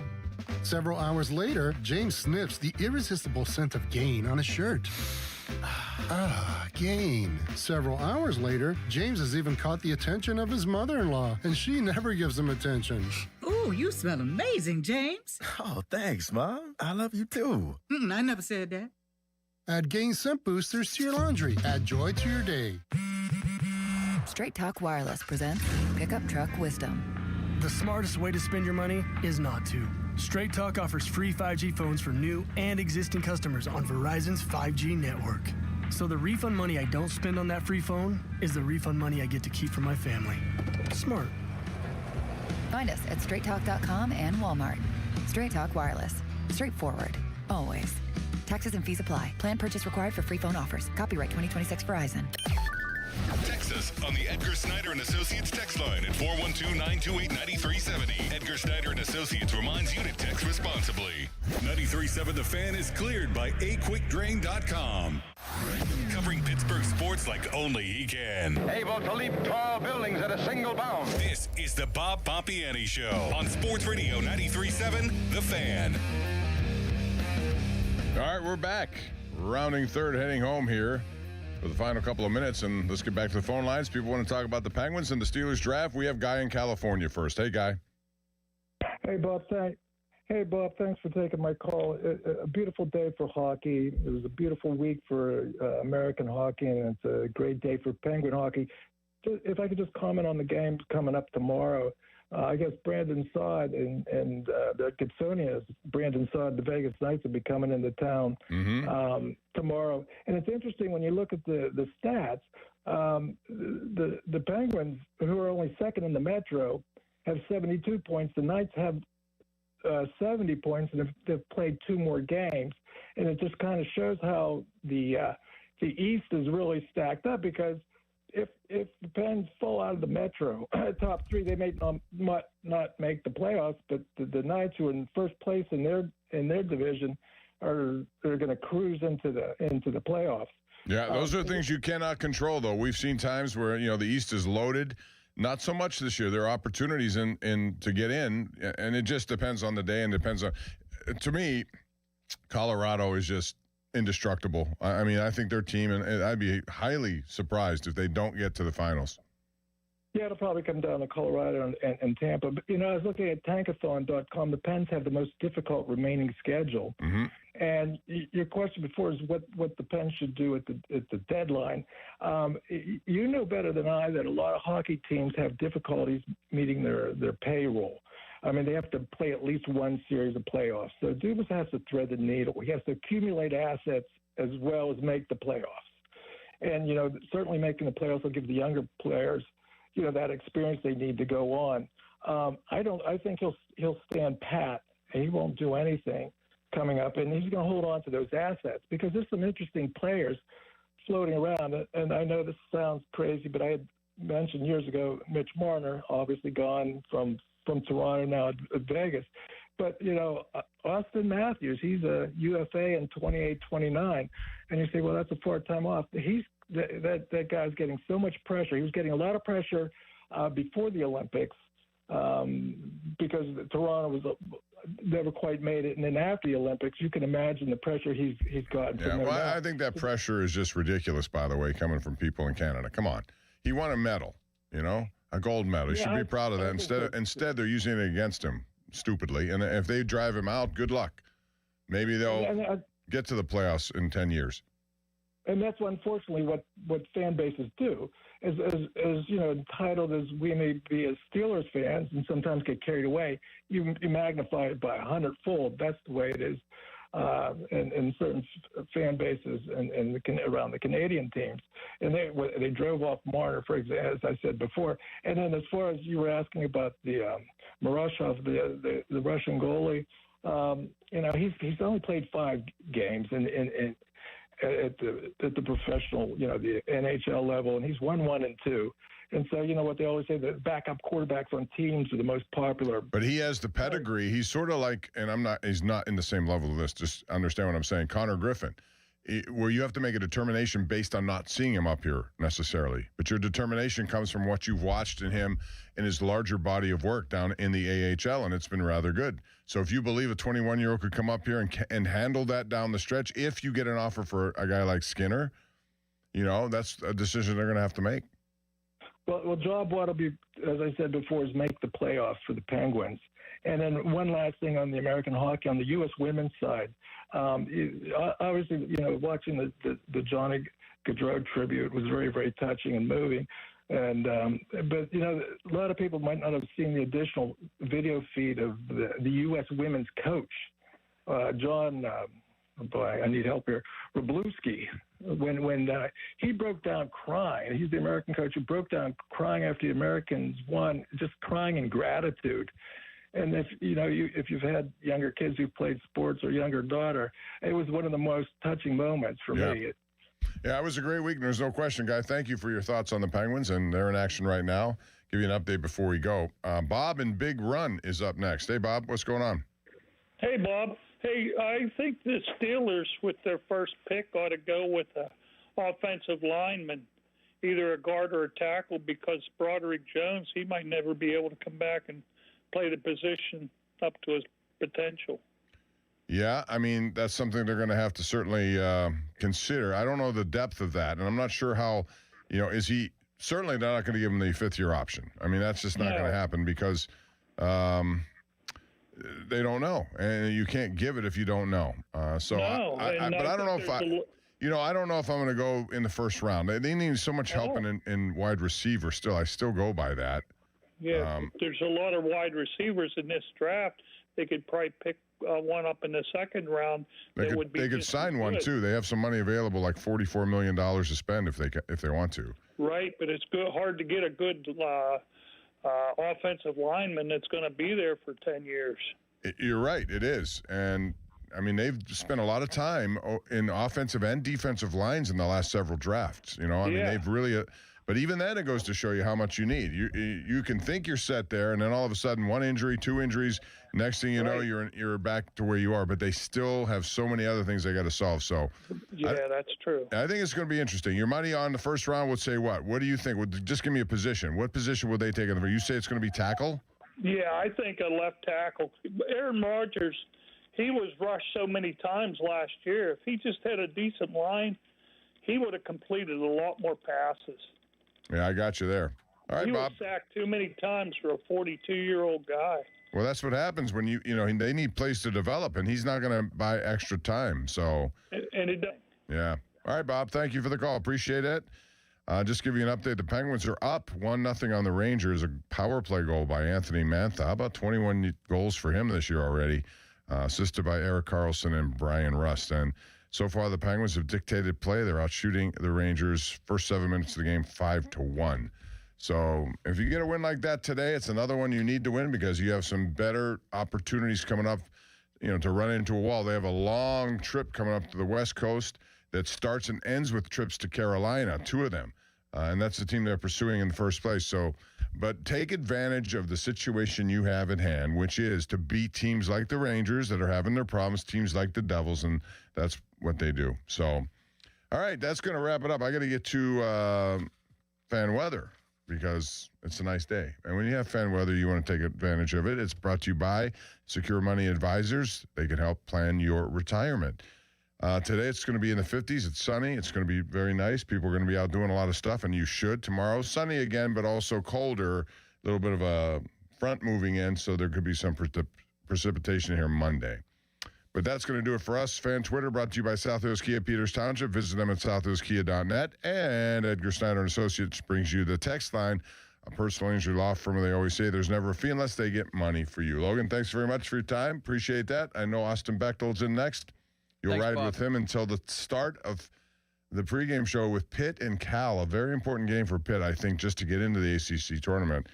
I think that's right, after they lost to Stanford. That's not what you want, but that's where they are. We'll get into that and later coming up today. That's at 3:30, tip-off today at 4 on your home for Panthers Sports at Sports Radio 93.7 The Fan. I'm Bob Pompiani. Have a great rest of your day, and we'll see you tomorrow on the #1 Cochran Sports Showdown, KDK-TV, 11:35 every Sunday night. A lot to get into, and we will tomorrow night. Have a great day. Sports Radio 93.7 The Fan, built by Window Nation, home of the buy two, get two free offer. Time to let Spitzer Auto World do the work during our Trade Up, Pay Down sales event. At Spitzer Toyota Monroeville, trade up to lease a new 2026 Toyota Tacoma SR5 double cab rear-wheel drive from a low $249 per month. Plus, get our lifetime warranty, complimentary maintenance, and Spitzer VIP points. At Spitzer, our world revolves around you. TSRP 39684, VIN 3TMK, B5FN6T, M055265, 39 months, $49.99 due at signing through TMS, plus title tax license registration, $490 doc fee, 0 security deposit, 10K miles per year, ends 3/2/2026. 84 Lumber is your one-stop destination for top quality materials and personalized service. Whether you're a seasoned contractor or a first-time do-it-yourselfer, 84 Lumber is open to the public and ready to help you with your project from estimate to build. Their 14 Pittsburgh area locations are open on Saturdays for your convenience. Don't wait. Visit your local 84 Lumber to stock up on supplies this weekend. And let's get building together. I'm John Morgan of Morgan & Morgan. If you've been diagnosed with mesothelioma, call us now. $30 billion was set aside for meso victims. And in most cases, your claim is settled out of court without a jury trial. Visit forthepeople.com for an office near you. Never have I ever called my sister from the finish line of my first marathon. Hello? You won't believe where I am. Are you running? Mile 26. I'm gonna make it. Switch to T-Mobile's 55 Plus plan and get iPhone 16e with its advanced camera system on us. Plus 2 lines for just $30 a line. Guys, I can't believe it. I knew you could do it, babe. That was amazing. Mom, how do you feel? I feel great. I can't feel my feet. Let's take a picture, and then you may carry me to the car. Share every stride, every mile, every memory on America's best network. Switch to T-Mobile's 55 Plus plan and get iPhone 16e on us and 2 lines for just $30 a line. With 24 monthly bill credits and 2 eligible port-ins on Essentials 55 Plus for well-qualified customers with autopay, plus taxes, fees, and $35 device connection charge. Credits end and balance due if you pay off early or cancel. Contact us. Finance agreement 128 gigabytes, $599.99 required. Best mobile network in the U.S. based on analysis by Ookla of Speed Test Intelligence Data 1H 2025. Visit T-Mobile.com. Y108 presents Odyssey the Night Before, powered by Bowser Chevrolet, starring Jason Aldean. Hey, what's up, Pittsburgh? I'm Jason Aldean. With special guests John Morgan and Shane Prophet. Wednesday, April 22nd, inside the Event Center at Rivers Casino, Pittsburgh.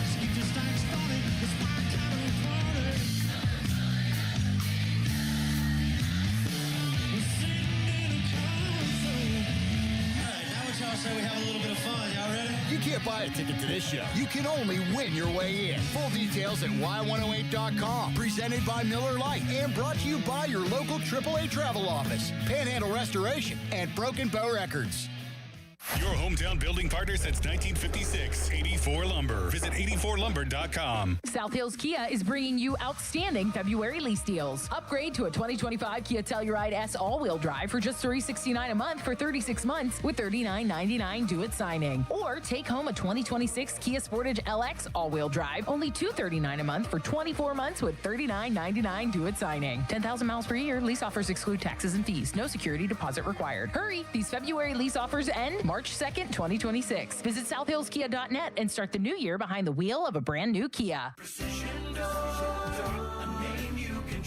Are you exhausted fighting a garage door that just won't cooperate? Possibly your springs, rollers, or motors are shot. Maybe you've been looking for a new door featuring the latest colors, styles, materials, and options. Of course, you're looking for the best prices and service too. If that's you, call locally owned and operated Precision Garage Door. 1-844-345-4737. Precision is America's largest residential garage door repair and installation company with locations in over 90 cities. Visit the Precision showroom in Imperial and choose from their largest door selections ever. Need service?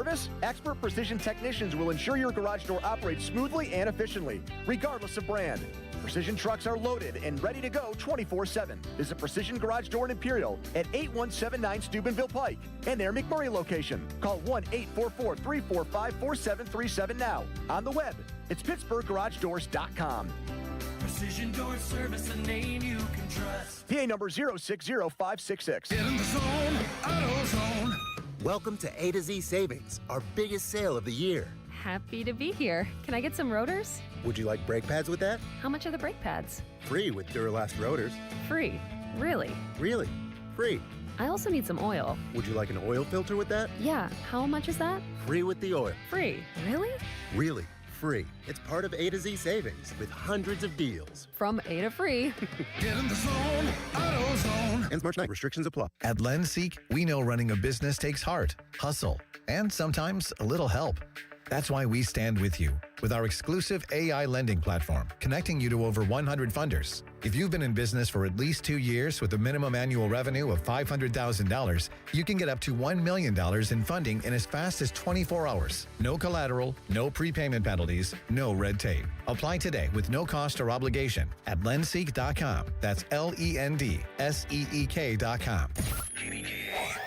HD1 Pittsburgh, an Odyssey sports station. Live from the Jim Shorkey Mitsubishi.com studios, North Huntington and North Hills. Always live and free on the Odyssey app.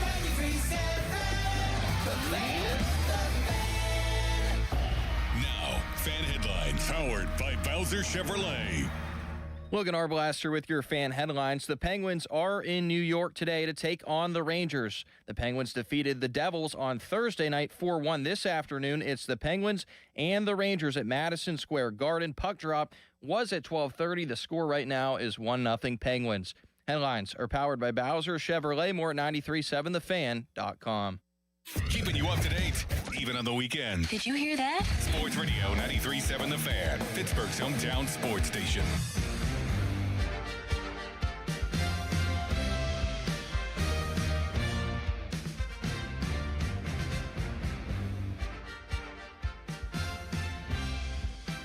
And both of them playing here on a major league field. And Connor Griffin sends this one up high and gone. The top prospect in the game puts the Pirates on top here in the second. Now the fly ball here for Connor Griffin. That is up towards the Green Monster and long gone. Second home run of the game for Connor Griffin. If you don't know the name yet, you will soon enough. I'm sick. I'm ill. I've come down with a case. A case of Bucko fever, baby. Man, I am excited for baseball. Maybe it's the 60-degree weather today. Maybe it's the fact that they're playing a full week of spring training games. Maybe it's because the top prospect in all of baseball is just instilling so much hope into me that this is the year they get back to playing meaningful games in September. But more importantly, in the postseason again. Austin Bechtold with you at Sports Radio 93.7 The Fan. Great to be with you on this Saturday. We'll take you up until 3:30. We will send it over to Charlie Borges, Bill Hillgrove, and Curtis Aiken for the call of Pitt basketball on the West Coast against California. Aaron Rodgers' alma mater. Panthers looking to try to solidify a spot in the ACC tournament. Only the top 15 teams get in, where they're right on that border, right on the bubble. Pitt's typically on the bubble in basketball season, but it's usually the NCAA tournament. And now it's their own conference tournament they might not even get into. What could that mean for Jeff Capel? We could get into that coming up a little bit later on. Good to be with you, Logan. How are things? They are great, Austin. Same as you. I'm excited about what the Pirates have to offer. A lot of people look at spring training and say, well, it's just spring training. You have to temper your excitement a little bit, and people will point to the season that Kevin Newman had a few years back. Yeah, he had 606. But I think you can look at this Pirates roster and how it's constructed. They passed the eye test, and it's really optimistic looking forward for them into the regular season. So here's where I fall on this. And coming into the year, we'll start here.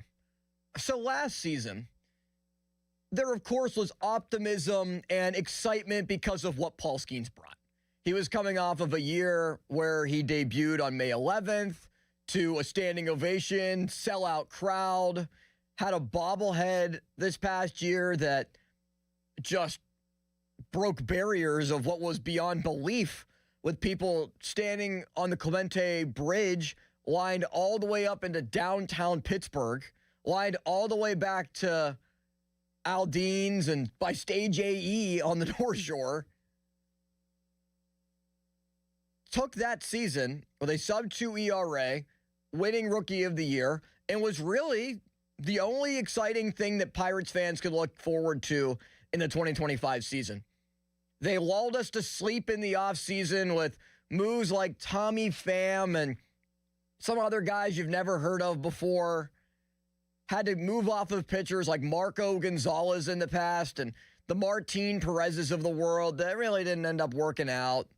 And IKF not even getting traded at the deadline. But, yeah, we'll just kind of grant you your release. And he ends up playing significantly in the World Series for the Blue Jays. That's neither here nor there. But the excitement level going into 25 was, if this is like the Stadium Pulse graphic, the thing that they do, for video games, the college football video game, Stadium Pulse would sound more like your pastor at church. It would sound like what the congregation is doing. Just kind of quiet, just celebrating in their own way, just trying to look at things positively. Or the library, not a lot going on. We expect quiet here. It's not a place with a lot of noise and activity. They got a couple new books into the library you might get a little bit thrilled for if you see them on the shelves. You excited in the book of Tommy Pham? Are you excited for IKF in the infield? There was just not a lot to look forward to with the 2025 Pittsburgh Pirates. And their season was truly indicative of that when they won 71 games, 5 wins, fewer than they had the previous 2, with 76 wins in both of those previous seasons. So this season's different. You bring in Marcell Ozuna, 4th place in NL MVP voting 2 years ago. You bring in 2 All-Stars in Ryan O'Hearn and Brandon Lau. It's not like they were All-Stars from 2014 or 2019. No, All-Stars from a year ago. Lau through a trade, O'Hearn through a pretty good contract. Ozuna, who had a hip injury, bother him all through April. Plus Skeens, with Keller back, not traded. Plus Bubba Chandler, the number 1 pitching prospect in baseball. Plus Braxton Ashcraft, who surprised a lot of people, including myself a year ago with his production. Still need a 5th starter, but Hunter Barco's promising. I still like Thomas Harrington. Carmen Majinski maybe is a starter. But things really changed for me when I heard one thing. Just one. Where I thought, okay, this could be a team that wins 85 games and sneaks into a wild card spot. And my confidence level in that, it wasn't strong. But when I heard this sound, Everything changed. Because sometimes when there are generational players and when there are star talents, all you need to do is just listen for a second. The sound that comes off of the bat of Connor Griffin is different. It is not something that can be replicated by every player. It's the strength. It's the fact that he is just 19 years old, still molding into his form. And at 19 years old, he is hitting the baseball like that in a spring training game.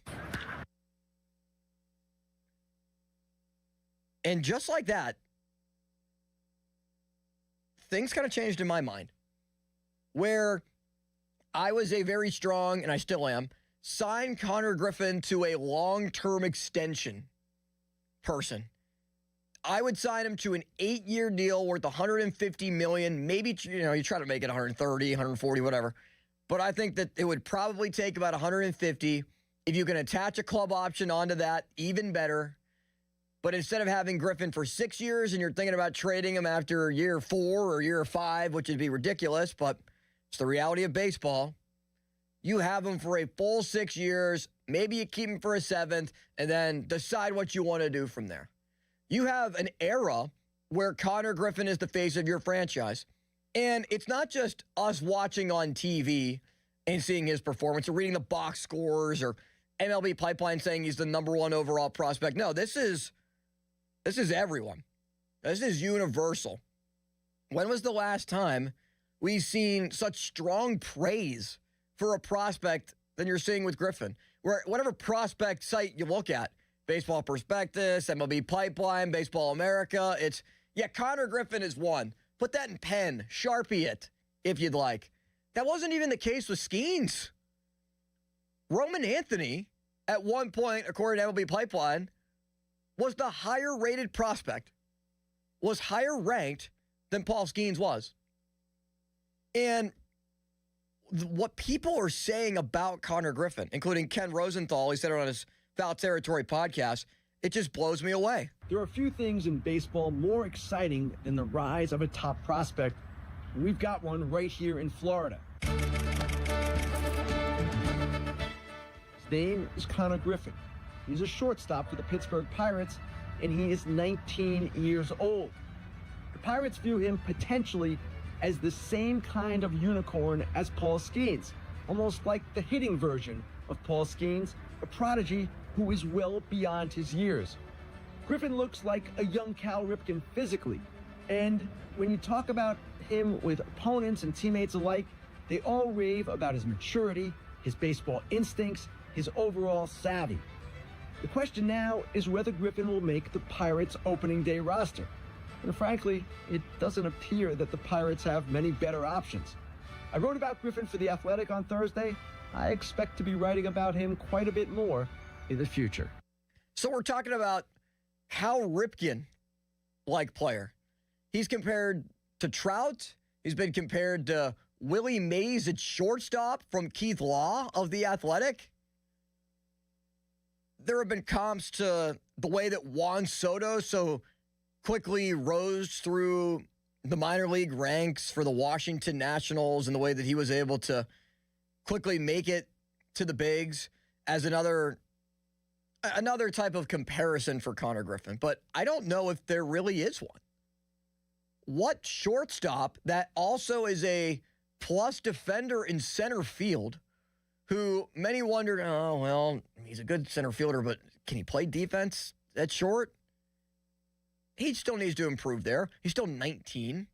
And then it was, oh, well, he was the 9th pick. Sure, he was the first prep player taken, but the 9th pick, he fell for a reason. What was that reason? There was a hitch in his swing. Yeah, the hitch looks like it's been completely replaced to me.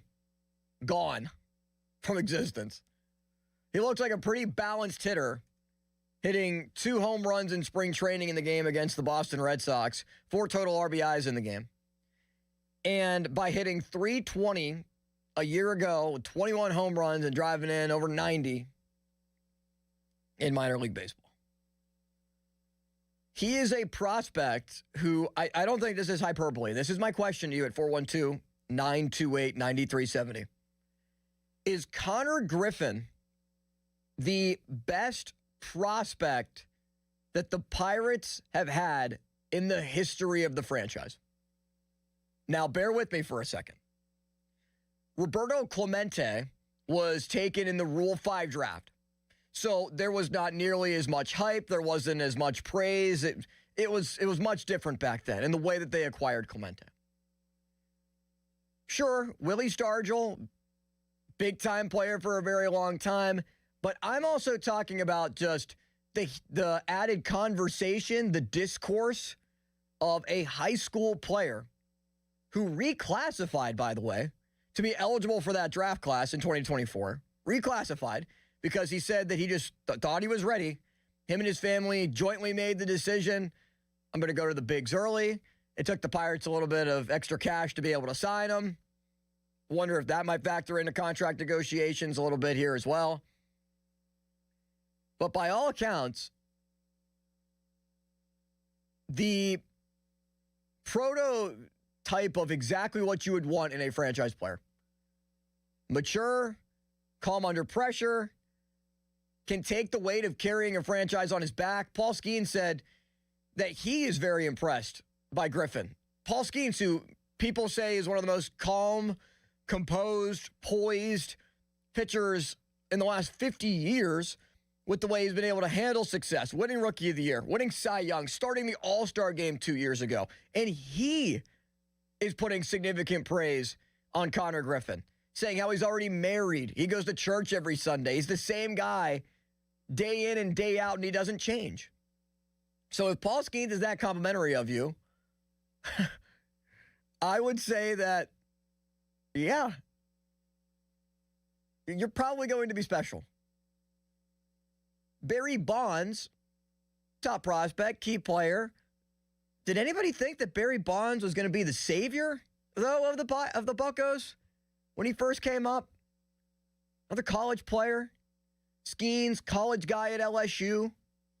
The hype that is building around Connor Griffin is unlike anything I've ever seen or ever researched before for a Pirates prospect. It's very similar to Sid.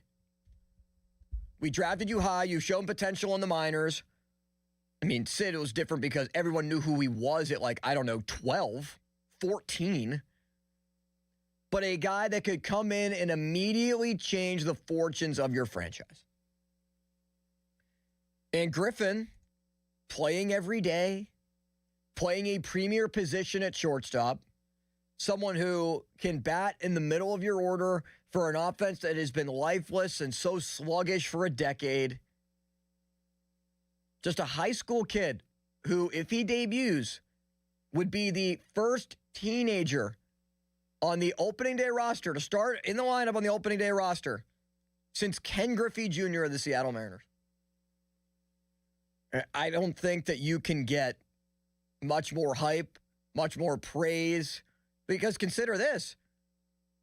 When it was Paul Skeens coming up, we already knew who Paul Skeens was. We knew that there was significant hype around him because of what he did at LSU, winning a national championship, being the number one pick.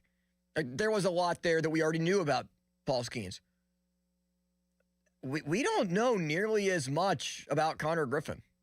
And I think that also adds to the intrigue. It adds to the flair. It adds to the mythology of what this guy can be. Plus, if you had to ask what's more important, position player or pitcher, when they're basically equal, this was the discussion with Cruz versus Skeens in the draft a couple of years ago. And I ultimately thought Skeens was the guy just because of his frame, lack of wear and tear on the arm. Even though Cruz is an everyday player, you could just tell that Skeens' talent was better than Dylan Cruz. And it's kind of indicative of what Dylan Cruz is doing right now with Washington. Not that great of a hitter. Average is just low. I think he hit right around 210 or so for a large stretch of last year. It was not a good year.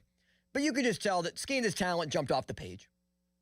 And as Rosenthal reported, or at least alluded to there on his podcast, the Pirates view Connor Griffin practically as their hitting version of Paul Skeens. This is Sidney Crosby and Evgeny Malkin.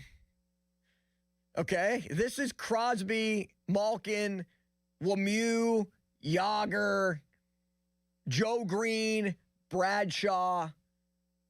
I like the Joe Green-Bradshaw comparison because Bradshaw, your quarterback on offense. Joe Green, your main leader, the guy who turned the entire franchise around when he was drafted, set the tone, helped to usher in a new generation, the first generation that anybody wants to remember of Steelers football. It's Skeens pitching, it's Griffin hitting and in the field and being a leader in that regard. So the Pirates can't screw this up. They can't screw it up. And I'm sure you're skeptical and think that they probably will and have your doubts, and we have to see it to believe it with the Pirates before you can honestly say, oh man, this Connor Griffin, he deserves $150 million. But like what Jackson Chourio got, he never debuted in the majors. They gave him $80 million with Milwaukee. He's a really good player. Roman Anthony was up for 2 months with the Boston Red Sox. Got $130 million over 8 years. Sure, there's escalators in that contract. There's a club option. If you want to talk 8 years, $140 club option for Griffin, who's only played 21 games above high A, 21 games in double A, no games in triple A yet. It's a risk for the Pirates. It's a risk for Griffin because he's giving up 2 years of free agency. But it gives you surefire money at 19 years old that is a win-win, I think, on both sides. For a guy that I think is bust-proof. Unless he has like a huge, awful injury. I think he's bust-proof. And sure, you could say, oh, well, Austin, he's only hitting 182 in spring training. It's the exact same thing he did in 11 at-bats a year ago. Give him a full season. Let's see what he's got. Because when I hear just the crack of the bat on his second home run swing, it just made me think what could be to come. And people are always saying we're too negative talking about whether it's the Pirates or the Steelers situation. This guy brings light and hope to the darkness that we haven't seen in quite some time. 412-928-9370. Is Connor Griffin the most hyped up prospect in Pittsburgh Pirates history? Anthony in the car wants to chime in. Hi, Anthony. Hey, what's up, bud? I'm good. To answer your question, yeah, he is the most hyped up prospect in the history of Pirate baseball. Deservedly so. I'm not sure yet, right? I mean, when Barry Bonds was drafted in 1985 or whatever it was, there weren't 400 media outlets of social media reporting on single-A baseball, right? Right, and that's a part of it. Yeah, everything's more hyped. My question I had for you, I'm sitting in the car with my sons, and they're fired up for the season. And there's a number at which Connor Griffin has to listen to a deal. And obviously, like you said, there's going to be risk on both sides. What do you think that number is for a guy that's never seen a major league at bat yet? I mean, $150 million, 8 years. Does he take that? I'm not sure he does. Why do you think he wouldn't? I mean, it's $20 million more than Roman Anthony, who basically set the market for these kinds of deals for the same amount of years. Well, listen, I get it. I mean, at some point in time, it's kind of the same as, I guess the answer to your question would be he's going to bet on himself. I mean, like Juan Soto got $750 million. I realize he's a long way away from Juan Soto, but, you know, if he puts up 3 years like people think he can put up, he's going to get 3x that $180 million number that we mentioned, at least. Yeah, it's a risk for him as well, Anthony. I appreciate the call because if Griffin does pop off and becomes like a Mike Trout or a Juan Soto, he is giving up 2 years of free agency where he can't get it back. And I would imagine that the way that they would structure that deal is where Griffin would still probably be making like $30 million a year at that point, which raises concerns and questions about, what would the Pirates do with him at that point? Would he be traded already? Would he, by the time you get to that deal, is there a cap floor system in play? Like, is there more revenue sharing in baseball where the Pirates have a significant amount more money? Because John Heyman put out there a couple days ago, saw it last night, the early projections, the early thought, just basically the outline version if you're writing a paper of what the cap floor could look like.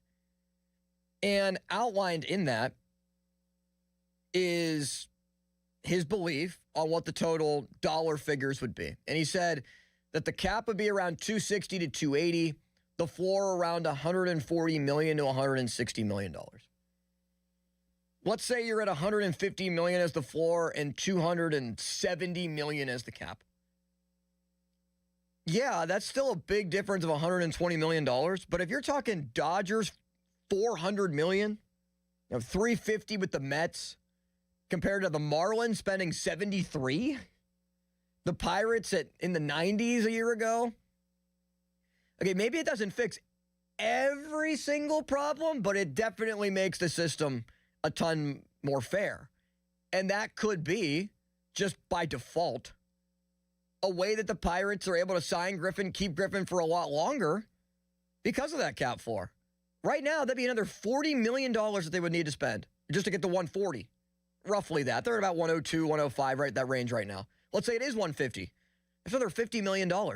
What does $50 million pay you? That Griffin contract and signing Paul Skeens. You would have the money to do it with more revenue sharing. Now, maybe we're living in fantasy world. Will the cap floor actually happen? It's something that has helped Buffalo keep Josh Allen. If Kansas City can keep Mahomes. If Patrick Mahomes was playing for the Kansas City Royals instead of the Kansas City Chiefs, sure, they signed Bobby Witt, and it might not be the best example. Would he still be on their roster? Would they be able to keep him? If, the Skeens example is the best one. If Skeens was playing for the Pittsburgh Steelers or the Pittsburgh Penguins instead of the Pittsburgh Pirates, you'd be able to buy your jersey yesterday, which I'm sure you've probably bought a lot of, but you'd be able to know that you have that jersey for a decade plus because the system allows for it. The system allows you to keep players. The NBA, the system rewards teams, rewards players, max contracts, super max contracts, staying with the team that drafted you. And Major League Baseball needs something like that. What does the framework of that look like? That's a whole nother ballgame, but there are so many different realms that can be taken in that perspective. And the other thing about Griffin is, too, he's 19. He'll be 20 in middle of April. If Connor Griffin does sign an 8-year contract, he'll be a free agent at 27, 28 years old. He could still get a huge contract. He could still get a huge deal and be able to cash in again. 412-928-9370. Here is John in Uniontown. Hello, John. Yeah, hey, John. Bob Bailey, when he was coming up, he had all kind of hype around him for almost the whole season. Who's that? Bob Bailey. He was a third baseman years ago for the Pirates back in the 70s. He just turned out to be an average player. Yeah. He didn't live up to the hype at all. Was he getting compared to Willie Mays and Cal Ripken, though, John? No, you were just saying about the hype that Connor Griffin's getting. You said you don't recall any other Pirate player getting that much hype. I don't even think Andrew McCutchen. I don't even think Andrew McCutchen received this much hype, John.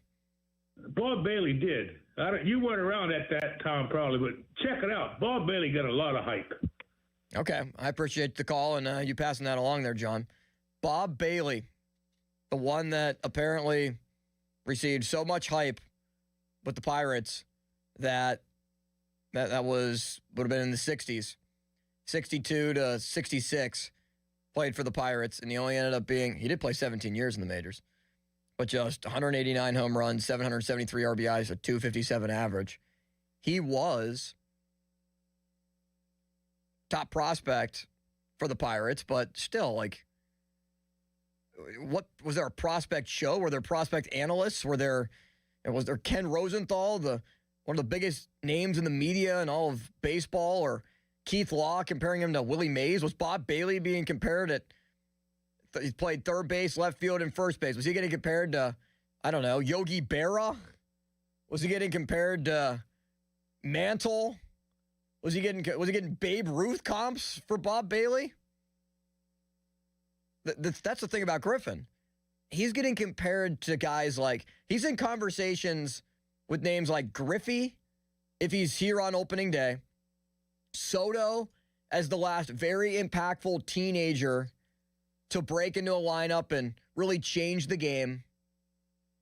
And also, in the same breath as a Mike Trout. And Logan, it's kind of hard to believe all of this. It is hard to believe all of it. And to answer your question, the answer is he is the best Pirates prospect of all time. There is, honestly, it's a real hard time trying to debate against that. You even look at the past Pirates World Series team in 1979. If you want to bring in Paul Skeens and Connor Griffin into the conversation, that's what makes this so interesting, is it's not just Connor Griffin. You have the best tandem the Pirates have possibly ever had in their existence as a franchise right now. Willie Stargell, Dave Parker, those are guys, some names considered some of the best hitters in that 1979 World Series team, the last time the Pirates won it. And you could point out John Candelario, John Candelaria and Jim Rooker, maybe as guys that were the best pitchers. But what my point is here, maybe Garrett Cole and Andrew McCutchen were the most comparable pitcher and position player tandem the Pirates have had until this point with Connor Griffin and Paul Skeens, which I think could put them in a position to go deep into the playoffs, not just make it. Fan Twitter brought to you by South Hills Kia in Peters Township. Visit them at southhillskia.net. Also hit us up on the fan text line brought to you by Edgar Snyder and Associates. Personal injury law firm, where they always say there's never a fee unless we get money for you. Give us a call there, 412-928-9370. Your thoughts, is Connor Griffin the most hyped up Pirates prospect of all time? Logan, I know you said best prospect of all time. I don't know about that yet. I would say probably still Skeens best prospect wise, but most hyped.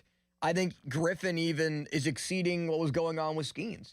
Partly because last year he was like in the mid-20s, like early 30s in terms of where he was at prospect rankings at the start of the 2025 minor league baseball year. By midseason, he was the number one prospect. And he took that distinction into this season as well. Skeens was really good. Everyone knew Skeens was going to be great. Still wasn't number one for that long of a period. I mean, the last time that there was a teenager on an opening day roster, you mentioned it earlier in this opening segment here, was Ken Griffey Jr. And the guy, Connor Griffin, has had better stats in his first year through the minors. I mean, to think that he was in low A to start last year and potentially could be making the opening day roster for the 2026 Pirates is ridiculous. He had a higher batting average, comparatively speaking, from single A to double A than Ken Griffey Jr.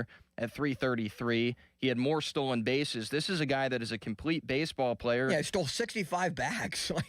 It's really ridiculous to look at. And the best Pirates player people bring up, who is the best baseball player even, maybe not even just the best Pirate, being Barry Bonds. His first 4 seasons in the majors were pretty lackluster, where he didn't even hit over 60 RBI in any of those seasons. It took until 1990 for him. So this is a guy coming in with just ridiculous amounts of potential. You can watch the show on Twitter as well at 937 The Fan. Up next, Paul Skeens indeed spoke about the team with MLB Network. MLB Network did their 30 clubs in 30 days feature. What did Paul Skeens have to say about adjusting to the automatic balls and strike system? And also, does Paul Skeens think that this year will be different for the Pirates? Or does he think that they didn't do enough? Does Paul Skeens think that what the Pirates did this offseason is good enough for him and good enough for you? Plus, your thoughts at 412-928-9370. Austin Bechtold with you on The Fan. Sports Radio 93.7 The Fan. Get the latest on Pittsburgh sports from anywhere with the Odyssey app. Listen to shows and Pirate games live. Check out our exclusive interviews and content anytime. Download the Odyssey app now and never miss a minute. Sports Radio 93.7 The Fan. Now, fan headlines powered by Bowser Chevrolet. Logan Arblaster with your fan headlines. Grapefruit League action this afternoon. The Pirates travel to West Palm Beach to play the Astros. Braxton Ashcraft is towing the rubber for his second start of the spring. First pitch was around 1:05 between the Pirates and the Astros. Spring training coverage, by the way, is brought to you by Hampton Beer Outlet, Route 8 in Hampton. Drive a little, save a lot. Headlines are powered by Bowser Chevrolet. More at 937thefan.com.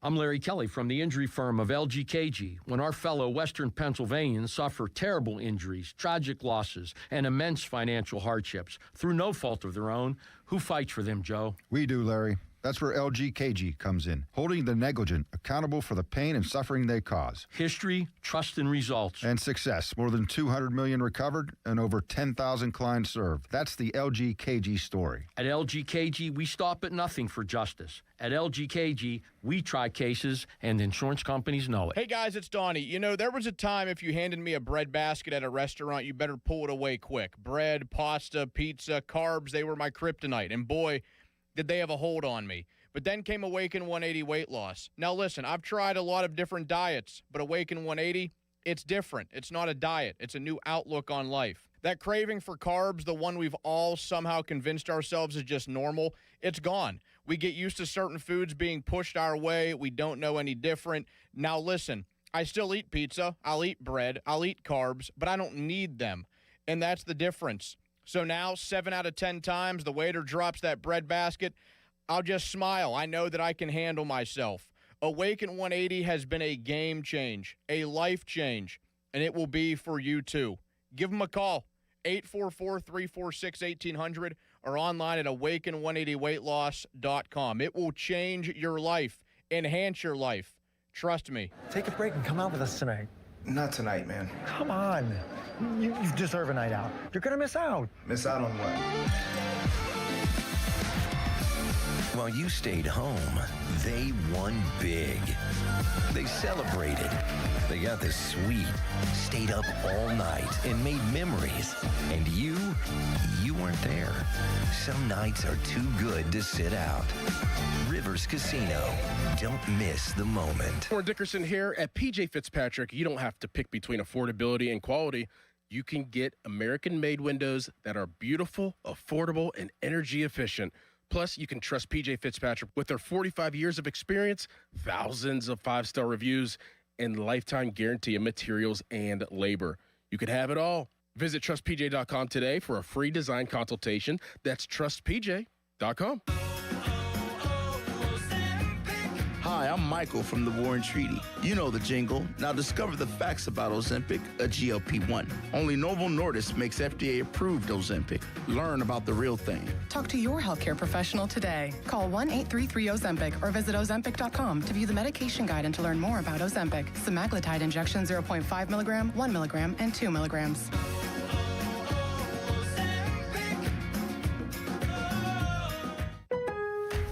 Want consistent color for every job? Milo's Pro Rewards members get a 20% paint discount on future purchases after paint annual qualifying spend reaches $3,000. Plus, order eligible in-stock paint and paint supplies by 2 p.m. for free same-day delivery by 8 p.m.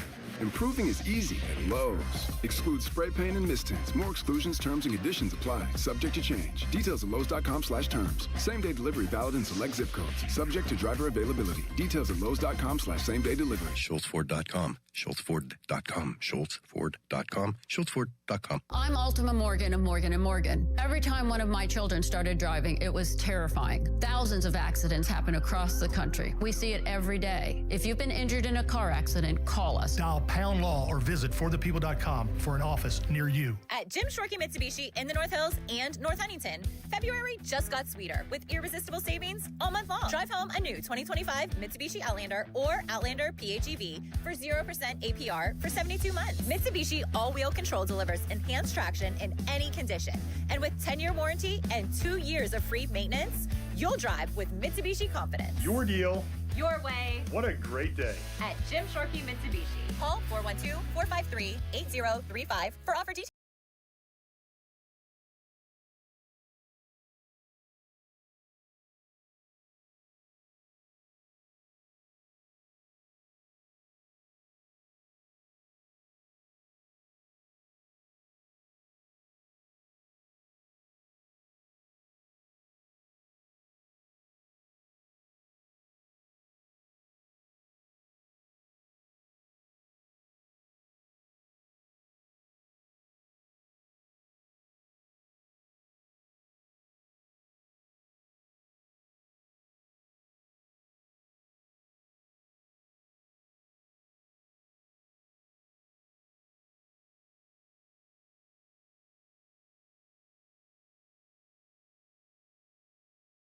One-year contract required for guaranteed rate. Paperless billing and automatic payments with bank account required. 5-year pricing applies to monthly service charge, excluding taxes and fees.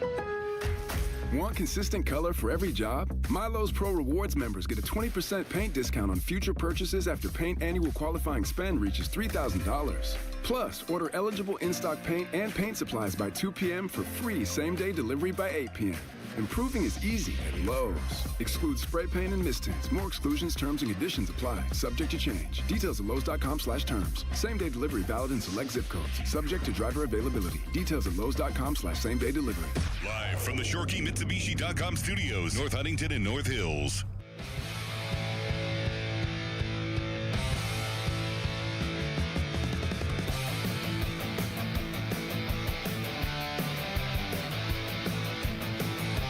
Hey, don't let them Pens get hot. Don't let them Penguins get hot. Great grammar there, but 2-0. They're beating up on Sully's Rangers. Puck might have tipped in off of Noel Acciari. That fourth line, man, they've been playing really well. Shot from Shea out, right up by the blue line, yeah.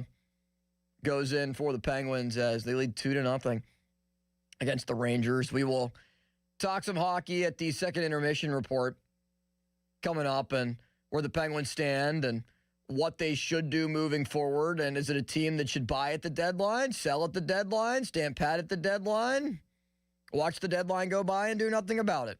Because that's something that the Pirates did this past year. They saw the MLB trade deadline. They didn't do anything about the MLB trade deadline, and they just kind of kept their ball and stayed on the floor and let the other team go by. And what I mean by that is they kept Tommy Pham, they kept IKF. They eventually DFA'd IKF and let him go off and go to the Blue Jays and play in a postseason run and go all the way to the World Series to Game 7. But the point of what I'm trying to get at, the long-winded way of where are you going in this direction, will create an off-ramp to this, is Paul Skeens and his influence.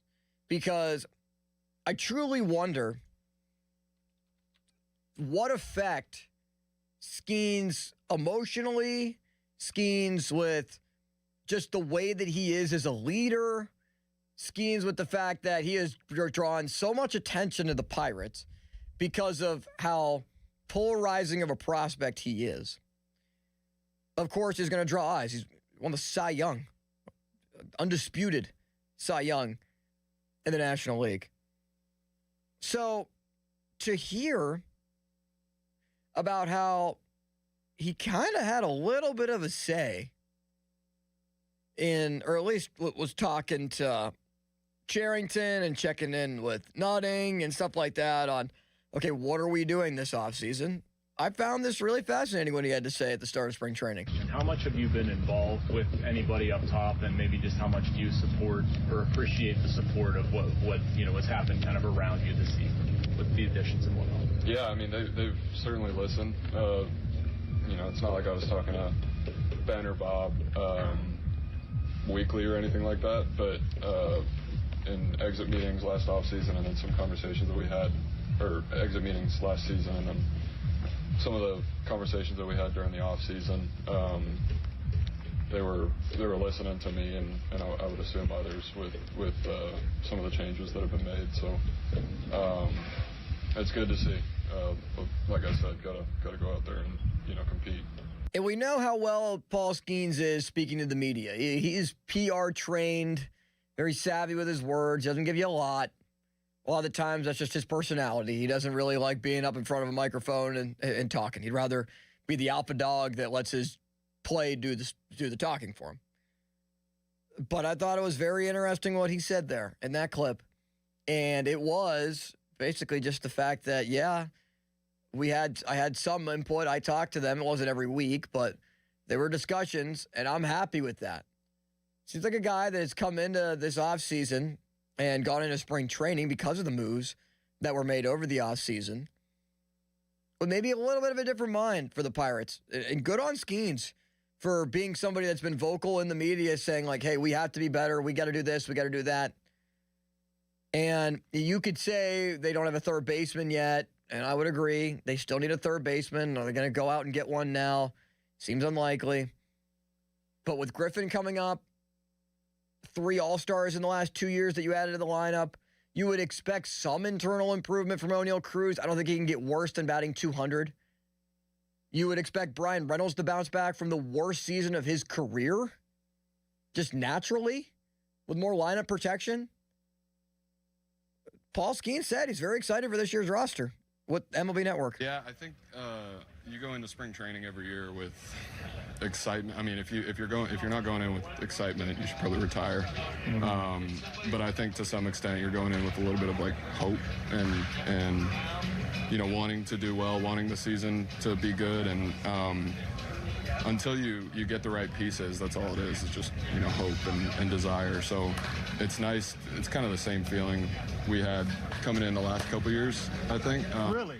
The exact same feeling you have this year that you had 2 years ago. That's yeah, what you're telling me right I think when you, or at least for me, when I showed up first day of spring training, before I met any of the guys, I'm saying, it's the same sense of optimism. And then the difference this year is I think I'm meeting the guys and it's like, all right, you're different, like in terms of the character and just winning behaviors. We have a lot more of that this year. So they did a really good job building the roster this year, made some good decisions, some hard decisions. And, it's looking good for sure. And I think winning behaviors mean, Brandon Lau, you hit 31 home runs last year. Where if the second baseman hit 1 home run in a month last year, Nick Gonzalez, it was a big deal. Who, with his first hit of the season that was a home run in Miami, ended up injuring himself on the swing in the home run trot. Ryan O'Hearn with some defensive flexibility that could play right field and at first base. Was an all-star. Yeah, that's kind of the competitiveness and the edge that I think Paul Skeens is talking about that wasn't the case. He's excited because he knows he's going to go out there and just dominate hitters over and over and over again. And sure, that's exciting, but he talked about tough decisions, hard decisions the Pirates made. That includes not bringing back Andrew McCutchen. Skeens also discussed winning behaviors of players and himself going into the year. Man, that's a loaded question. Yeah. I think, to start, I would say showing up and being the same person every day. Sticking to your process, sticking to your routine, being a good teammate. It's kind of a given a little bit. The biggest one for me is consistency. I don't really want to play with a guy who isn't consistent, who you don't know what you're going to get from every day. I don't want to be that guy, certainly. And that obviously the stuff on the field shows up, but the work that you do every day, that's stuff that only we see. And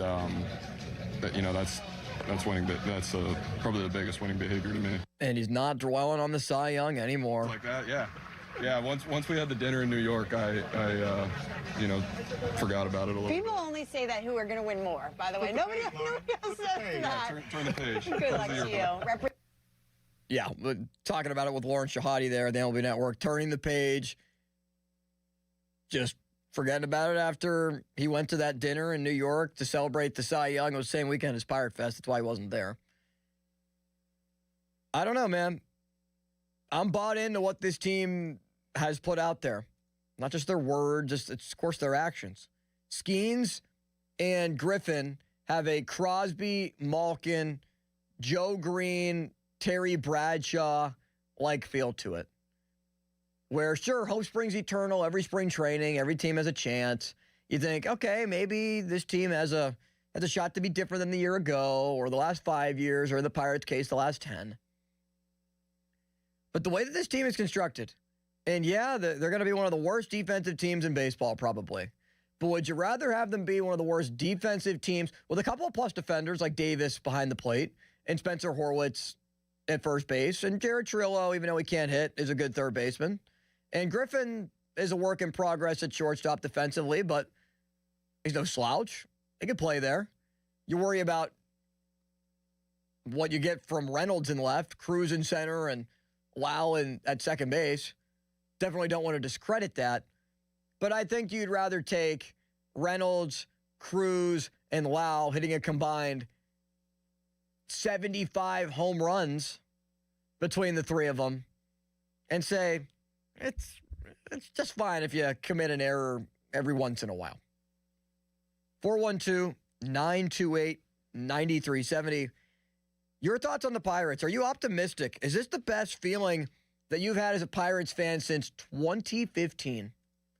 Because I think it's the best their roster has looked since 2015. Maybe 2016. Sure, 2018, they were over 500, but that was kind of a smokescreen, fool's gold type of team that ended up leading into the end of the Hurdle era and brought on Shelty, and the downfall began, and the tanking, not actual tanking, but just being so bad it seemed like they were tanking began. And by the way, Derek Shelton commented on the 2026 Pirates. What did Shelty have to say about the club that fired him almost a year ago? That's next. Jeff Hathorn in 15 minutes as well. Austin Bechtold with you. It's Saturday on the Fan. Sports Radio 93.7 The Fan. Today is 54 days until the NFL Draft. Get pumped for the draft. Our NFL Draft Watch is brought to you by Lewis Anthony Jewelers. Have we met yet? Sports Radio 93.7 The Fan. Now, fan headlines powered by Bowser Chevrolet. Logan Arblaster with your fan headlines. The Penguins are in New York today to take on the Rangers. They defeated the Devils on Thursday night 4-1. This afternoon, it's the Penguins and the Rangers at Madison Square Garden. Puck drop was around 12:30. The score right now is 2-0 Penguins. Headlines are powered by Bowser Chevrolet. More at 937thefan.com. Sports Radio 93.7 The Fan. Our draft coverage never rests. It's draft day. Powered by Bowser Chevrolet. The Fan is your one-stop shop for everything you need to know leading up to the big day. Presented by Target Freight Management and brought to you by your local AAA travel office. And Groundworks, formerly Baker's Waterproofing.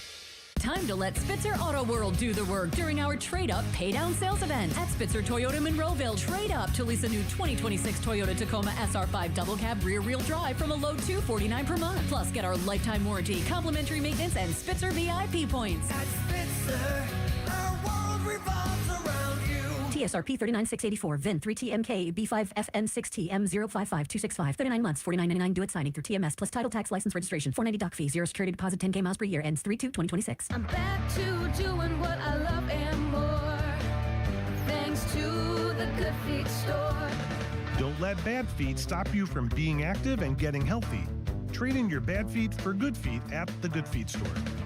Have you noticed that every service company these days is owned by some giant corporation with zero personality and no personal touch? Yeah, no thanks. Gherkin Roofing is still family-owned, truly local, and when you call, a human answers. One with a pulse and probably a Pittsburgh accent. They do roofing, siding, gutters, and win awards year after year for their customer service. So if you want a contractor that picks up the phone, shows up, and treats you like a neighbor, because they are one, call The Pickle. Gherkin Roofing, always local and friendly, 724-515-5551. It's time to play on the BetParx online casino and sportsbook app. New casino users score up to $1,000 bonus back in their first 24 hours. Plus, get 250 bonus spins on Good Heavens or Little Demon Mega Collect 'em. Must be 21 and in Pennsylvania, New Jersey, Maryland, or Michigan. New users only. TC Supply. See site for details. Casino bonus must be wagered. Gambling problem? Call 1-800-GAMBLER. 84 Lumber has partnered with Anderson Windows and Doors to bring a brand new showroom to Mount Lebanon. From homeowners to industry pros, everyone can see, touch, and interact with various series of Anderson windows and a wide variety of doors to make the most informed decision for their build.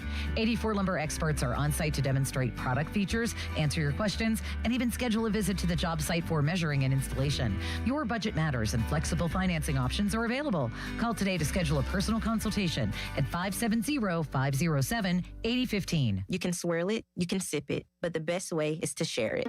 Hey y'all, I'm Deanna, a team member at my local Chick-fil-A. And a little thing I love about the Chick-fil-A chicken sandwich and new frosted sodas and floats is how well they go together. You get that bold flavor of the Coke mixed with the smooth deliciousness of the vanilla ice cream. You have a juicy filet and a smooth, creamy float. It's an awesome pairing. Order a Chick-fil-A chicken sandwich and a new frosted soda and float at your local Chick-fil-A restaurant. Real team member paid for their testimonial.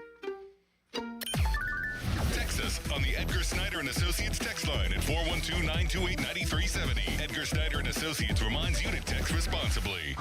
Sports Radio 93.7 The Fan, built by Window Nation, home of the buy two, get two free offer. Hey, it's Andrew Filipponi for the FanDuel Sportsbook, the official partner of 93.7 The Fan. Ever wanted to go to the NBA Finals? I've been. Well, now it's your chance courtesy of FanDuel. All you have to do is use your profit boost on an NBA future, and you'll be entered for a shot to win an NBA Finals trip for two. NBA Futures let you lock in your pick for who you think will go all the way, whether it's a team to win the championship or a conference title. Visit FanDuel.com/Andrew to get started. Now, I did go to the NBA Finals when it was Cavs and Warriors, Kevin Durant versus LeBron James, which was really fun. I have two NBA futures out right now. They are long shots. Miami to win the East, because you never know with them. And then Golden State, hoping that Steph Curry creates some magic. They are Cinderellas, but that's the fun of FanDuel, where you can take a shot on a long shot and pray. Play your game with FanDuel, the official sports betting partner of the NBA. 21 plus in President, Pennsylvania. No purchase necessary. Limit one entry for profit boost token. Opt-in required. Must supply profit boost token on select market. Restrictions apply. See full terms, including methods of entry at sportsbook.fanduel.com. Gambling problem? Call 1-800-GAMBLER. Start the new year in a brand new ride. South Hills Kia is kicking off February with incredible lease deals. Drive home a 2026 Kia Carnival LX, only $399 a month for 36 months with $39.99 due at signing. Or choose the 2025 Kia Seltos LX all-wheel drive, just $215 a month for 24 months with $34.99 due at signing. 10,000 miles per year. Lease offers exclude taxes and fees. No security deposit required. Hurry! These February lease offers end March 2nd, 2026. Visit southhillskia.net and start the new year behind the wheel of a brand new Kia. Hockey is a passion for fans of the sport, but also for the youth who fall in love with the game. With the ever-increasing cost of participating in hockey, many families face financial challenges. The Assisted Goals Foundation was founded to remove financial barriers and to create lasting growth in the sport for current and future players of all backgrounds and communities. Help the Assisted Goals Foundation make the game of hockey available and accessible to anyone, anywhere, at any time. You too can provide an assist. Donate today at assistedgoals.org. Honey, I found the perfect place for my parents and us. Where? St. Barnabas. For us, the Woodlands Carriage Home Community. And for my parents, condominium-style living at the Village. My folks will love the Village. There's an indoor mall with shops, restaurants, and more. And we can relax, knowing they're safe and secure. That's what I plan to do when we move to St. Barnabas. Relax. Call 724-444-5568 or visit stbarnabascommunities.com. 93.7 The Fan is cleared by aquickdrain.com.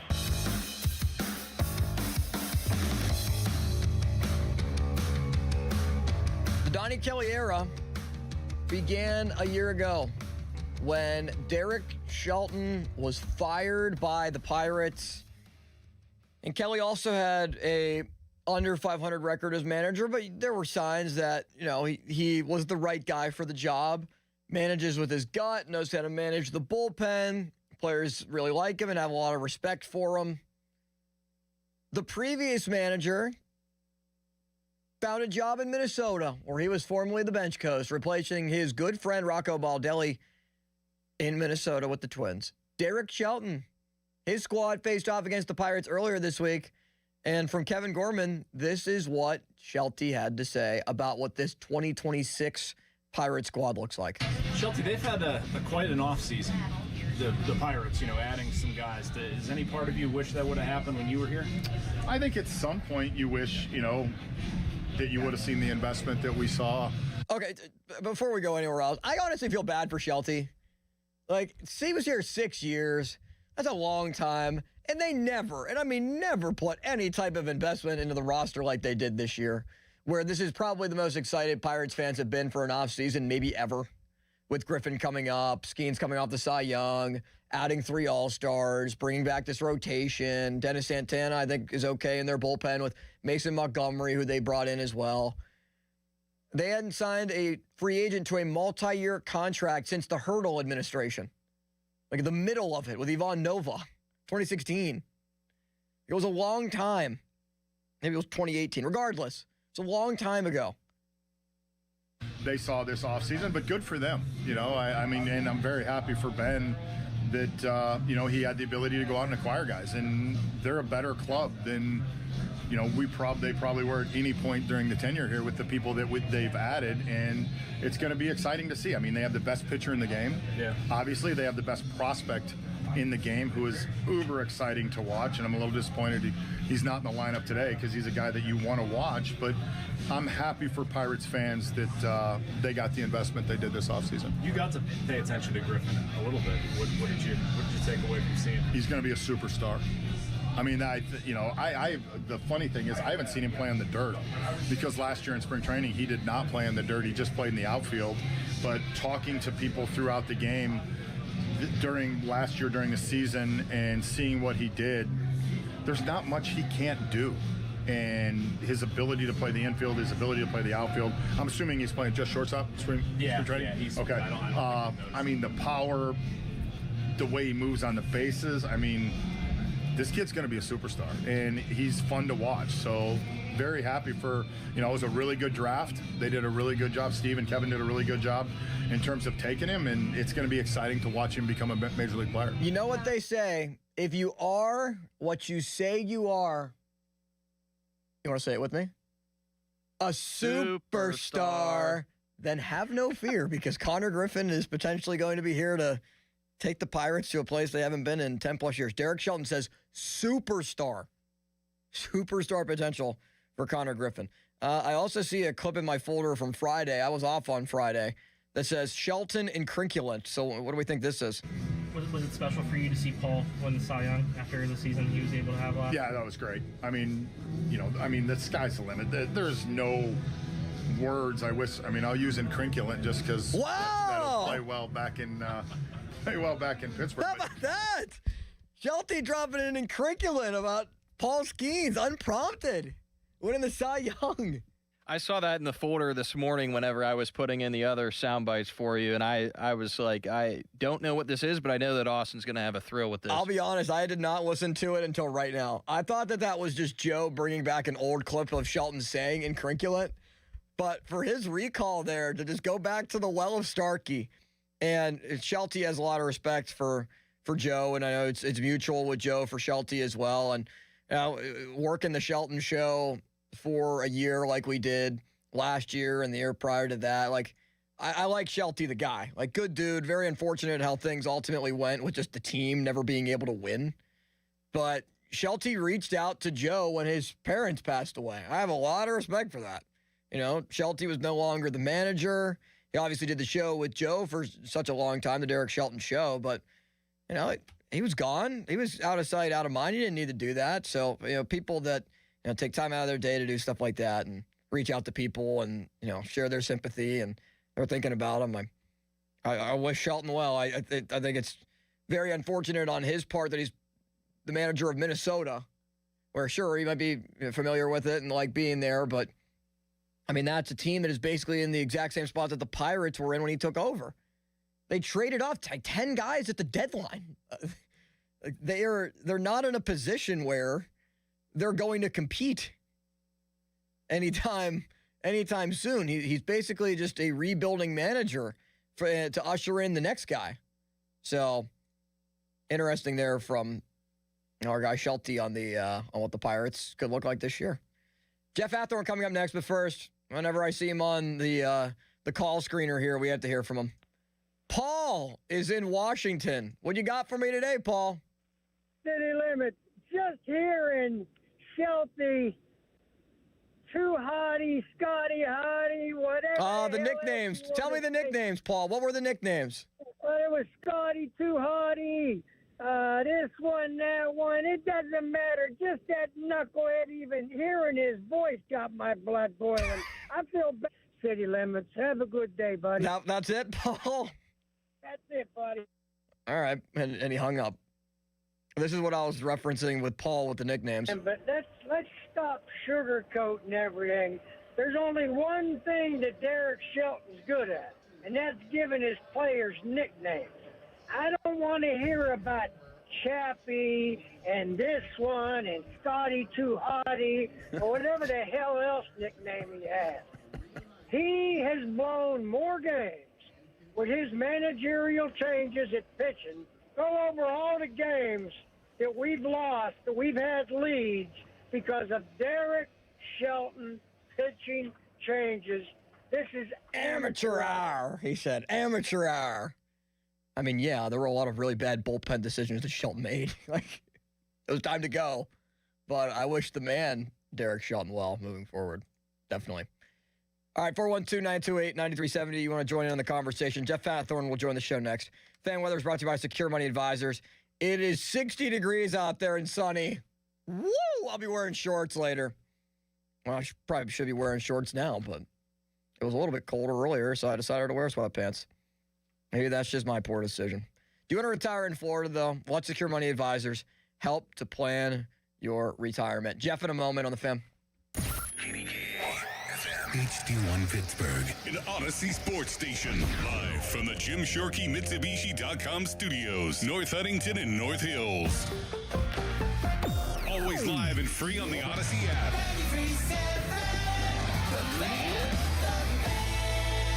Sports Radio 93.7 The Fan. Tune in every Tuesday morning at 9 as the Pittsburgh kid Neil Walker joins the Fan Morning Show. Tune in or listen on the Odyssey app as Neil gives you the latest on our Pirates. The Neil Walker Show brought to you by Mike Camlin Hyundai, Goodrich and Guys, Pittsburgh's personal injury attorneys, and Bet365 on Sports Radio 93.7 The Fan. Your hometown building partner since 1956. 84 Lumber. Visit 84lumber.com. Zero Res wants to give your home the love and attention it deserves. Get 3 rooms of carpet clean starting at just $119 and take $75 off your air duct cleaning. Book online at ZeroResPGH.com and mention the 93.7 The Fan special. At Jim Shorkey Mitsubishi in the North Hills and North Huntington, February just got sweeter with irresistible savings all month long. Drive home a new 2025 Mitsubishi Outlander or Outlander PHEV for 0% APR for 72 months. Mitsubishi all-wheel control delivers enhanced traction in any condition.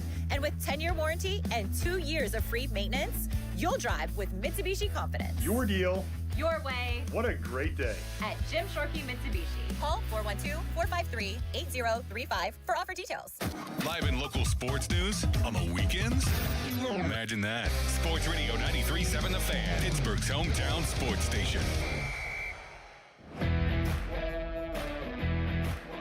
Fan Hotline, presented by Sullivan Super Service, providing trusted HVAC service for over 50 years in the Pittsburgh area. And on the Fan Hotline is where we find our sports director, Mr. Jeffrey Hathorn, who has a huge day ahead of him, so our time is short for Jeff.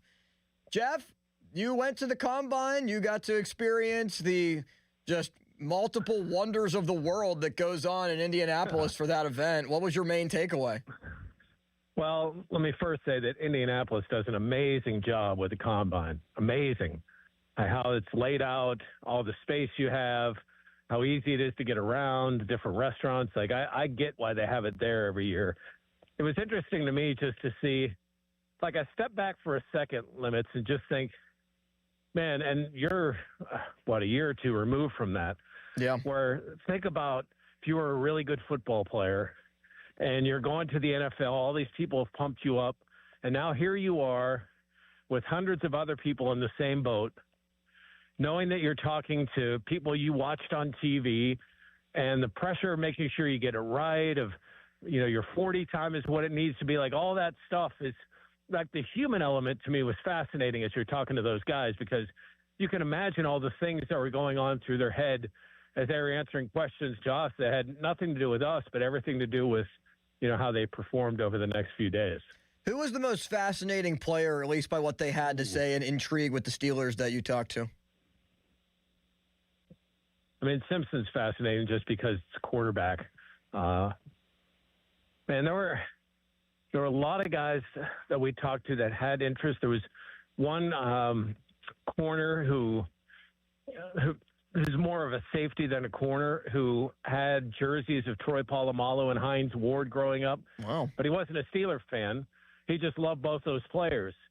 And I'm thinking, okay, if you play like him, that might be somebody you'd want on a team. But to hear the different guys talk, and it gets to a point where it's like you're trying to remember who said what as you go back and listen to all the different interviews. There was one of the guys who's a defensive lineman who had to take a year off from college, and he worked at a FedEx in Memphis at the airport, and just, filling cargo planes. And then he spent last year at Texas Tech and had a breakout year. And now he's gone from doing that to being at the Indy Combine and probably going to be on an NFL roster. So there's all kinds of really cool stories. I mean, Khalil Dinkins from NA is cool. I wasn't there for Eisenreich. That would have been cool to talk to him and the year that he had. He ran like a 4.44, I think, Jeff. I just saw him run it. Or at least the replay. I'll tell you one. I'm not surprised by anything he does. The one story that's on our website that I don't know that a lot of people have picked up locally is Lorenzo Styles played at Farrell. And when Farrell was part of the WPIAL, he's got 2 kids in the same combine. Really? Farrell High School has 182 people in the entire high school. The town is 4,000 people. And there's a guy from there who's got 2 kids in the same combine. Wow. One's going to go in the first round in Sonny Styles. Did you see some of the numbers he put up? Holy cow. Yeah, I mean, he blew it away. To arrest him right now. That's why it was so amazing. I mean, his vertical, just think about a vertical. You're standing still and just jumping up, and his fingertips were 2 feet above the rim. That's unreal.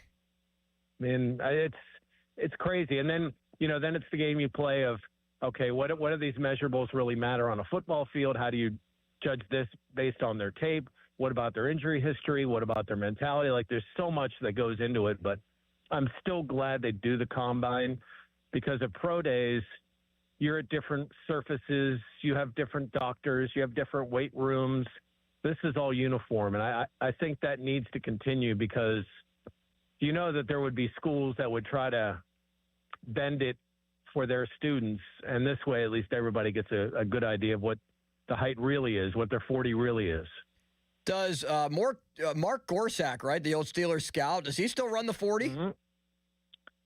He is still involved. Okay. He's taken a lesser role, but he is still involved.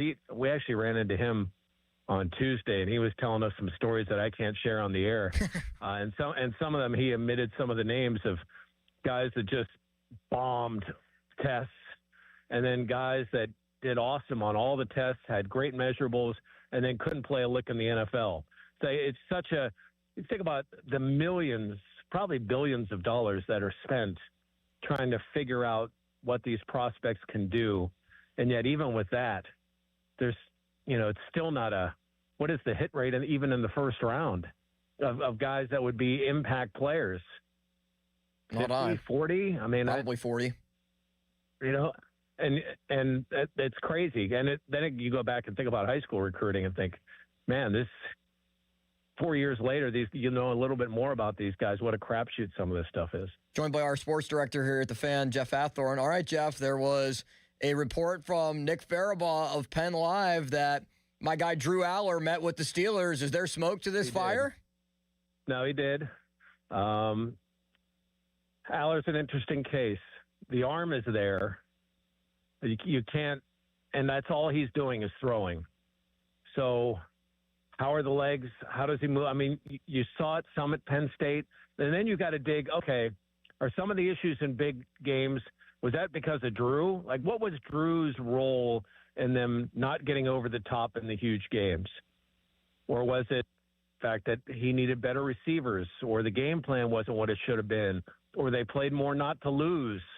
I mean, that's the thing you got to figure out, because the raw talent is there, and you can make a case for any one of those guys. You could say Garrett Nussmeier dealt with the ab injury, and he's really a first-round pick.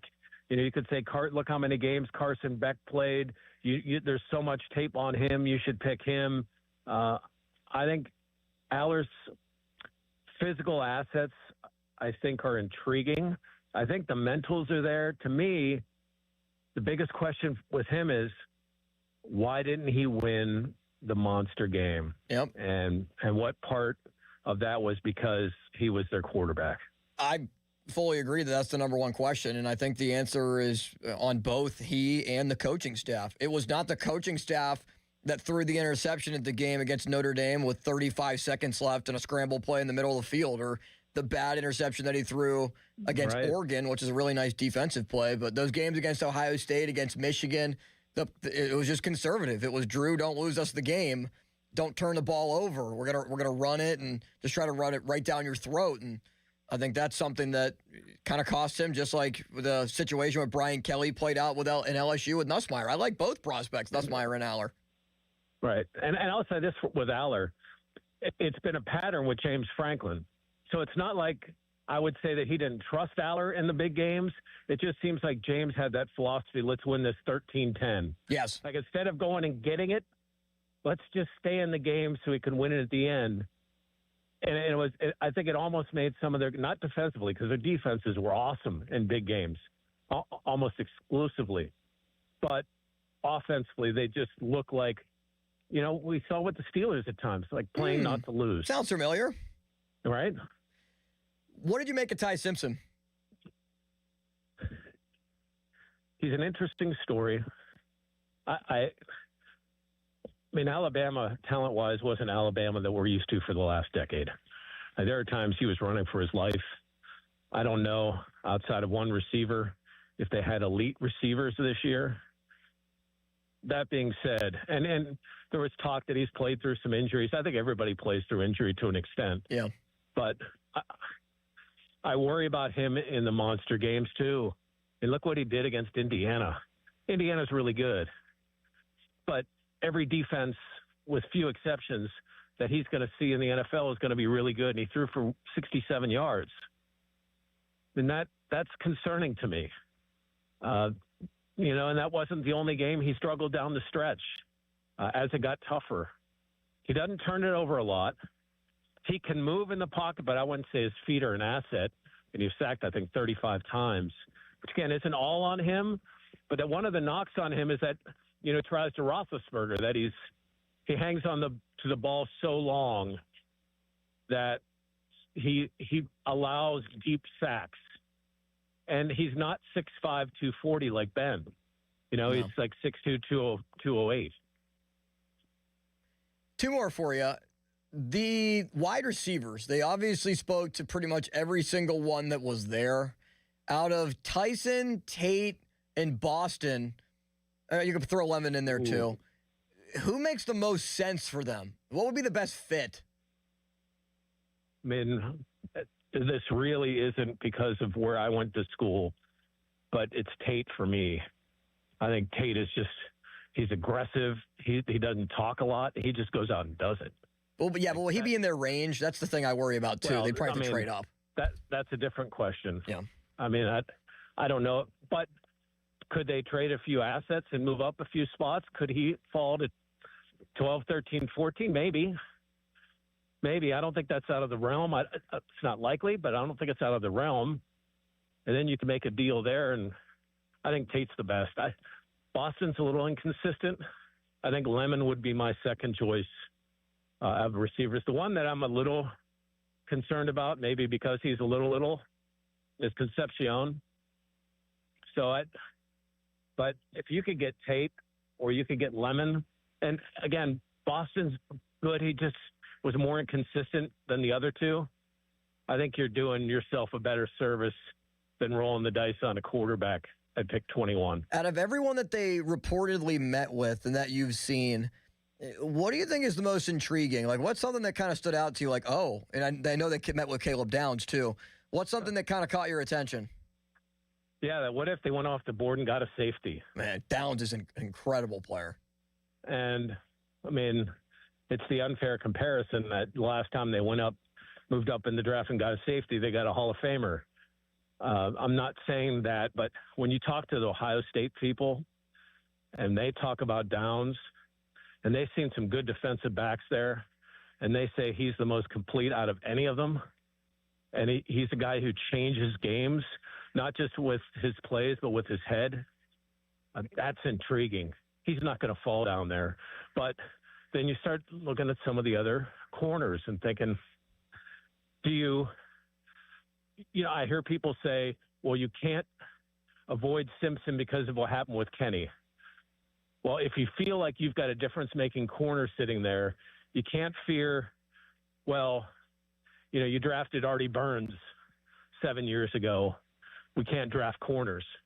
I think secondary is, to me, I think is one that's that sneaky potential, because they need wide receiver, but corner and safety, I think, are two that are intriguing. And I don't think it's, they've talked to a number of defensive linemen too. I don't know that I think it's minimal, but I don't think it's out of the realm of possibility that D-line could be on their wish list if the right person fell. Ooh. All right, Jeff, what's up on the website people could check out? Yeah, a lot of stuff about Simpson. We're also going to put up a story about what Nussmeier was saying about his relationship with Mike McCarthy. That's going to go up a little later today, but we're starting a series from here until draft week of the top 50 all-time Steelers draft picks. Here we go. Since 1969. And we started today with number 50, who also wore number 50. And Larry Foote is number 50 on the list. So a few of the ground rules with this, since 69, doesn't include undrafted players or players that were drafted by another team that came here or that were drafted here and starred with somebody else. Okay, so no Donnie Shell, none of those guys. Right, no Willie Parker. Okay. No Jerome Bettis. Okay. No Ferrier. No, even Gary Anderson wasn't drafted by the Steelers. So it's only guys since 69 because it's harder to follow once you get before the Chuck Noll era. And, yeah, we start with Larry Foote today, and we count down to number 1, which I don't know that number 1 will be controversial, but 2 through 10, I'm sure are going to get some people fired up. Check it out, 937thefan.com. Thanks, Jeff. Enjoy the day. Thanks, Lemons. That's Jeff Hathorn, our sports director here at The Fan. Does an incredible job. Was at the Combine, and lots of stories that you could check out on the website. Just looking at it right now, it's the top 50 Steelers draft picks since 1969. Starts with number 50. Number 50, Larry Foote. Also, story on quarterbacks that have met with the Steelers. A poll showed that Steeler fans want to move on from Aaron Rodgers. And also the story that Jeff was alluding to earlier, the Whitfield High School star that has 2 sons at this year's NFL Combine, Lorenzo Styles, with Sonny Styles, who, man, is just an incredible, incredible player for Ohio State that is stealing a ton of headlines. He'll end up being a top 5 pick, and just the way that he's been able to perform. And also Lorenzo Styles Jr. So talented players that represent this region in a way. I find that a lot of things find their way to looping back to Pittsburgh one way or another. Fan Twitter brought to you by South Hills Kia in Peters Township. Visit them at southhillskia.net. Tweet us at Austin R. Bechtold is my Twitter. You could tweet me there. You can reach out on Twitter and give us your thoughts. You can also watch the show on Twitter at 937thefan. You can also text us at 412-928-9370. Fan text line is brought to you by Edgar Snyder & Associates, a personal injury law firm. They always say there's never a fee unless we get money for you. Second period is over in New York, and it's a tightly contested game between the Penguins and the Rangers. Where do the Penguins sit currently, and where do they need to be in a week with the NHL trade deadline fastly approaching? Austin Bechtold with you on a Saturday on The Fan. Now, Fan Headlines, powered by Bowser Chevrolet. Logan Arblaster with your Fan Headlines. Grapefruit League action this afternoon. The Pirates travel to West Palm Beach to play the Astros. Braxton Ashcraft towed the rubber for his second start of the spring, and first pitch was around 1:05. The Pirates have taken a 3-1 lead over the Houston Astros in the top of the 5th inning off of an O'Neill Cruz home run, his first of the spring, on a fly ball to right field. Billy Cook scored, as well as Alika Williams. Spring training coverage is brought to you by Hampton Beer Outlet, Route 8 in Hampton. Drive a little, save a lot. Headlines are powered by Bowser Chevrolet. More at 937thefan.com. Hey, it's Austin Bechtold. Ready to shop for a new appliance or TV? Want to do it right? There's only one choice. My friends at Voss TV and Appliance. It's where I go for the best prices and selection on name brand TVs and appliances. Voss is a family business that is built on relationships since 1960. It's pure Pittsburgh with experienced pros like Rick and Matt who focus on your needs, not what's on their showroom floor. Check them out and visit Voss's South Hills showroom. Call 412-650-VOSS or go to VossTV.com. Voss TV and Appliance, the lowest prices guaranteed. guaranteed. Do you owe back taxes or have unfiled tax returns? The IRS won't quit until they get your money. Here's great news, fresh from those in the know. Major changes have happened at the IRS. If you owe more than $10,000, you may be eligible for a 99% reduction of what you owe. Haven't filed a return for a while? Their happy clients are talking. The IRS was going to levy my bank account, but Guardian was able to prevent that and fix all my IRS issues. Thanks again, Guardian Tax. Need relief from crushing tax debt? The IRS now has special programs. Guardian Tax knows all about them. Personal or business, this is the fresh new break you've been hoping for. We aren't the company you call when you need a hug because you're scared of the IRS. Guardian Tax is the company that wins when you need it most. Guardian Tax Service is really great to work with. They really help me out. I'd recommend them highly. Call now for a free confidential consultation. 800-499-1424. 800-499-1424. 800-499-1424. Sports Radio 93.7 The Fan. You listen to them every day. Now you can watch them too on the Fan Video Stream powered by Bowser. Catch your favorite 93.7 The Fan hosts live on the Fan Video Stream. Just hit up 937thefan.com. Sports Radio 93.7.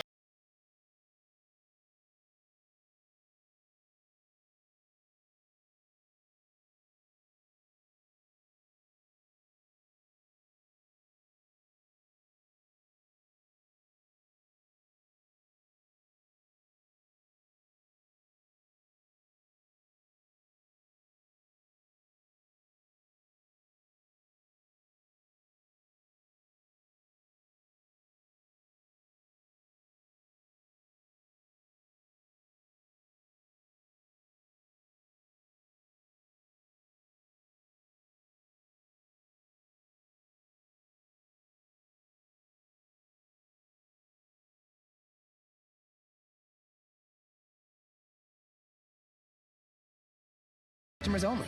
1-year contract required for guaranteed rate. Paperless billing and automatic payments with bank account required. 5-year pricing applies to monthly service charge excluding taxes and fees. The certified elder law attorneys at Julian Gray Associates understand the rules of long-term care and disability. They help families avoid mistakes and protect assets to maintain the best lifestyle options. You don't have to do this alone. Visit grayelderlaw.com. I'm Piera Palazzolo, VP of Digital Marketing for the American Management Association, a company focused on the management training skills needed to enhance the careers of business professionals. We did our research when it came to the best companies for website development and chose AmericanEagle.com. And we couldn't be happier. AmericanEagle.com worked closely with us to understand the front and back end requirements needed to launch an e-commerce website that could handle the complexities of running thousands of seminars nationwide. Our robust new website and improved SEO saw immediate increases in site traffic and web revenue. If you're in need of managerial effectiveness and success, visit our website at amanet.org. If you're in need of a website that provides an unparalleled consumer experience, I highly recommend AmericanEagle.com. Transform your business today. Dial 877-WebNow1 for a free digital consultation with AmericanEagle.com. I'm Walter Naylor, owner of a quick drain service. Since 1969, we've been going down the drain so you don't have to. We specialize in older home plumbing repairs and service. Trust us to get the job done right. Call 724-222-1095. Ask us about senior military and first responder discounts. License number PA074216.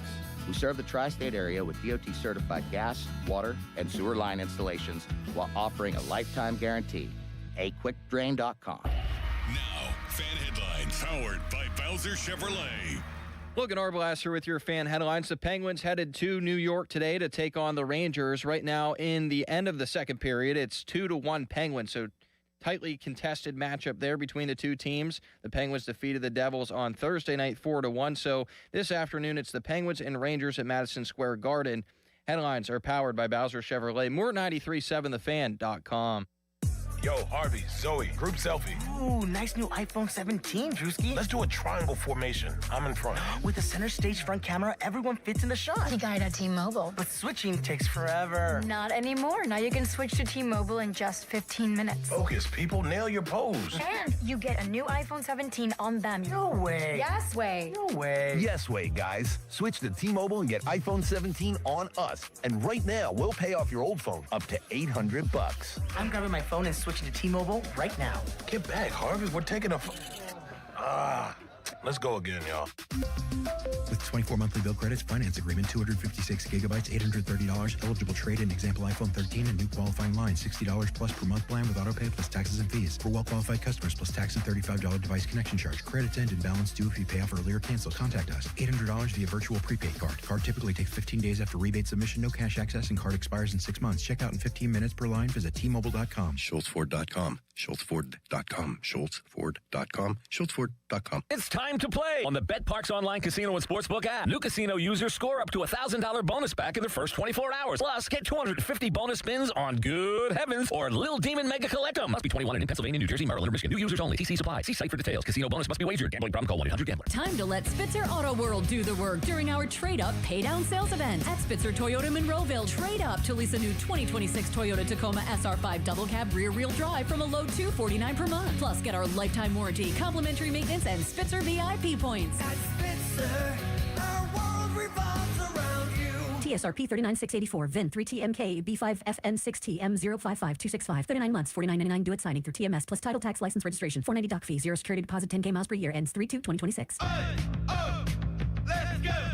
You've still got it, but your immune system weakens as you age, making it harder to fight flu, pneumococcal pneumonia, RSV, and COVID-19. Ask your doctor or pharmacist which vaccines you need. Sponsored by Pfizer. Wish your life came with a warning app? That dog does not want to be petted. Well, life doesn't always give you time to change the outcome, but prediabetes does. Take the 1-minute test today at doihaveprediabetes.org. Brought to you by the Ad Council and its Prediabetes Awareness Partners. I'm John Morgan of Morgan & Morgan. My best advice to you when hiring a lawyer for your injury case is simple. If you know court personnel, ask them who they'd hire. They know. If you know an insurance adjuster, ask them. They know. And then ask them about us. Ask them about Morgan & Morgan. They know. I look forward to talking to you soon. There's only one Morgan & Morgan, America's largest injury law firm, for the people. Injured? Visit forthepeople.com for an office near you. Live from the ShorkeyMitsubishi.com studios, North Huntington and North Hills.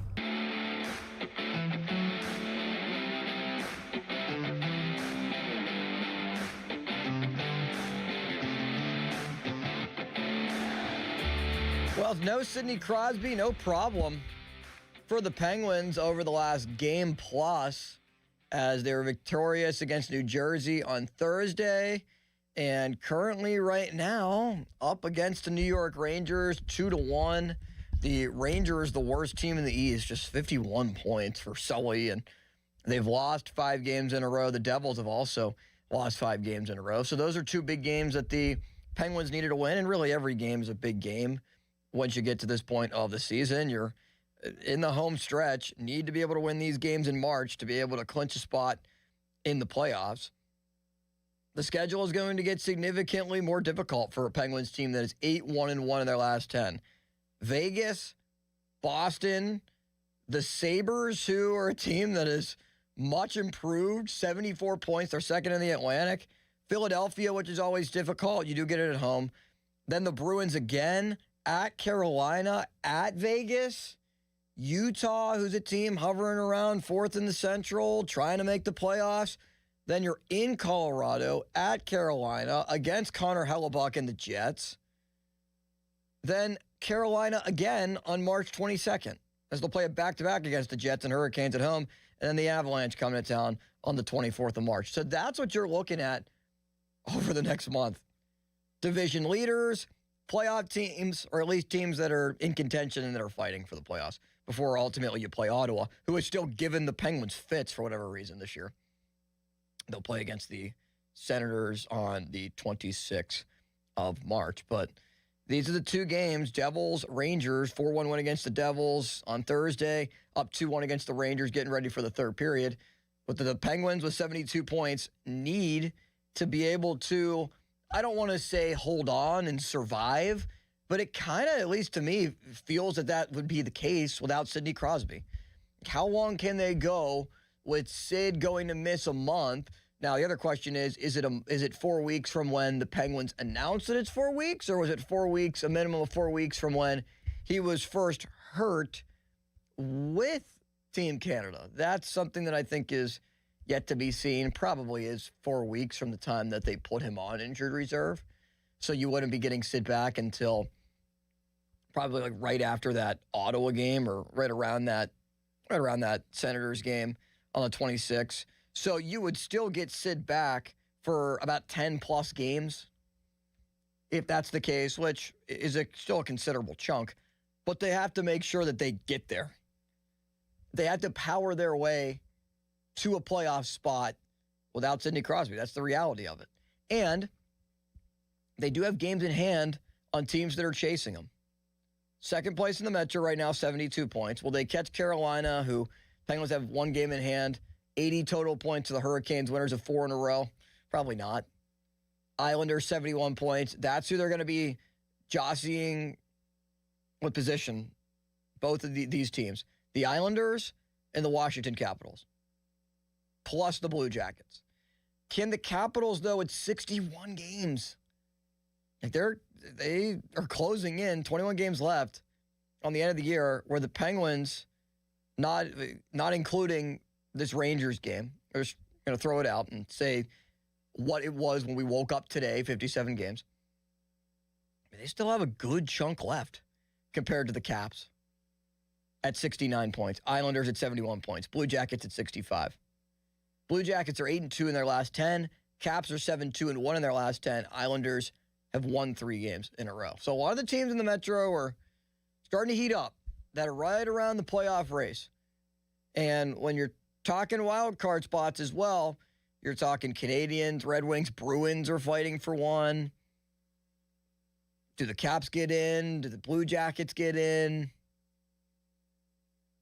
And it sparks the question, what should the Penguins do at the deadline? Buyers, sellers, buyers and sellers, big buyers, big sellers. At 412-928-9370. I'm going to jump the gun here, and if you want to call it an announcer jinx, if things go wrong, you can, and you can blame me and, sling your metaphorical bow and arrows at me. I'm going to say, hypothetically, they win this game against the Rangers.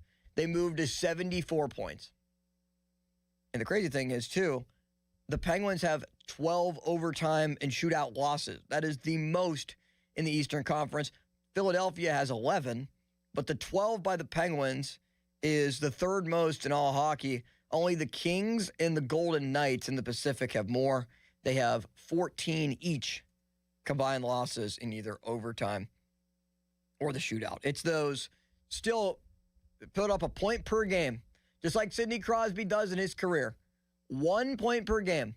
That's what it takes for the Penguins. Whether they win one game, take 2, lose the next one, don't take any, or they go to overtime and they lose and they still take a point. That's what they need to do over the next month to withstand the storm without Sid. So I don't think it's surprising that they beat up on the Devils and that they still beat the Rangers. It's a little bit, maybe eye-opening is too strong of a word, but I was at least impressed by Raquel sliding over for Avery Hayes with Brian Rust, the way that Malkin has played on that second line, which I guess technically was the first line on Thursday night, and playing as the first line now with Stuart Skinner in the net, and the Penguins right now 23 shots compared to the Rangers at 13. Rangers had 2 shots at the end of the first period. 2. That game taking place on ABC. I would stand pat if I was the Penguins. I would be small buyers. Maybe you add a defenseman, but Wotherspoon's played well, and Carlson's playing the best hockey he's ever played as a Penguin, and you just got Letang back, and I like Ryan Shea. Forward-wise, what do you want to mess with? I think I would rather hold tight, keep my group, maybe add one forward for a second-round pick if you can, or flip Skinner and try to get a forward that's on a contract for a couple of years. A solid player, not just taking on salary to take on salary, even though the Penguins will have the most cap space of anyone next year in the offseason. The Raquel, Rust, Hayes line without Crosby, good first impressions. We know how well Novak, Chinakhov, and Malkin have played together. Kindle, Mantha, Brazeau has been one of the better third lines in hockey. Lizotte, Dewar, Achari has been one of the better fourth lines in hockey. If you bring somebody in, who's coming out? And look, Justin Brazeau and Anthony Mantha are not huge players. You can upgrade talent-wise from those guys. But the way that they fit in what Dan Hughes likes to do and how he's formulated this roster and this team, the first move for me would be to trade Skinner, acquire a second-round pick, either flip that second-round pick for a young forward or maybe even a young defenseman. Even Connor Clifton's played well. They just acquired Girard in the trade when they gave up Kulak and acquired a second-round pick back from Colorado. I would move off Skinner just so that it frees up room for Murashov. Artur Shilov has some potential. They're going to continue to play Skinner to try to boost up his value and see if they are able to trade him. But if they were able to get a second-round pick for Kulak, what do you think they can get for Stuart Skinner, a goalie that's been in the final the last 2 years? NHL trade deadline is Friday, coming up next week, March 6th at 3 p.m. Like, can they get Nazem Kadri? Do they want Vince Trocheck, Pittsburgh native? Trocheck's got a big contract. What would they have to give up? I'm not trading Ben Kindle. I would consider Harrison Brunick. Like, no one is touching Murashov for me. He's untouchable.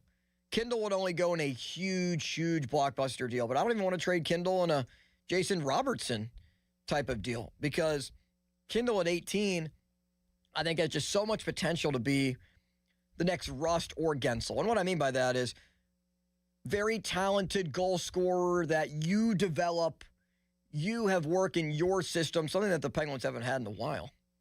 You kind of wait for some of these guys like Sam Poulin that they moved on from, or what ultimately happens with some of these other young forwards that, like Avery Hayes is one of them. Like, what does he become?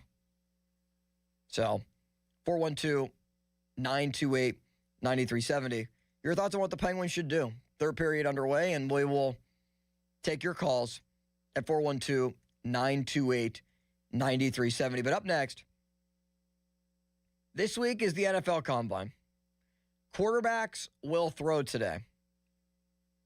I probably am as in tune on one of the quarterback prospects of anyone in this city, outside of maybe a couple of people.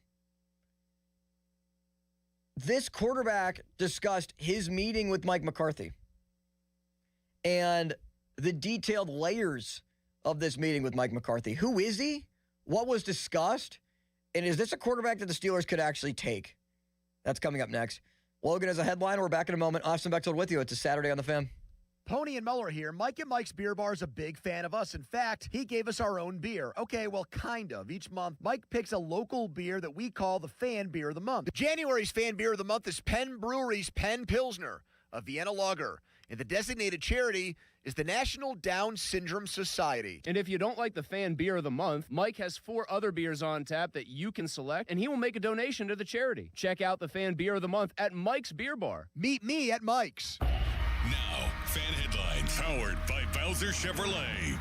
Logan Arblaster with your Fan Headlines. Grapefruit League action continuing this afternoon. The Pirates travel to West Palm Beach to play the Astros, where they have a 3-2 lead in the top of the 6th over the Astros. Braxton Ashcraft got the start. Bubba Chandler came in relief after 3 innings for Ashcraft. Chandler went an inning and a third before being pulled. He had 3 hits, given up 2 runs, 2 were earned, and 3 walks, so control issues continue on for Chandler. Can I add one thing for you? You can. People are going to be slinging those bow and arrows at me in the announcer jinx thing that I said, where I don't think the Penguins are going to lose this game to the Rangers. Yeah, I heard you say that. New York just had it. Oh, that's definitely going against you there. Maybe there is an announcer jinx. Spring training coverage is brought to you by Hampton Beer Outlet. Route 8 in Hampton. Drive a little, save a lot. I also don't believe in the announcer jinx, by the way. Headlines are powered by Bowser Chevrolet. More at 937thefan.com. Sports Radio 93.7 The Fan. Get the latest on Pittsburgh sports from anywhere with the Odyssey app. Listen to shows and Pirate Games live. Check out our exclusive interviews and content anytime. Download the Odyssey app now and never miss a minute. Sports Radio 93.7 The Fan. Must finance HMF low APR tier 1 through 2, plus tax, acquisition fee, title plates, and dealer dock fee. Must finance HMF dealer's choice for rebate. Not all buyers will qualify. In-stock units only. Offers end 3/2/26. Get to Mike Camlin Hyundai today for huge President's Day savings all month long. Take advantage of 0% financing for up to 60 months on the new 2026 Hyundai Tucson and Santa Fe. Or receive up to $2,750 in rebates. MikeCamlinHyundai.com. All Mike Camlin Hyundais are backed by owner assurance. America's best warranty. 10 years, 100,000 miles. And the Mike Camlin Advantage. Oil changes for life. Why does it matter to members that Aetna was named a Best Medicare Advantage company by U.S. News & World Report? Because they chose a plan that gives them real support, real people, and real care. We show up on calls with members and doctors' offices when needed. We show up with access to convenient care options and coverage that fits everyday life. We don't show up for awards. We show up for you. And showing up for you is how healthier happens together. Hey, it's Andrew Filipponi for the FanDuel Sportsbook, the official partner of 93.7 The Fan. Ever wanted to go to the NBA Finals? I've been. Well, now it's your chance courtesy of FanDuel. All you have to do is use your profit boost on an NBA future, and you'll be entered for a shot to win an NBA Finals trip for two. NBA Futures let you lock in your pick for who you think will go all the way, whether it's a team to win the championship or a conference title. Visit FanDuel.com/Andrew to get started. Now, I did go to the NBA Finals when it was Cavs and Warriors, Kevin Durant versus LeBron James, which was really fun. I have two NBA futures out right now. They are long shots. Miami to win the East, because you never know with them. And then Golden State, hoping that Steph Curry creates some magic. They are Cinderellas, but that's the fun of FanDuel, where you can take a shot on a long shot and pray. Play your game with FanDuel, the official sports betting partner of the NBA. 21 plus in President Pennsylvania. No purchase necessary. Limit one entry for profit boost token. Opt-in required. Must supply profit boost token on select market. Restrictions apply. See full terms, including methods of entry at sportsbook.fanduel.com. Gambling problem? Call 1-800-GAMBLER. Indeed presents hires you can't afford to get wrong, like payroll manager. Hi, my last paycheck was all in Icelandic krona. You are welcome. Welcome? Given the exchange rate between the dollar and the krona, you're technically a millionaire now. Don't spend it all in one place. I can't really spend it anywhere. There's always Iceland. This is a job for sponsored jobs. This is what happens when you don't sponsor your job on Indeed. Next time, get matched with quality candidates with Indeed sponsored jobs. Visit Indeed.com/hire now and sponsor your job today. My name is Whitney Allen, and I'm a widow. My husband, Ryan, died. We never thought we'd ever have to use life insurance, but the unexpected happened. With Ethos, signing up was fast and 100% online. You can get a quote in seconds, apply in minutes, and get same-day coverage. No medical exams, and you can get up to $3 million worth of coverage. I'm grateful we were prepared. Get your free quote at ethos.com/radio. That's ethos.com/radio. Paid spokesperson. Time spent on application may vary. Online health questions required. Text us on the Edgar Snyder and Associates text line at 412-928-9370. Edgar Snyder and Associates reminds you to text responsibly.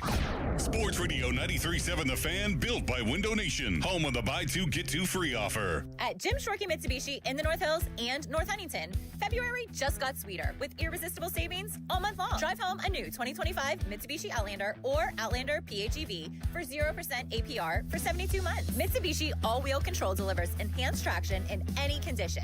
And with 10-year warranty and 2 years of free maintenance, you'll drive with Mitsubishi confidence. Your deal. Your way. What a great day. At Jim Shorkey Mitsubishi. Call 412-453-8035 for offer details. Oh, could this vintage store be any cuter? Right? And the best part? They accept Discover. Accept Discover? In a little place like this? I don't think so, Jennifer. Oh, yeah, huh? Discover's accepted where I like to shop. Come on, baby, get with the times. Right, so we shouldn't get the parachute pants? These are making a comeback. I think. Discover is accepted at 99% of places that take credit cards nationwide. Based on the February 2025 Nielsen report. Wesley Financial Group is not a law firm. I'm Chuck McDowell, founder of Wesley Financial Group. Did you buy a timeshare because they told you it was a great investment? That's a lie. Most timeshares can be bought online for $1. To find out what your timeshare is worth and to cancel it, call us today and we'll send you our timeshare exit kit free with all your options for cancellation. Call Wesley for your free exit info guide. 800-611-3113. That's 800-611-3113. 93.7 The Fan is cleared by aquickdrain.com.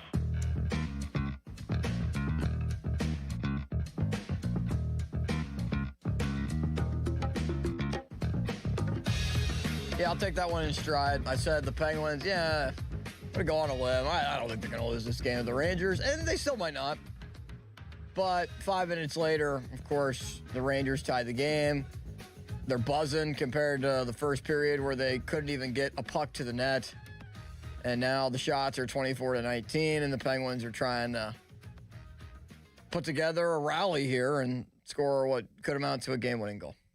Austin Bechtold with you, Sports Radio 93.7 The Fan. We're taking you up until Pitt basketball.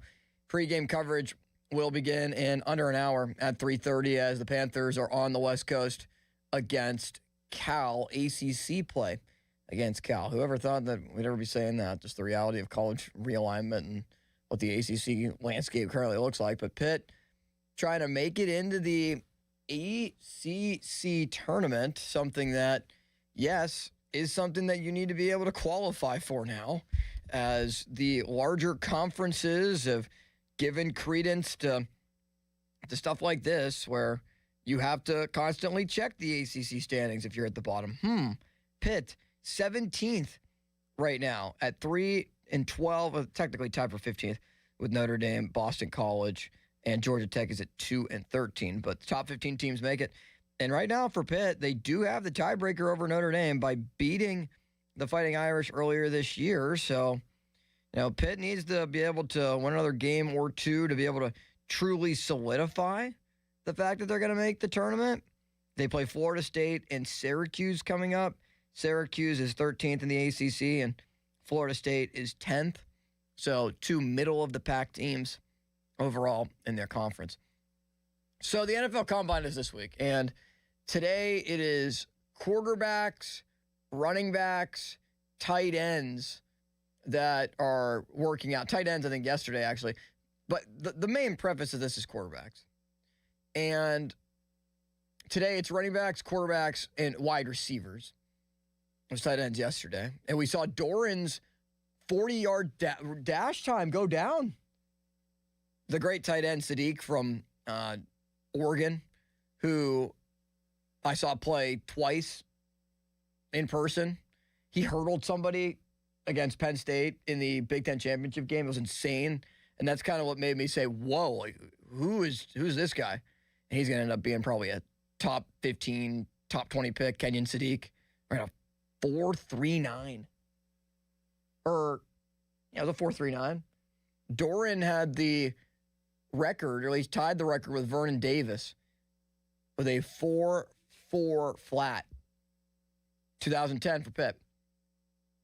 And it was broken by Kenyon Sadiq. So I know Doran was very upset and very sad to see that go down yesterday on Twitter. And even Callis. How about Callis throwing some salt into the wound? I think he tagged Doran, or at least he said Doran's record has gone down. And then Doran tweeted at him and said, "Thank you, Callis." You could just tell by the way that Doran tweeted it. How can you tell by just reading someone's tweet? No, you could tell. Doran was not very pleased by Callis pointing that out.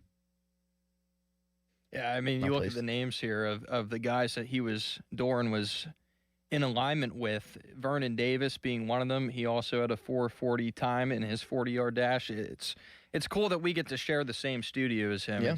I always think about that because we know him now as the host, and I just, being here for a couple years, have got to know him intermittently, but he was a phenomenal athlete going into his pro career. Yeah, and people got to see that with the 40 that he ran.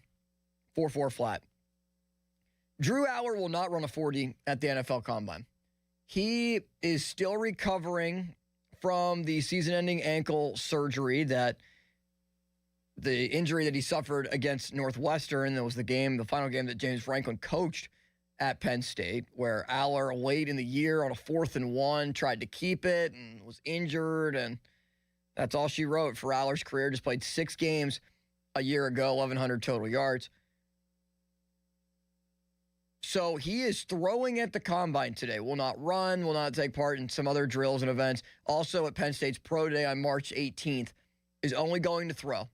Is not going to run a 40, is not going to do any cone drills or anything like that, or anything that quarterbacks might be put under the test of. And Fernando Mendoza, I don't think, is going to run and do a lot of drills either. He's participating in some things. He's there doing interviews and stuff like that at the Combine, but it's kind of something you see where players just decide, we'll just see. You'll just see me at my pro day.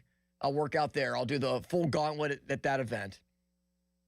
Unless they are a prospect like a Haynes King or a Jalen Daniels from Kansas, that it would significantly benefit you to run the 40 and take part in multiple different events. So Aller, because of the injury and the recovery, and he's made good progress, is just going to throw today. And, of course, everyone is going to say, here comes the Penn State bias. Here comes the Nittany and blue and white colored glasses on Austin here, trying to point out this quarterback that the Steelers should draft just because he went to Penn State, just because he's a Penn State guy. Well, what comes first over that is the fact that I view myself as trying to always be the voice of reason in the city. That is very important, to just tell it how I see it. No gimmicks, nothing stupid out there. Just be the voice of reason. Obviously, we like to have fun with some things, but ultimately, it's important to be the voice of reason. So I will give you my full opinion of Drew Aller without those rose-colored glasses, without the Nittany Lion specs on that I'm looking through. Because I think Drew Aller is one of the most talented quarterbacks in this draft. He's number 2. He's probably the second-ranked quarterback for me if I had to do a board. Mendoza would obviously be 1. Then there's a big gap. Then it would be Aller. Then it would be Simpson. Then it would be Garrett Nussmeier. I might even put Garrett Nussmeier ahead of Ty Simpson. I am not a huge Ty Simpson fan. I realize his weapons weren't very good for him at Alabama, but it's Alabama. They still have premier talent and 5 stars everywhere. Throw Ryan Williams the football. Okay? In bigger games, he didn't perform well. Neither did Drew Aller. I was there when he threw the costly interception against Notre Dame that lost them the season, that you could hear me probably shout, "Oh no," across the stadium right before he threw the ball, because I could see that he was going to throw an interception before he did. Or the Oregon whiteout game this past year for Penn State, when they lost that game, it deflated the season, it demoralized everyone, and that's what cost them their season. Drew Aller throwing that pick. Drew Aller in big moments, whether it be Ohio State, whether it be Michigan, he never beat Michigan, he never beat Ohio State, he never beat Oregon. 0 for 2 against Ohio State, 0 for 2 against Oregon, lost the playoff game against Notre Dame. So you might be saying, Austin, why the hell would you draft this guy? What did you see in him? First game he ever played, I was at against West Virginia. It was his first career start. And that is probably the best tape that Aller has ever put out there. Yeah, it's 2023. But that was before I think he got so entrenched in the coaching and what they wanted to do for him. And a part of this is, how much are you a victim of your circumstance? How do you focus, to steal a Grove City football term, how do you focus on your vision and not your circumstance? I know Logan likes that one as a fellow PAC guy. Shout out to Andrew DiDonato. The circumstance that Drew Aller had himself in was a coach that could never win a big game, where Terry Smith did a better job of covering against big-time opponents than James Franklin did. And Terry was only the coach for half the season. They did not beat Indiana, but they came the closest of any team this college football season. And Drew Aller, whether it was the coordinator, whether it was the coach, was basically just, at least the way that they called the offense, we're not going to throw the ball down the field unless we need to. We're not going to be aggressive. We're going to run the football. We're going to play good defense. Sounds kind of like a Steeler offense. It would fit right in. And we're not going to ask you to do too much. He missed some layups. He missed some easy throws.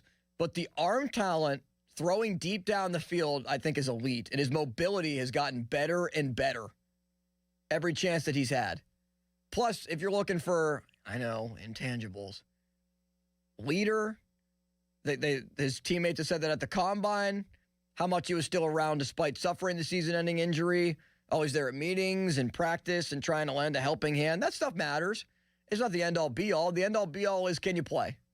When we throw you out there on the field, are you going to go out there and deliver? And there's some big question marks with Aller. There are. I'm admitting them before I even get to a lot of the positives. But in a quarterback class that we thought was going to be great, that ended up being weakened because Garrett Nussmeier, his coach, got fired and their season unraveled, and he was banged up and hurt for most of the year. And Aller, his coach, was fired, and they had one demoralizing loss where the season basically ended that night in September in the whiteout against Oregon, and he was hurt and didn't get to play the rest of the year and try to change and shift the narrative on him. So who was, you have to remember this, a Heisman candidate coming into the season, a projected first-round pick if he would have came out a year ago, decided to come back to him, try to increase his draft stock, but also unfinished business with a team that went to the semis, really should have been in the national championship game against Ohio State, and brought back most of their talent outside of Tyler Warren and Abdul Carter for a chance to win the Natty. And Aller fell flat. He fell flat.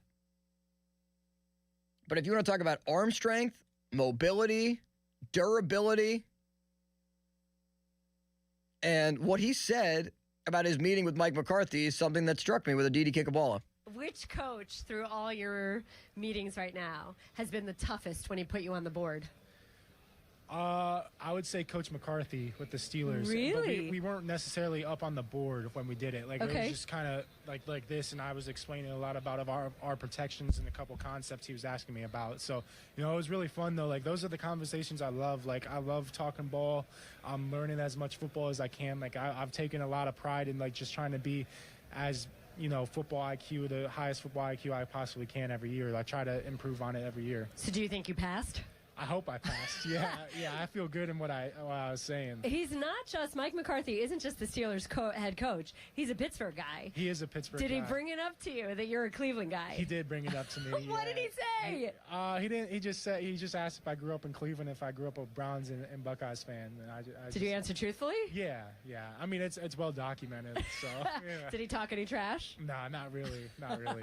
So a friendly conversation there, obviously, at the end. But, I mean, the main jux of that is that the meeting with McCarthy, hardcore coaching, what can you look for? And obviously the Steelers have met with Ty Simpson, and I'm sure they'll meet with other quarterbacks like Nussmeier, who McCarthy has a relationship with. He's good friends with Doug Nussmeier, Nussmeier's dad, Garrett Nussmeier's dad, who works on the Saints staff.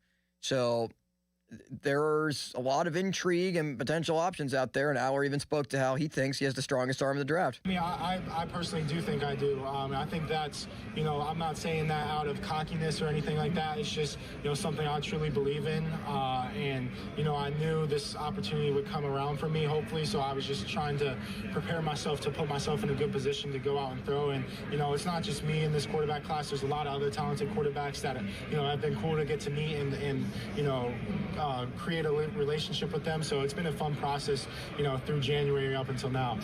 Hey, I have questions as to what Mike McCarthy can really do to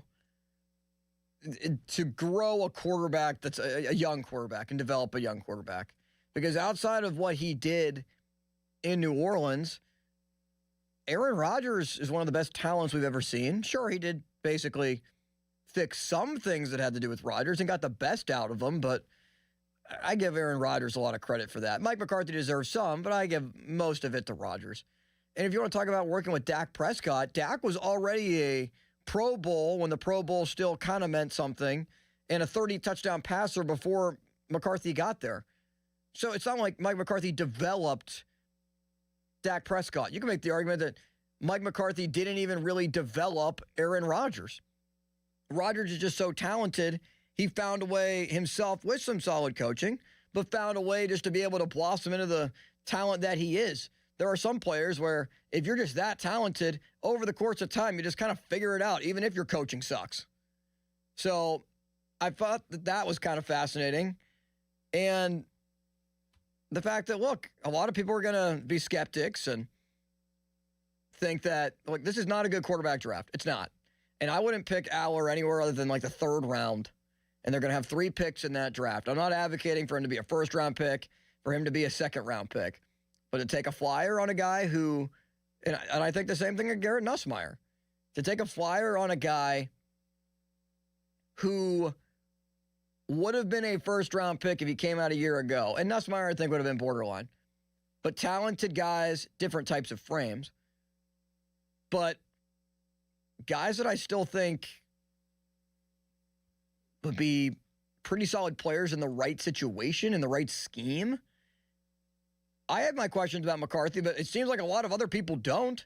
And they think he's this quarterback whisperer that can get the best out of quarterbacks and be able to develop them. Fine, let's see it then. Let's see how good he is developing a Nussmeier or an Aller. Or if this belief in Will Howard is is real, because I have some doubts about that.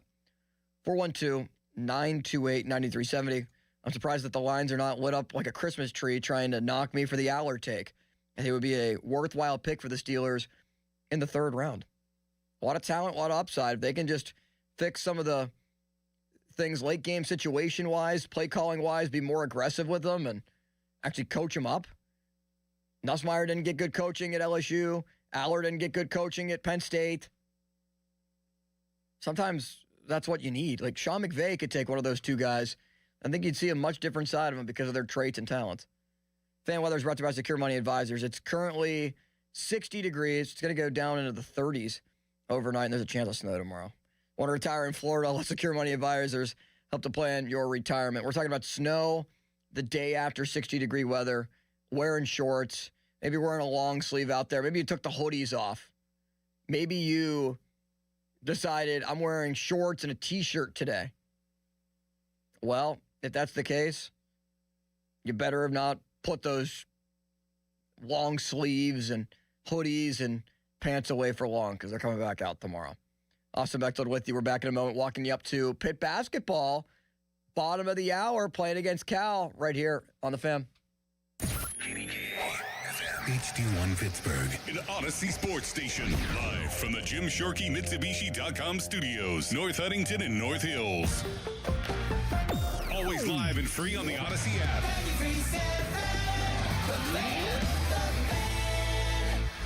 Don't miss the Panthers Insider Show every Saturday morning from 8 to 9 with Pat Bostic. The best insight with the top guests and everything you need to know about Pitt. The Panther Insider Show is brought to you by Voss TV and Appliance. And it says live, Joe Ball GMC and PGT Trucking. Sports Radio 93.7, The Fan. Your hometown building partner since 1956. 84 Lumber. Visit 84lumber.com. At Jim Shorkey Mitsubishi in the North Hills and North Huntington, February just got sweeter with irresistible savings all month long. Drive home a new 2025 Mitsubishi Outlander or Outlander PHEV for 0% APR for 72 months. Mitsubishi all-wheel control delivers enhanced traction in any condition. And with 10-year warranty and 2 years of free maintenance, you'll drive with Mitsubishi confidence. Your deal. Your way. What a great day. At Jim Shorkey Mitsubishi. Call 412-453-8035 for offer details. Hey, want to do dinner with us tonight? I don't know. The kids just left. I think we're just going to stay in tonight. Oh, come on. Don't miss out again. Miss out on what? Catching up with friends. The sounds of winning. Celebrations. Endless laughs. And memories they'll never forget. Don't just hear about the fun. Time moves fast, so go have it. Rivers Casino. Don't miss the moment. I'm John Morgan of Morgan & Morgan. My best advice to you when hiring a lawyer for your injury case is simple. If you know court personnel, ask them who they'd hire. They know. If you know an insurance adjuster, ask them. They know. And then ask them about us. Ask them about Morgan & Morgan. They know. I look forward to talking to you soon. There's only one Morgan & Morgan, America's largest injury law firm for the people. Injured? Visit forthepeople.com for an office near you. Just hearing the word IRS can make people break out in a cold sweat. No one wants to deal with the IRS, and now you don't have to. The good news is Legal Tax Defense has been successfully negotiating with the IRS for more than 15 years. It doesn't matter how much you owe, whether it's $5,000 or $5 million. You deserve the best in the business on your side, and that is Legal Tax Defense. Even if you're working with someone else and just want a second opinion, there is no cost or obligation to call. They can prevent levies, liens, wage garnishments, even file back tax returns. And the best news about Legal Tax Defense is they won't take your case unless they know they will reduce or eliminate your tax debt. Call Legal Tax Defense right now for a free no-risk consultation. 800-284-1238. 800-284-1238. You have nothing to lose, but everything to gain. 800-284-1238. I can't believe how spotless my floors look after using the Swiffer Power Mop. No more dragging around a heavy mop and messy bucket. Now I get the same deep clean without all the work. Thanks to the powerful solution and scrubbing pad of the Swiffer Power Mop, dirt and grime don't stand a chance, and I don't break a sweat. Mic drop. I mean, mop drop. Swiffer Power Mop. Swiffer Power Mop. A smarter way to mop. Try it or your money back. Are you 50 or older? This news is for you. The CDC recommends you get vaccinated against pneumococcal pneumonia. Even if you're healthy, your age puts you at risk. People 50 or older are over 6 times more likely to be hospitalized with pneumococcal pneumonia compared to adults 18 to 49. Just one shot can help protect you. Learn more and schedule at vaxassist.com. That's VAXassist.com. Sponsored by Pfizer. Now, fan headlines powered by Bowser Chevrolet. Logan Arblaster with your fan headlines. In Grapefruit League action this afternoon, the Pirates traveled to West Palm Beach to play the Astros, and they defeated the Astros 5-2 in a rain-condensed 6-inning game. So that was the ball game. Braxton Ashcraft and Mike Burrows both pitched well. O'Neal Cruz had his first home run of the spring, a 3-run home run. And Bubba Chandler, he walked 3. Control issues still ongoing there, but the Buccos won 5-2 as the final score. Headlines are powered by Bowser Chevrolet. More at 937thefan.com. We're here so you don't miss a thing. Turning it up. Live and local on the weekends. Sports Radio 93.7 The Fan. Pittsburgh's hometown sports station.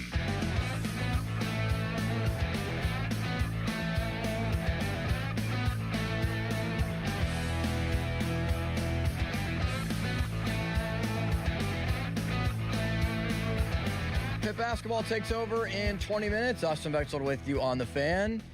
Your last chance to tune in at 412-928-9370. Join in on the conversation, taking your calls on the Steelers, on the Pirates, on the Penguins. A whole potpourri available for you as the Pens go into overtime against the New York Rangers. Looking, they did pick up 1 point, but looking to try to pick up 2 against the worst team in the Eastern Conference. Fan Twitter, it's brought to you by South Hills Kia in Peters Township. Visit them at southhillskia.net. You can watch the show on Twitter as well. Just go to our 93.7 The Fan Twitter page, and very easy to find. You just go to the very top to our pinned tweet, and you will see a tweet that says, at Austin R. Bechtold, you can follow me there on Twitter, is live on The Fan, and that you can watch there. You can also look at the right side of your desktop. If you're on your computer, it says live on X, and you see who is hosting on the air for us. Or if you're on the app, if you're on X, if you're on Twitter, you can look to the very top of your app and you will see some of the, whoever is live, and you can just click on it there to be able to watch the show. Fan Text Line is brought to you by Edgar Snyder & Associates, a personal injury law firm where they always say there's never a fee unless we get money for you. We talked a little bit about quarterbacks with Drew Aller and Ty Simpson. And before we get into Ty Simpson, here is RJ in Penn Township. What's up, RJ? Hey, good afternoon, Austin. I heard the last segment, and you were talking about Eller and extolling some of his virtues. I have one question for you. Sure. The eye test tells me that Howard and Eller are pretty much the same guy. Mm-hmm. So why would you want Eller drafted in any round? What do you think he can do that Howard can't do? Well, let me ask you that. Yeah, I think his arm strength is better. I think his potential to be able to avoid the rush and escape the pass rush is obviously something that's very important in the NFL, and that he did better in college. The other thing about it, too, for me, RJ, is like Aller is very mobile, and at 6'5", I know he's the same height as Will Howard pretty much. Howard, one of the main concerns was footwork and also accuracy in big moments, plus the potential to be able to avoid the rush. And those are some of the things that Aller does exceed in. Will Howard played better in bigger games, and that matters. That's important. But some of those other traits that I think stand out more in the NFL than they do in college are kind of a check of the box for Aller, and that's why he's at least projected to be a higher pick than Will Howard was. Well, you're probably right in assuming that Eller will go before the 6th round. But it's kind of splitting hairs. I mean, Howard's accuracy has, been questioned, no doubt about that. But I don't see why the Steelers would really, to me, it would be wasting a draft pick no matter what round they would draft it. Are you a big Will Howard fan, RJ? Would you like him to be the starting quarterback? Not necessarily. But I would like to see him play. Nobody knows what he has. Right. He was a better college quarterback than Eller. No doubt. I would agree with that. I mean, he won a national championship. I think he's earned that distinction. Right. That's what I'm saying. I'd like to see him play. And if they draft Aller, I'm not sure that Howard would get much of a chance to show what he has. Yeah. So I guess we'll have to wait and see what they decide to do, huh? Yeah, thanks, RJ. I think if you're just talking pure talent, pure potential, upside, like if you're talking traits, and that's kind of the thing about Kenny Pickett. What was the big trait for Pickett when he was coming out of Pitt? Well, we did see some mobility for him. We did see just the way that him and Jordan Addison performed, the way that he led Pitt in that ACC championship victory, the lone ever ACC title for Pitt. It was something special. It was awe-inspiring. And it was also in a class of quarterbacks that, flat out wasn't very good. Where the next one taken, I think, was Malik Willis. And now it's Malik Willis, the one that apparently is going to command a decent amount of money with Drew Aller or with Kenny Pickett bouncing around the NFL, Cleveland, Philly, Pittsburgh, Vegas. Where's it going to be this year? Another question nobody knows the answer to. So if you're talking just the overall size, traits, what matters? Like in an NFL quarterback. Because most NFL quarterbacks, unless you're like Kyler Murray or Tua, they have a lot of things in common. They have a lot of traits to them that, Baker Mayfield maybe a little bit shorter of a quarterback than you'd want, but Aller has the size. He has the ability, I think, under the right coaching to be able to break out. Same with Nussmeier. Maybe Will Howard's the same. Maybe. I don't think you can fully rule it out. But I think that we've gotten so extreme on Will Howard, thinking that he can be the answer as a 6th-round pick, where I just think we're asking way too much of Will Howard, who has never played a preseason snap, who has never played more than just a handful of snaps at training camp when he was hurt. It's not fair to ask of Will Howard. If Will Howard was a 1st-round pick, different story. Higher expectations. But we shouldn't have that belief of Will Howard. Garrett Nussmeier is a guy that potentially could be an option for the Steelers in the middle rounds if they decide to go that route. And he has a connection to Mike McCarthy. Garrett, your father was on Mike McCarthy's staff. And this is from my guy, Riley Holsinger, went to Waynesburg with me, does a really good job at doing TV out in TAJ in the Steubenville or the Altoona State College TV market. Dallas. Do you have really any memories of going to the facility there? Did McCarthy give you any tips whenever you were in the facility? Yeah, I spent a lot of time in Dallas. I was the iPad kid on the sideline when I was in high school there. So, he was with the tight ends for 3 years and the quarterbacks for 2. And so Dallas is a special place to me. My family still lives there now. We still have our house there and base out of there. And so got to spend a little bit of time around Coach McCarthy. Really like him. He's a great coach and somebody who's very passionate about winning. Has his way of going about things and he believes in them, and I think he does a really good job. Have you met with the Steelers, and what has those meetings been like this time around? Yeah, I don't know if I'm supposed to get into who I have not met with, but yeah, they have a great staff, people that I really like, and so just looking forward to any opportunity. How do you feel like your skill set might fit with the Mike McCarthy offense? Oh yeah, I think because of my background and my upbringing, I think that my skill set can kind of fit into whatever system that I'm asked to do. I think one of my superpowers is my mind. My ability to process and retain information to apply it to the field, I think is special, and so just looking forward to an opportunity to learn any system, whatever it may be. I obviously played a lot in kind of a spread West Coast style offense there with Coach Kelly's West Coast influence a little bit, but offensive coordinator Joe Sloan, we kind of had a spread approach, and so did a lot of things under center as well, did some pro style things. So I've done a lot of different things growing up, and when I was first taught how to play quarterback, I was taught a 5-step drop under center in the backyard, and so I think that I'm prepared for anything. And that's Mike McCarthy's offense. Spread you out, play with a lot of wide receivers. You think the days with Greg Jennings and Jordy Nelson and Donald Driver that morphed into Devontae Adams working with Aaron Rodgers. That could fit. That could make some sense. I think Nussmeier and Aller are the 2 quarterback names outside of Ty Simpson that if they're going to draft a quarterback, those are most likely the three names. And I hope they don't go after Simpson. I think they'd be reaching in the first round. That's just not a pick that you want to make because I just don't think with just one season under his belt, just 1 year as a starter, you don't want to fool yourself like an Anthony Richardson. You don't want to fool yourself like Mac Jones, who sure is a decent backup, really good backup quarterback in the NFL with San Francisco, but not an NFL starter. And that was a first-round pick by New England, but is not an NFL starter. Maybe you could try to convince yourself that Mac Jones can be that on a really good roster. I at least don't see it being the case. Ty Simpson, though, also spoke about Mike McCarthy and the conversations that the two have had. Yeah, it was great. Met with them. Coach McCarthy's the guy, man.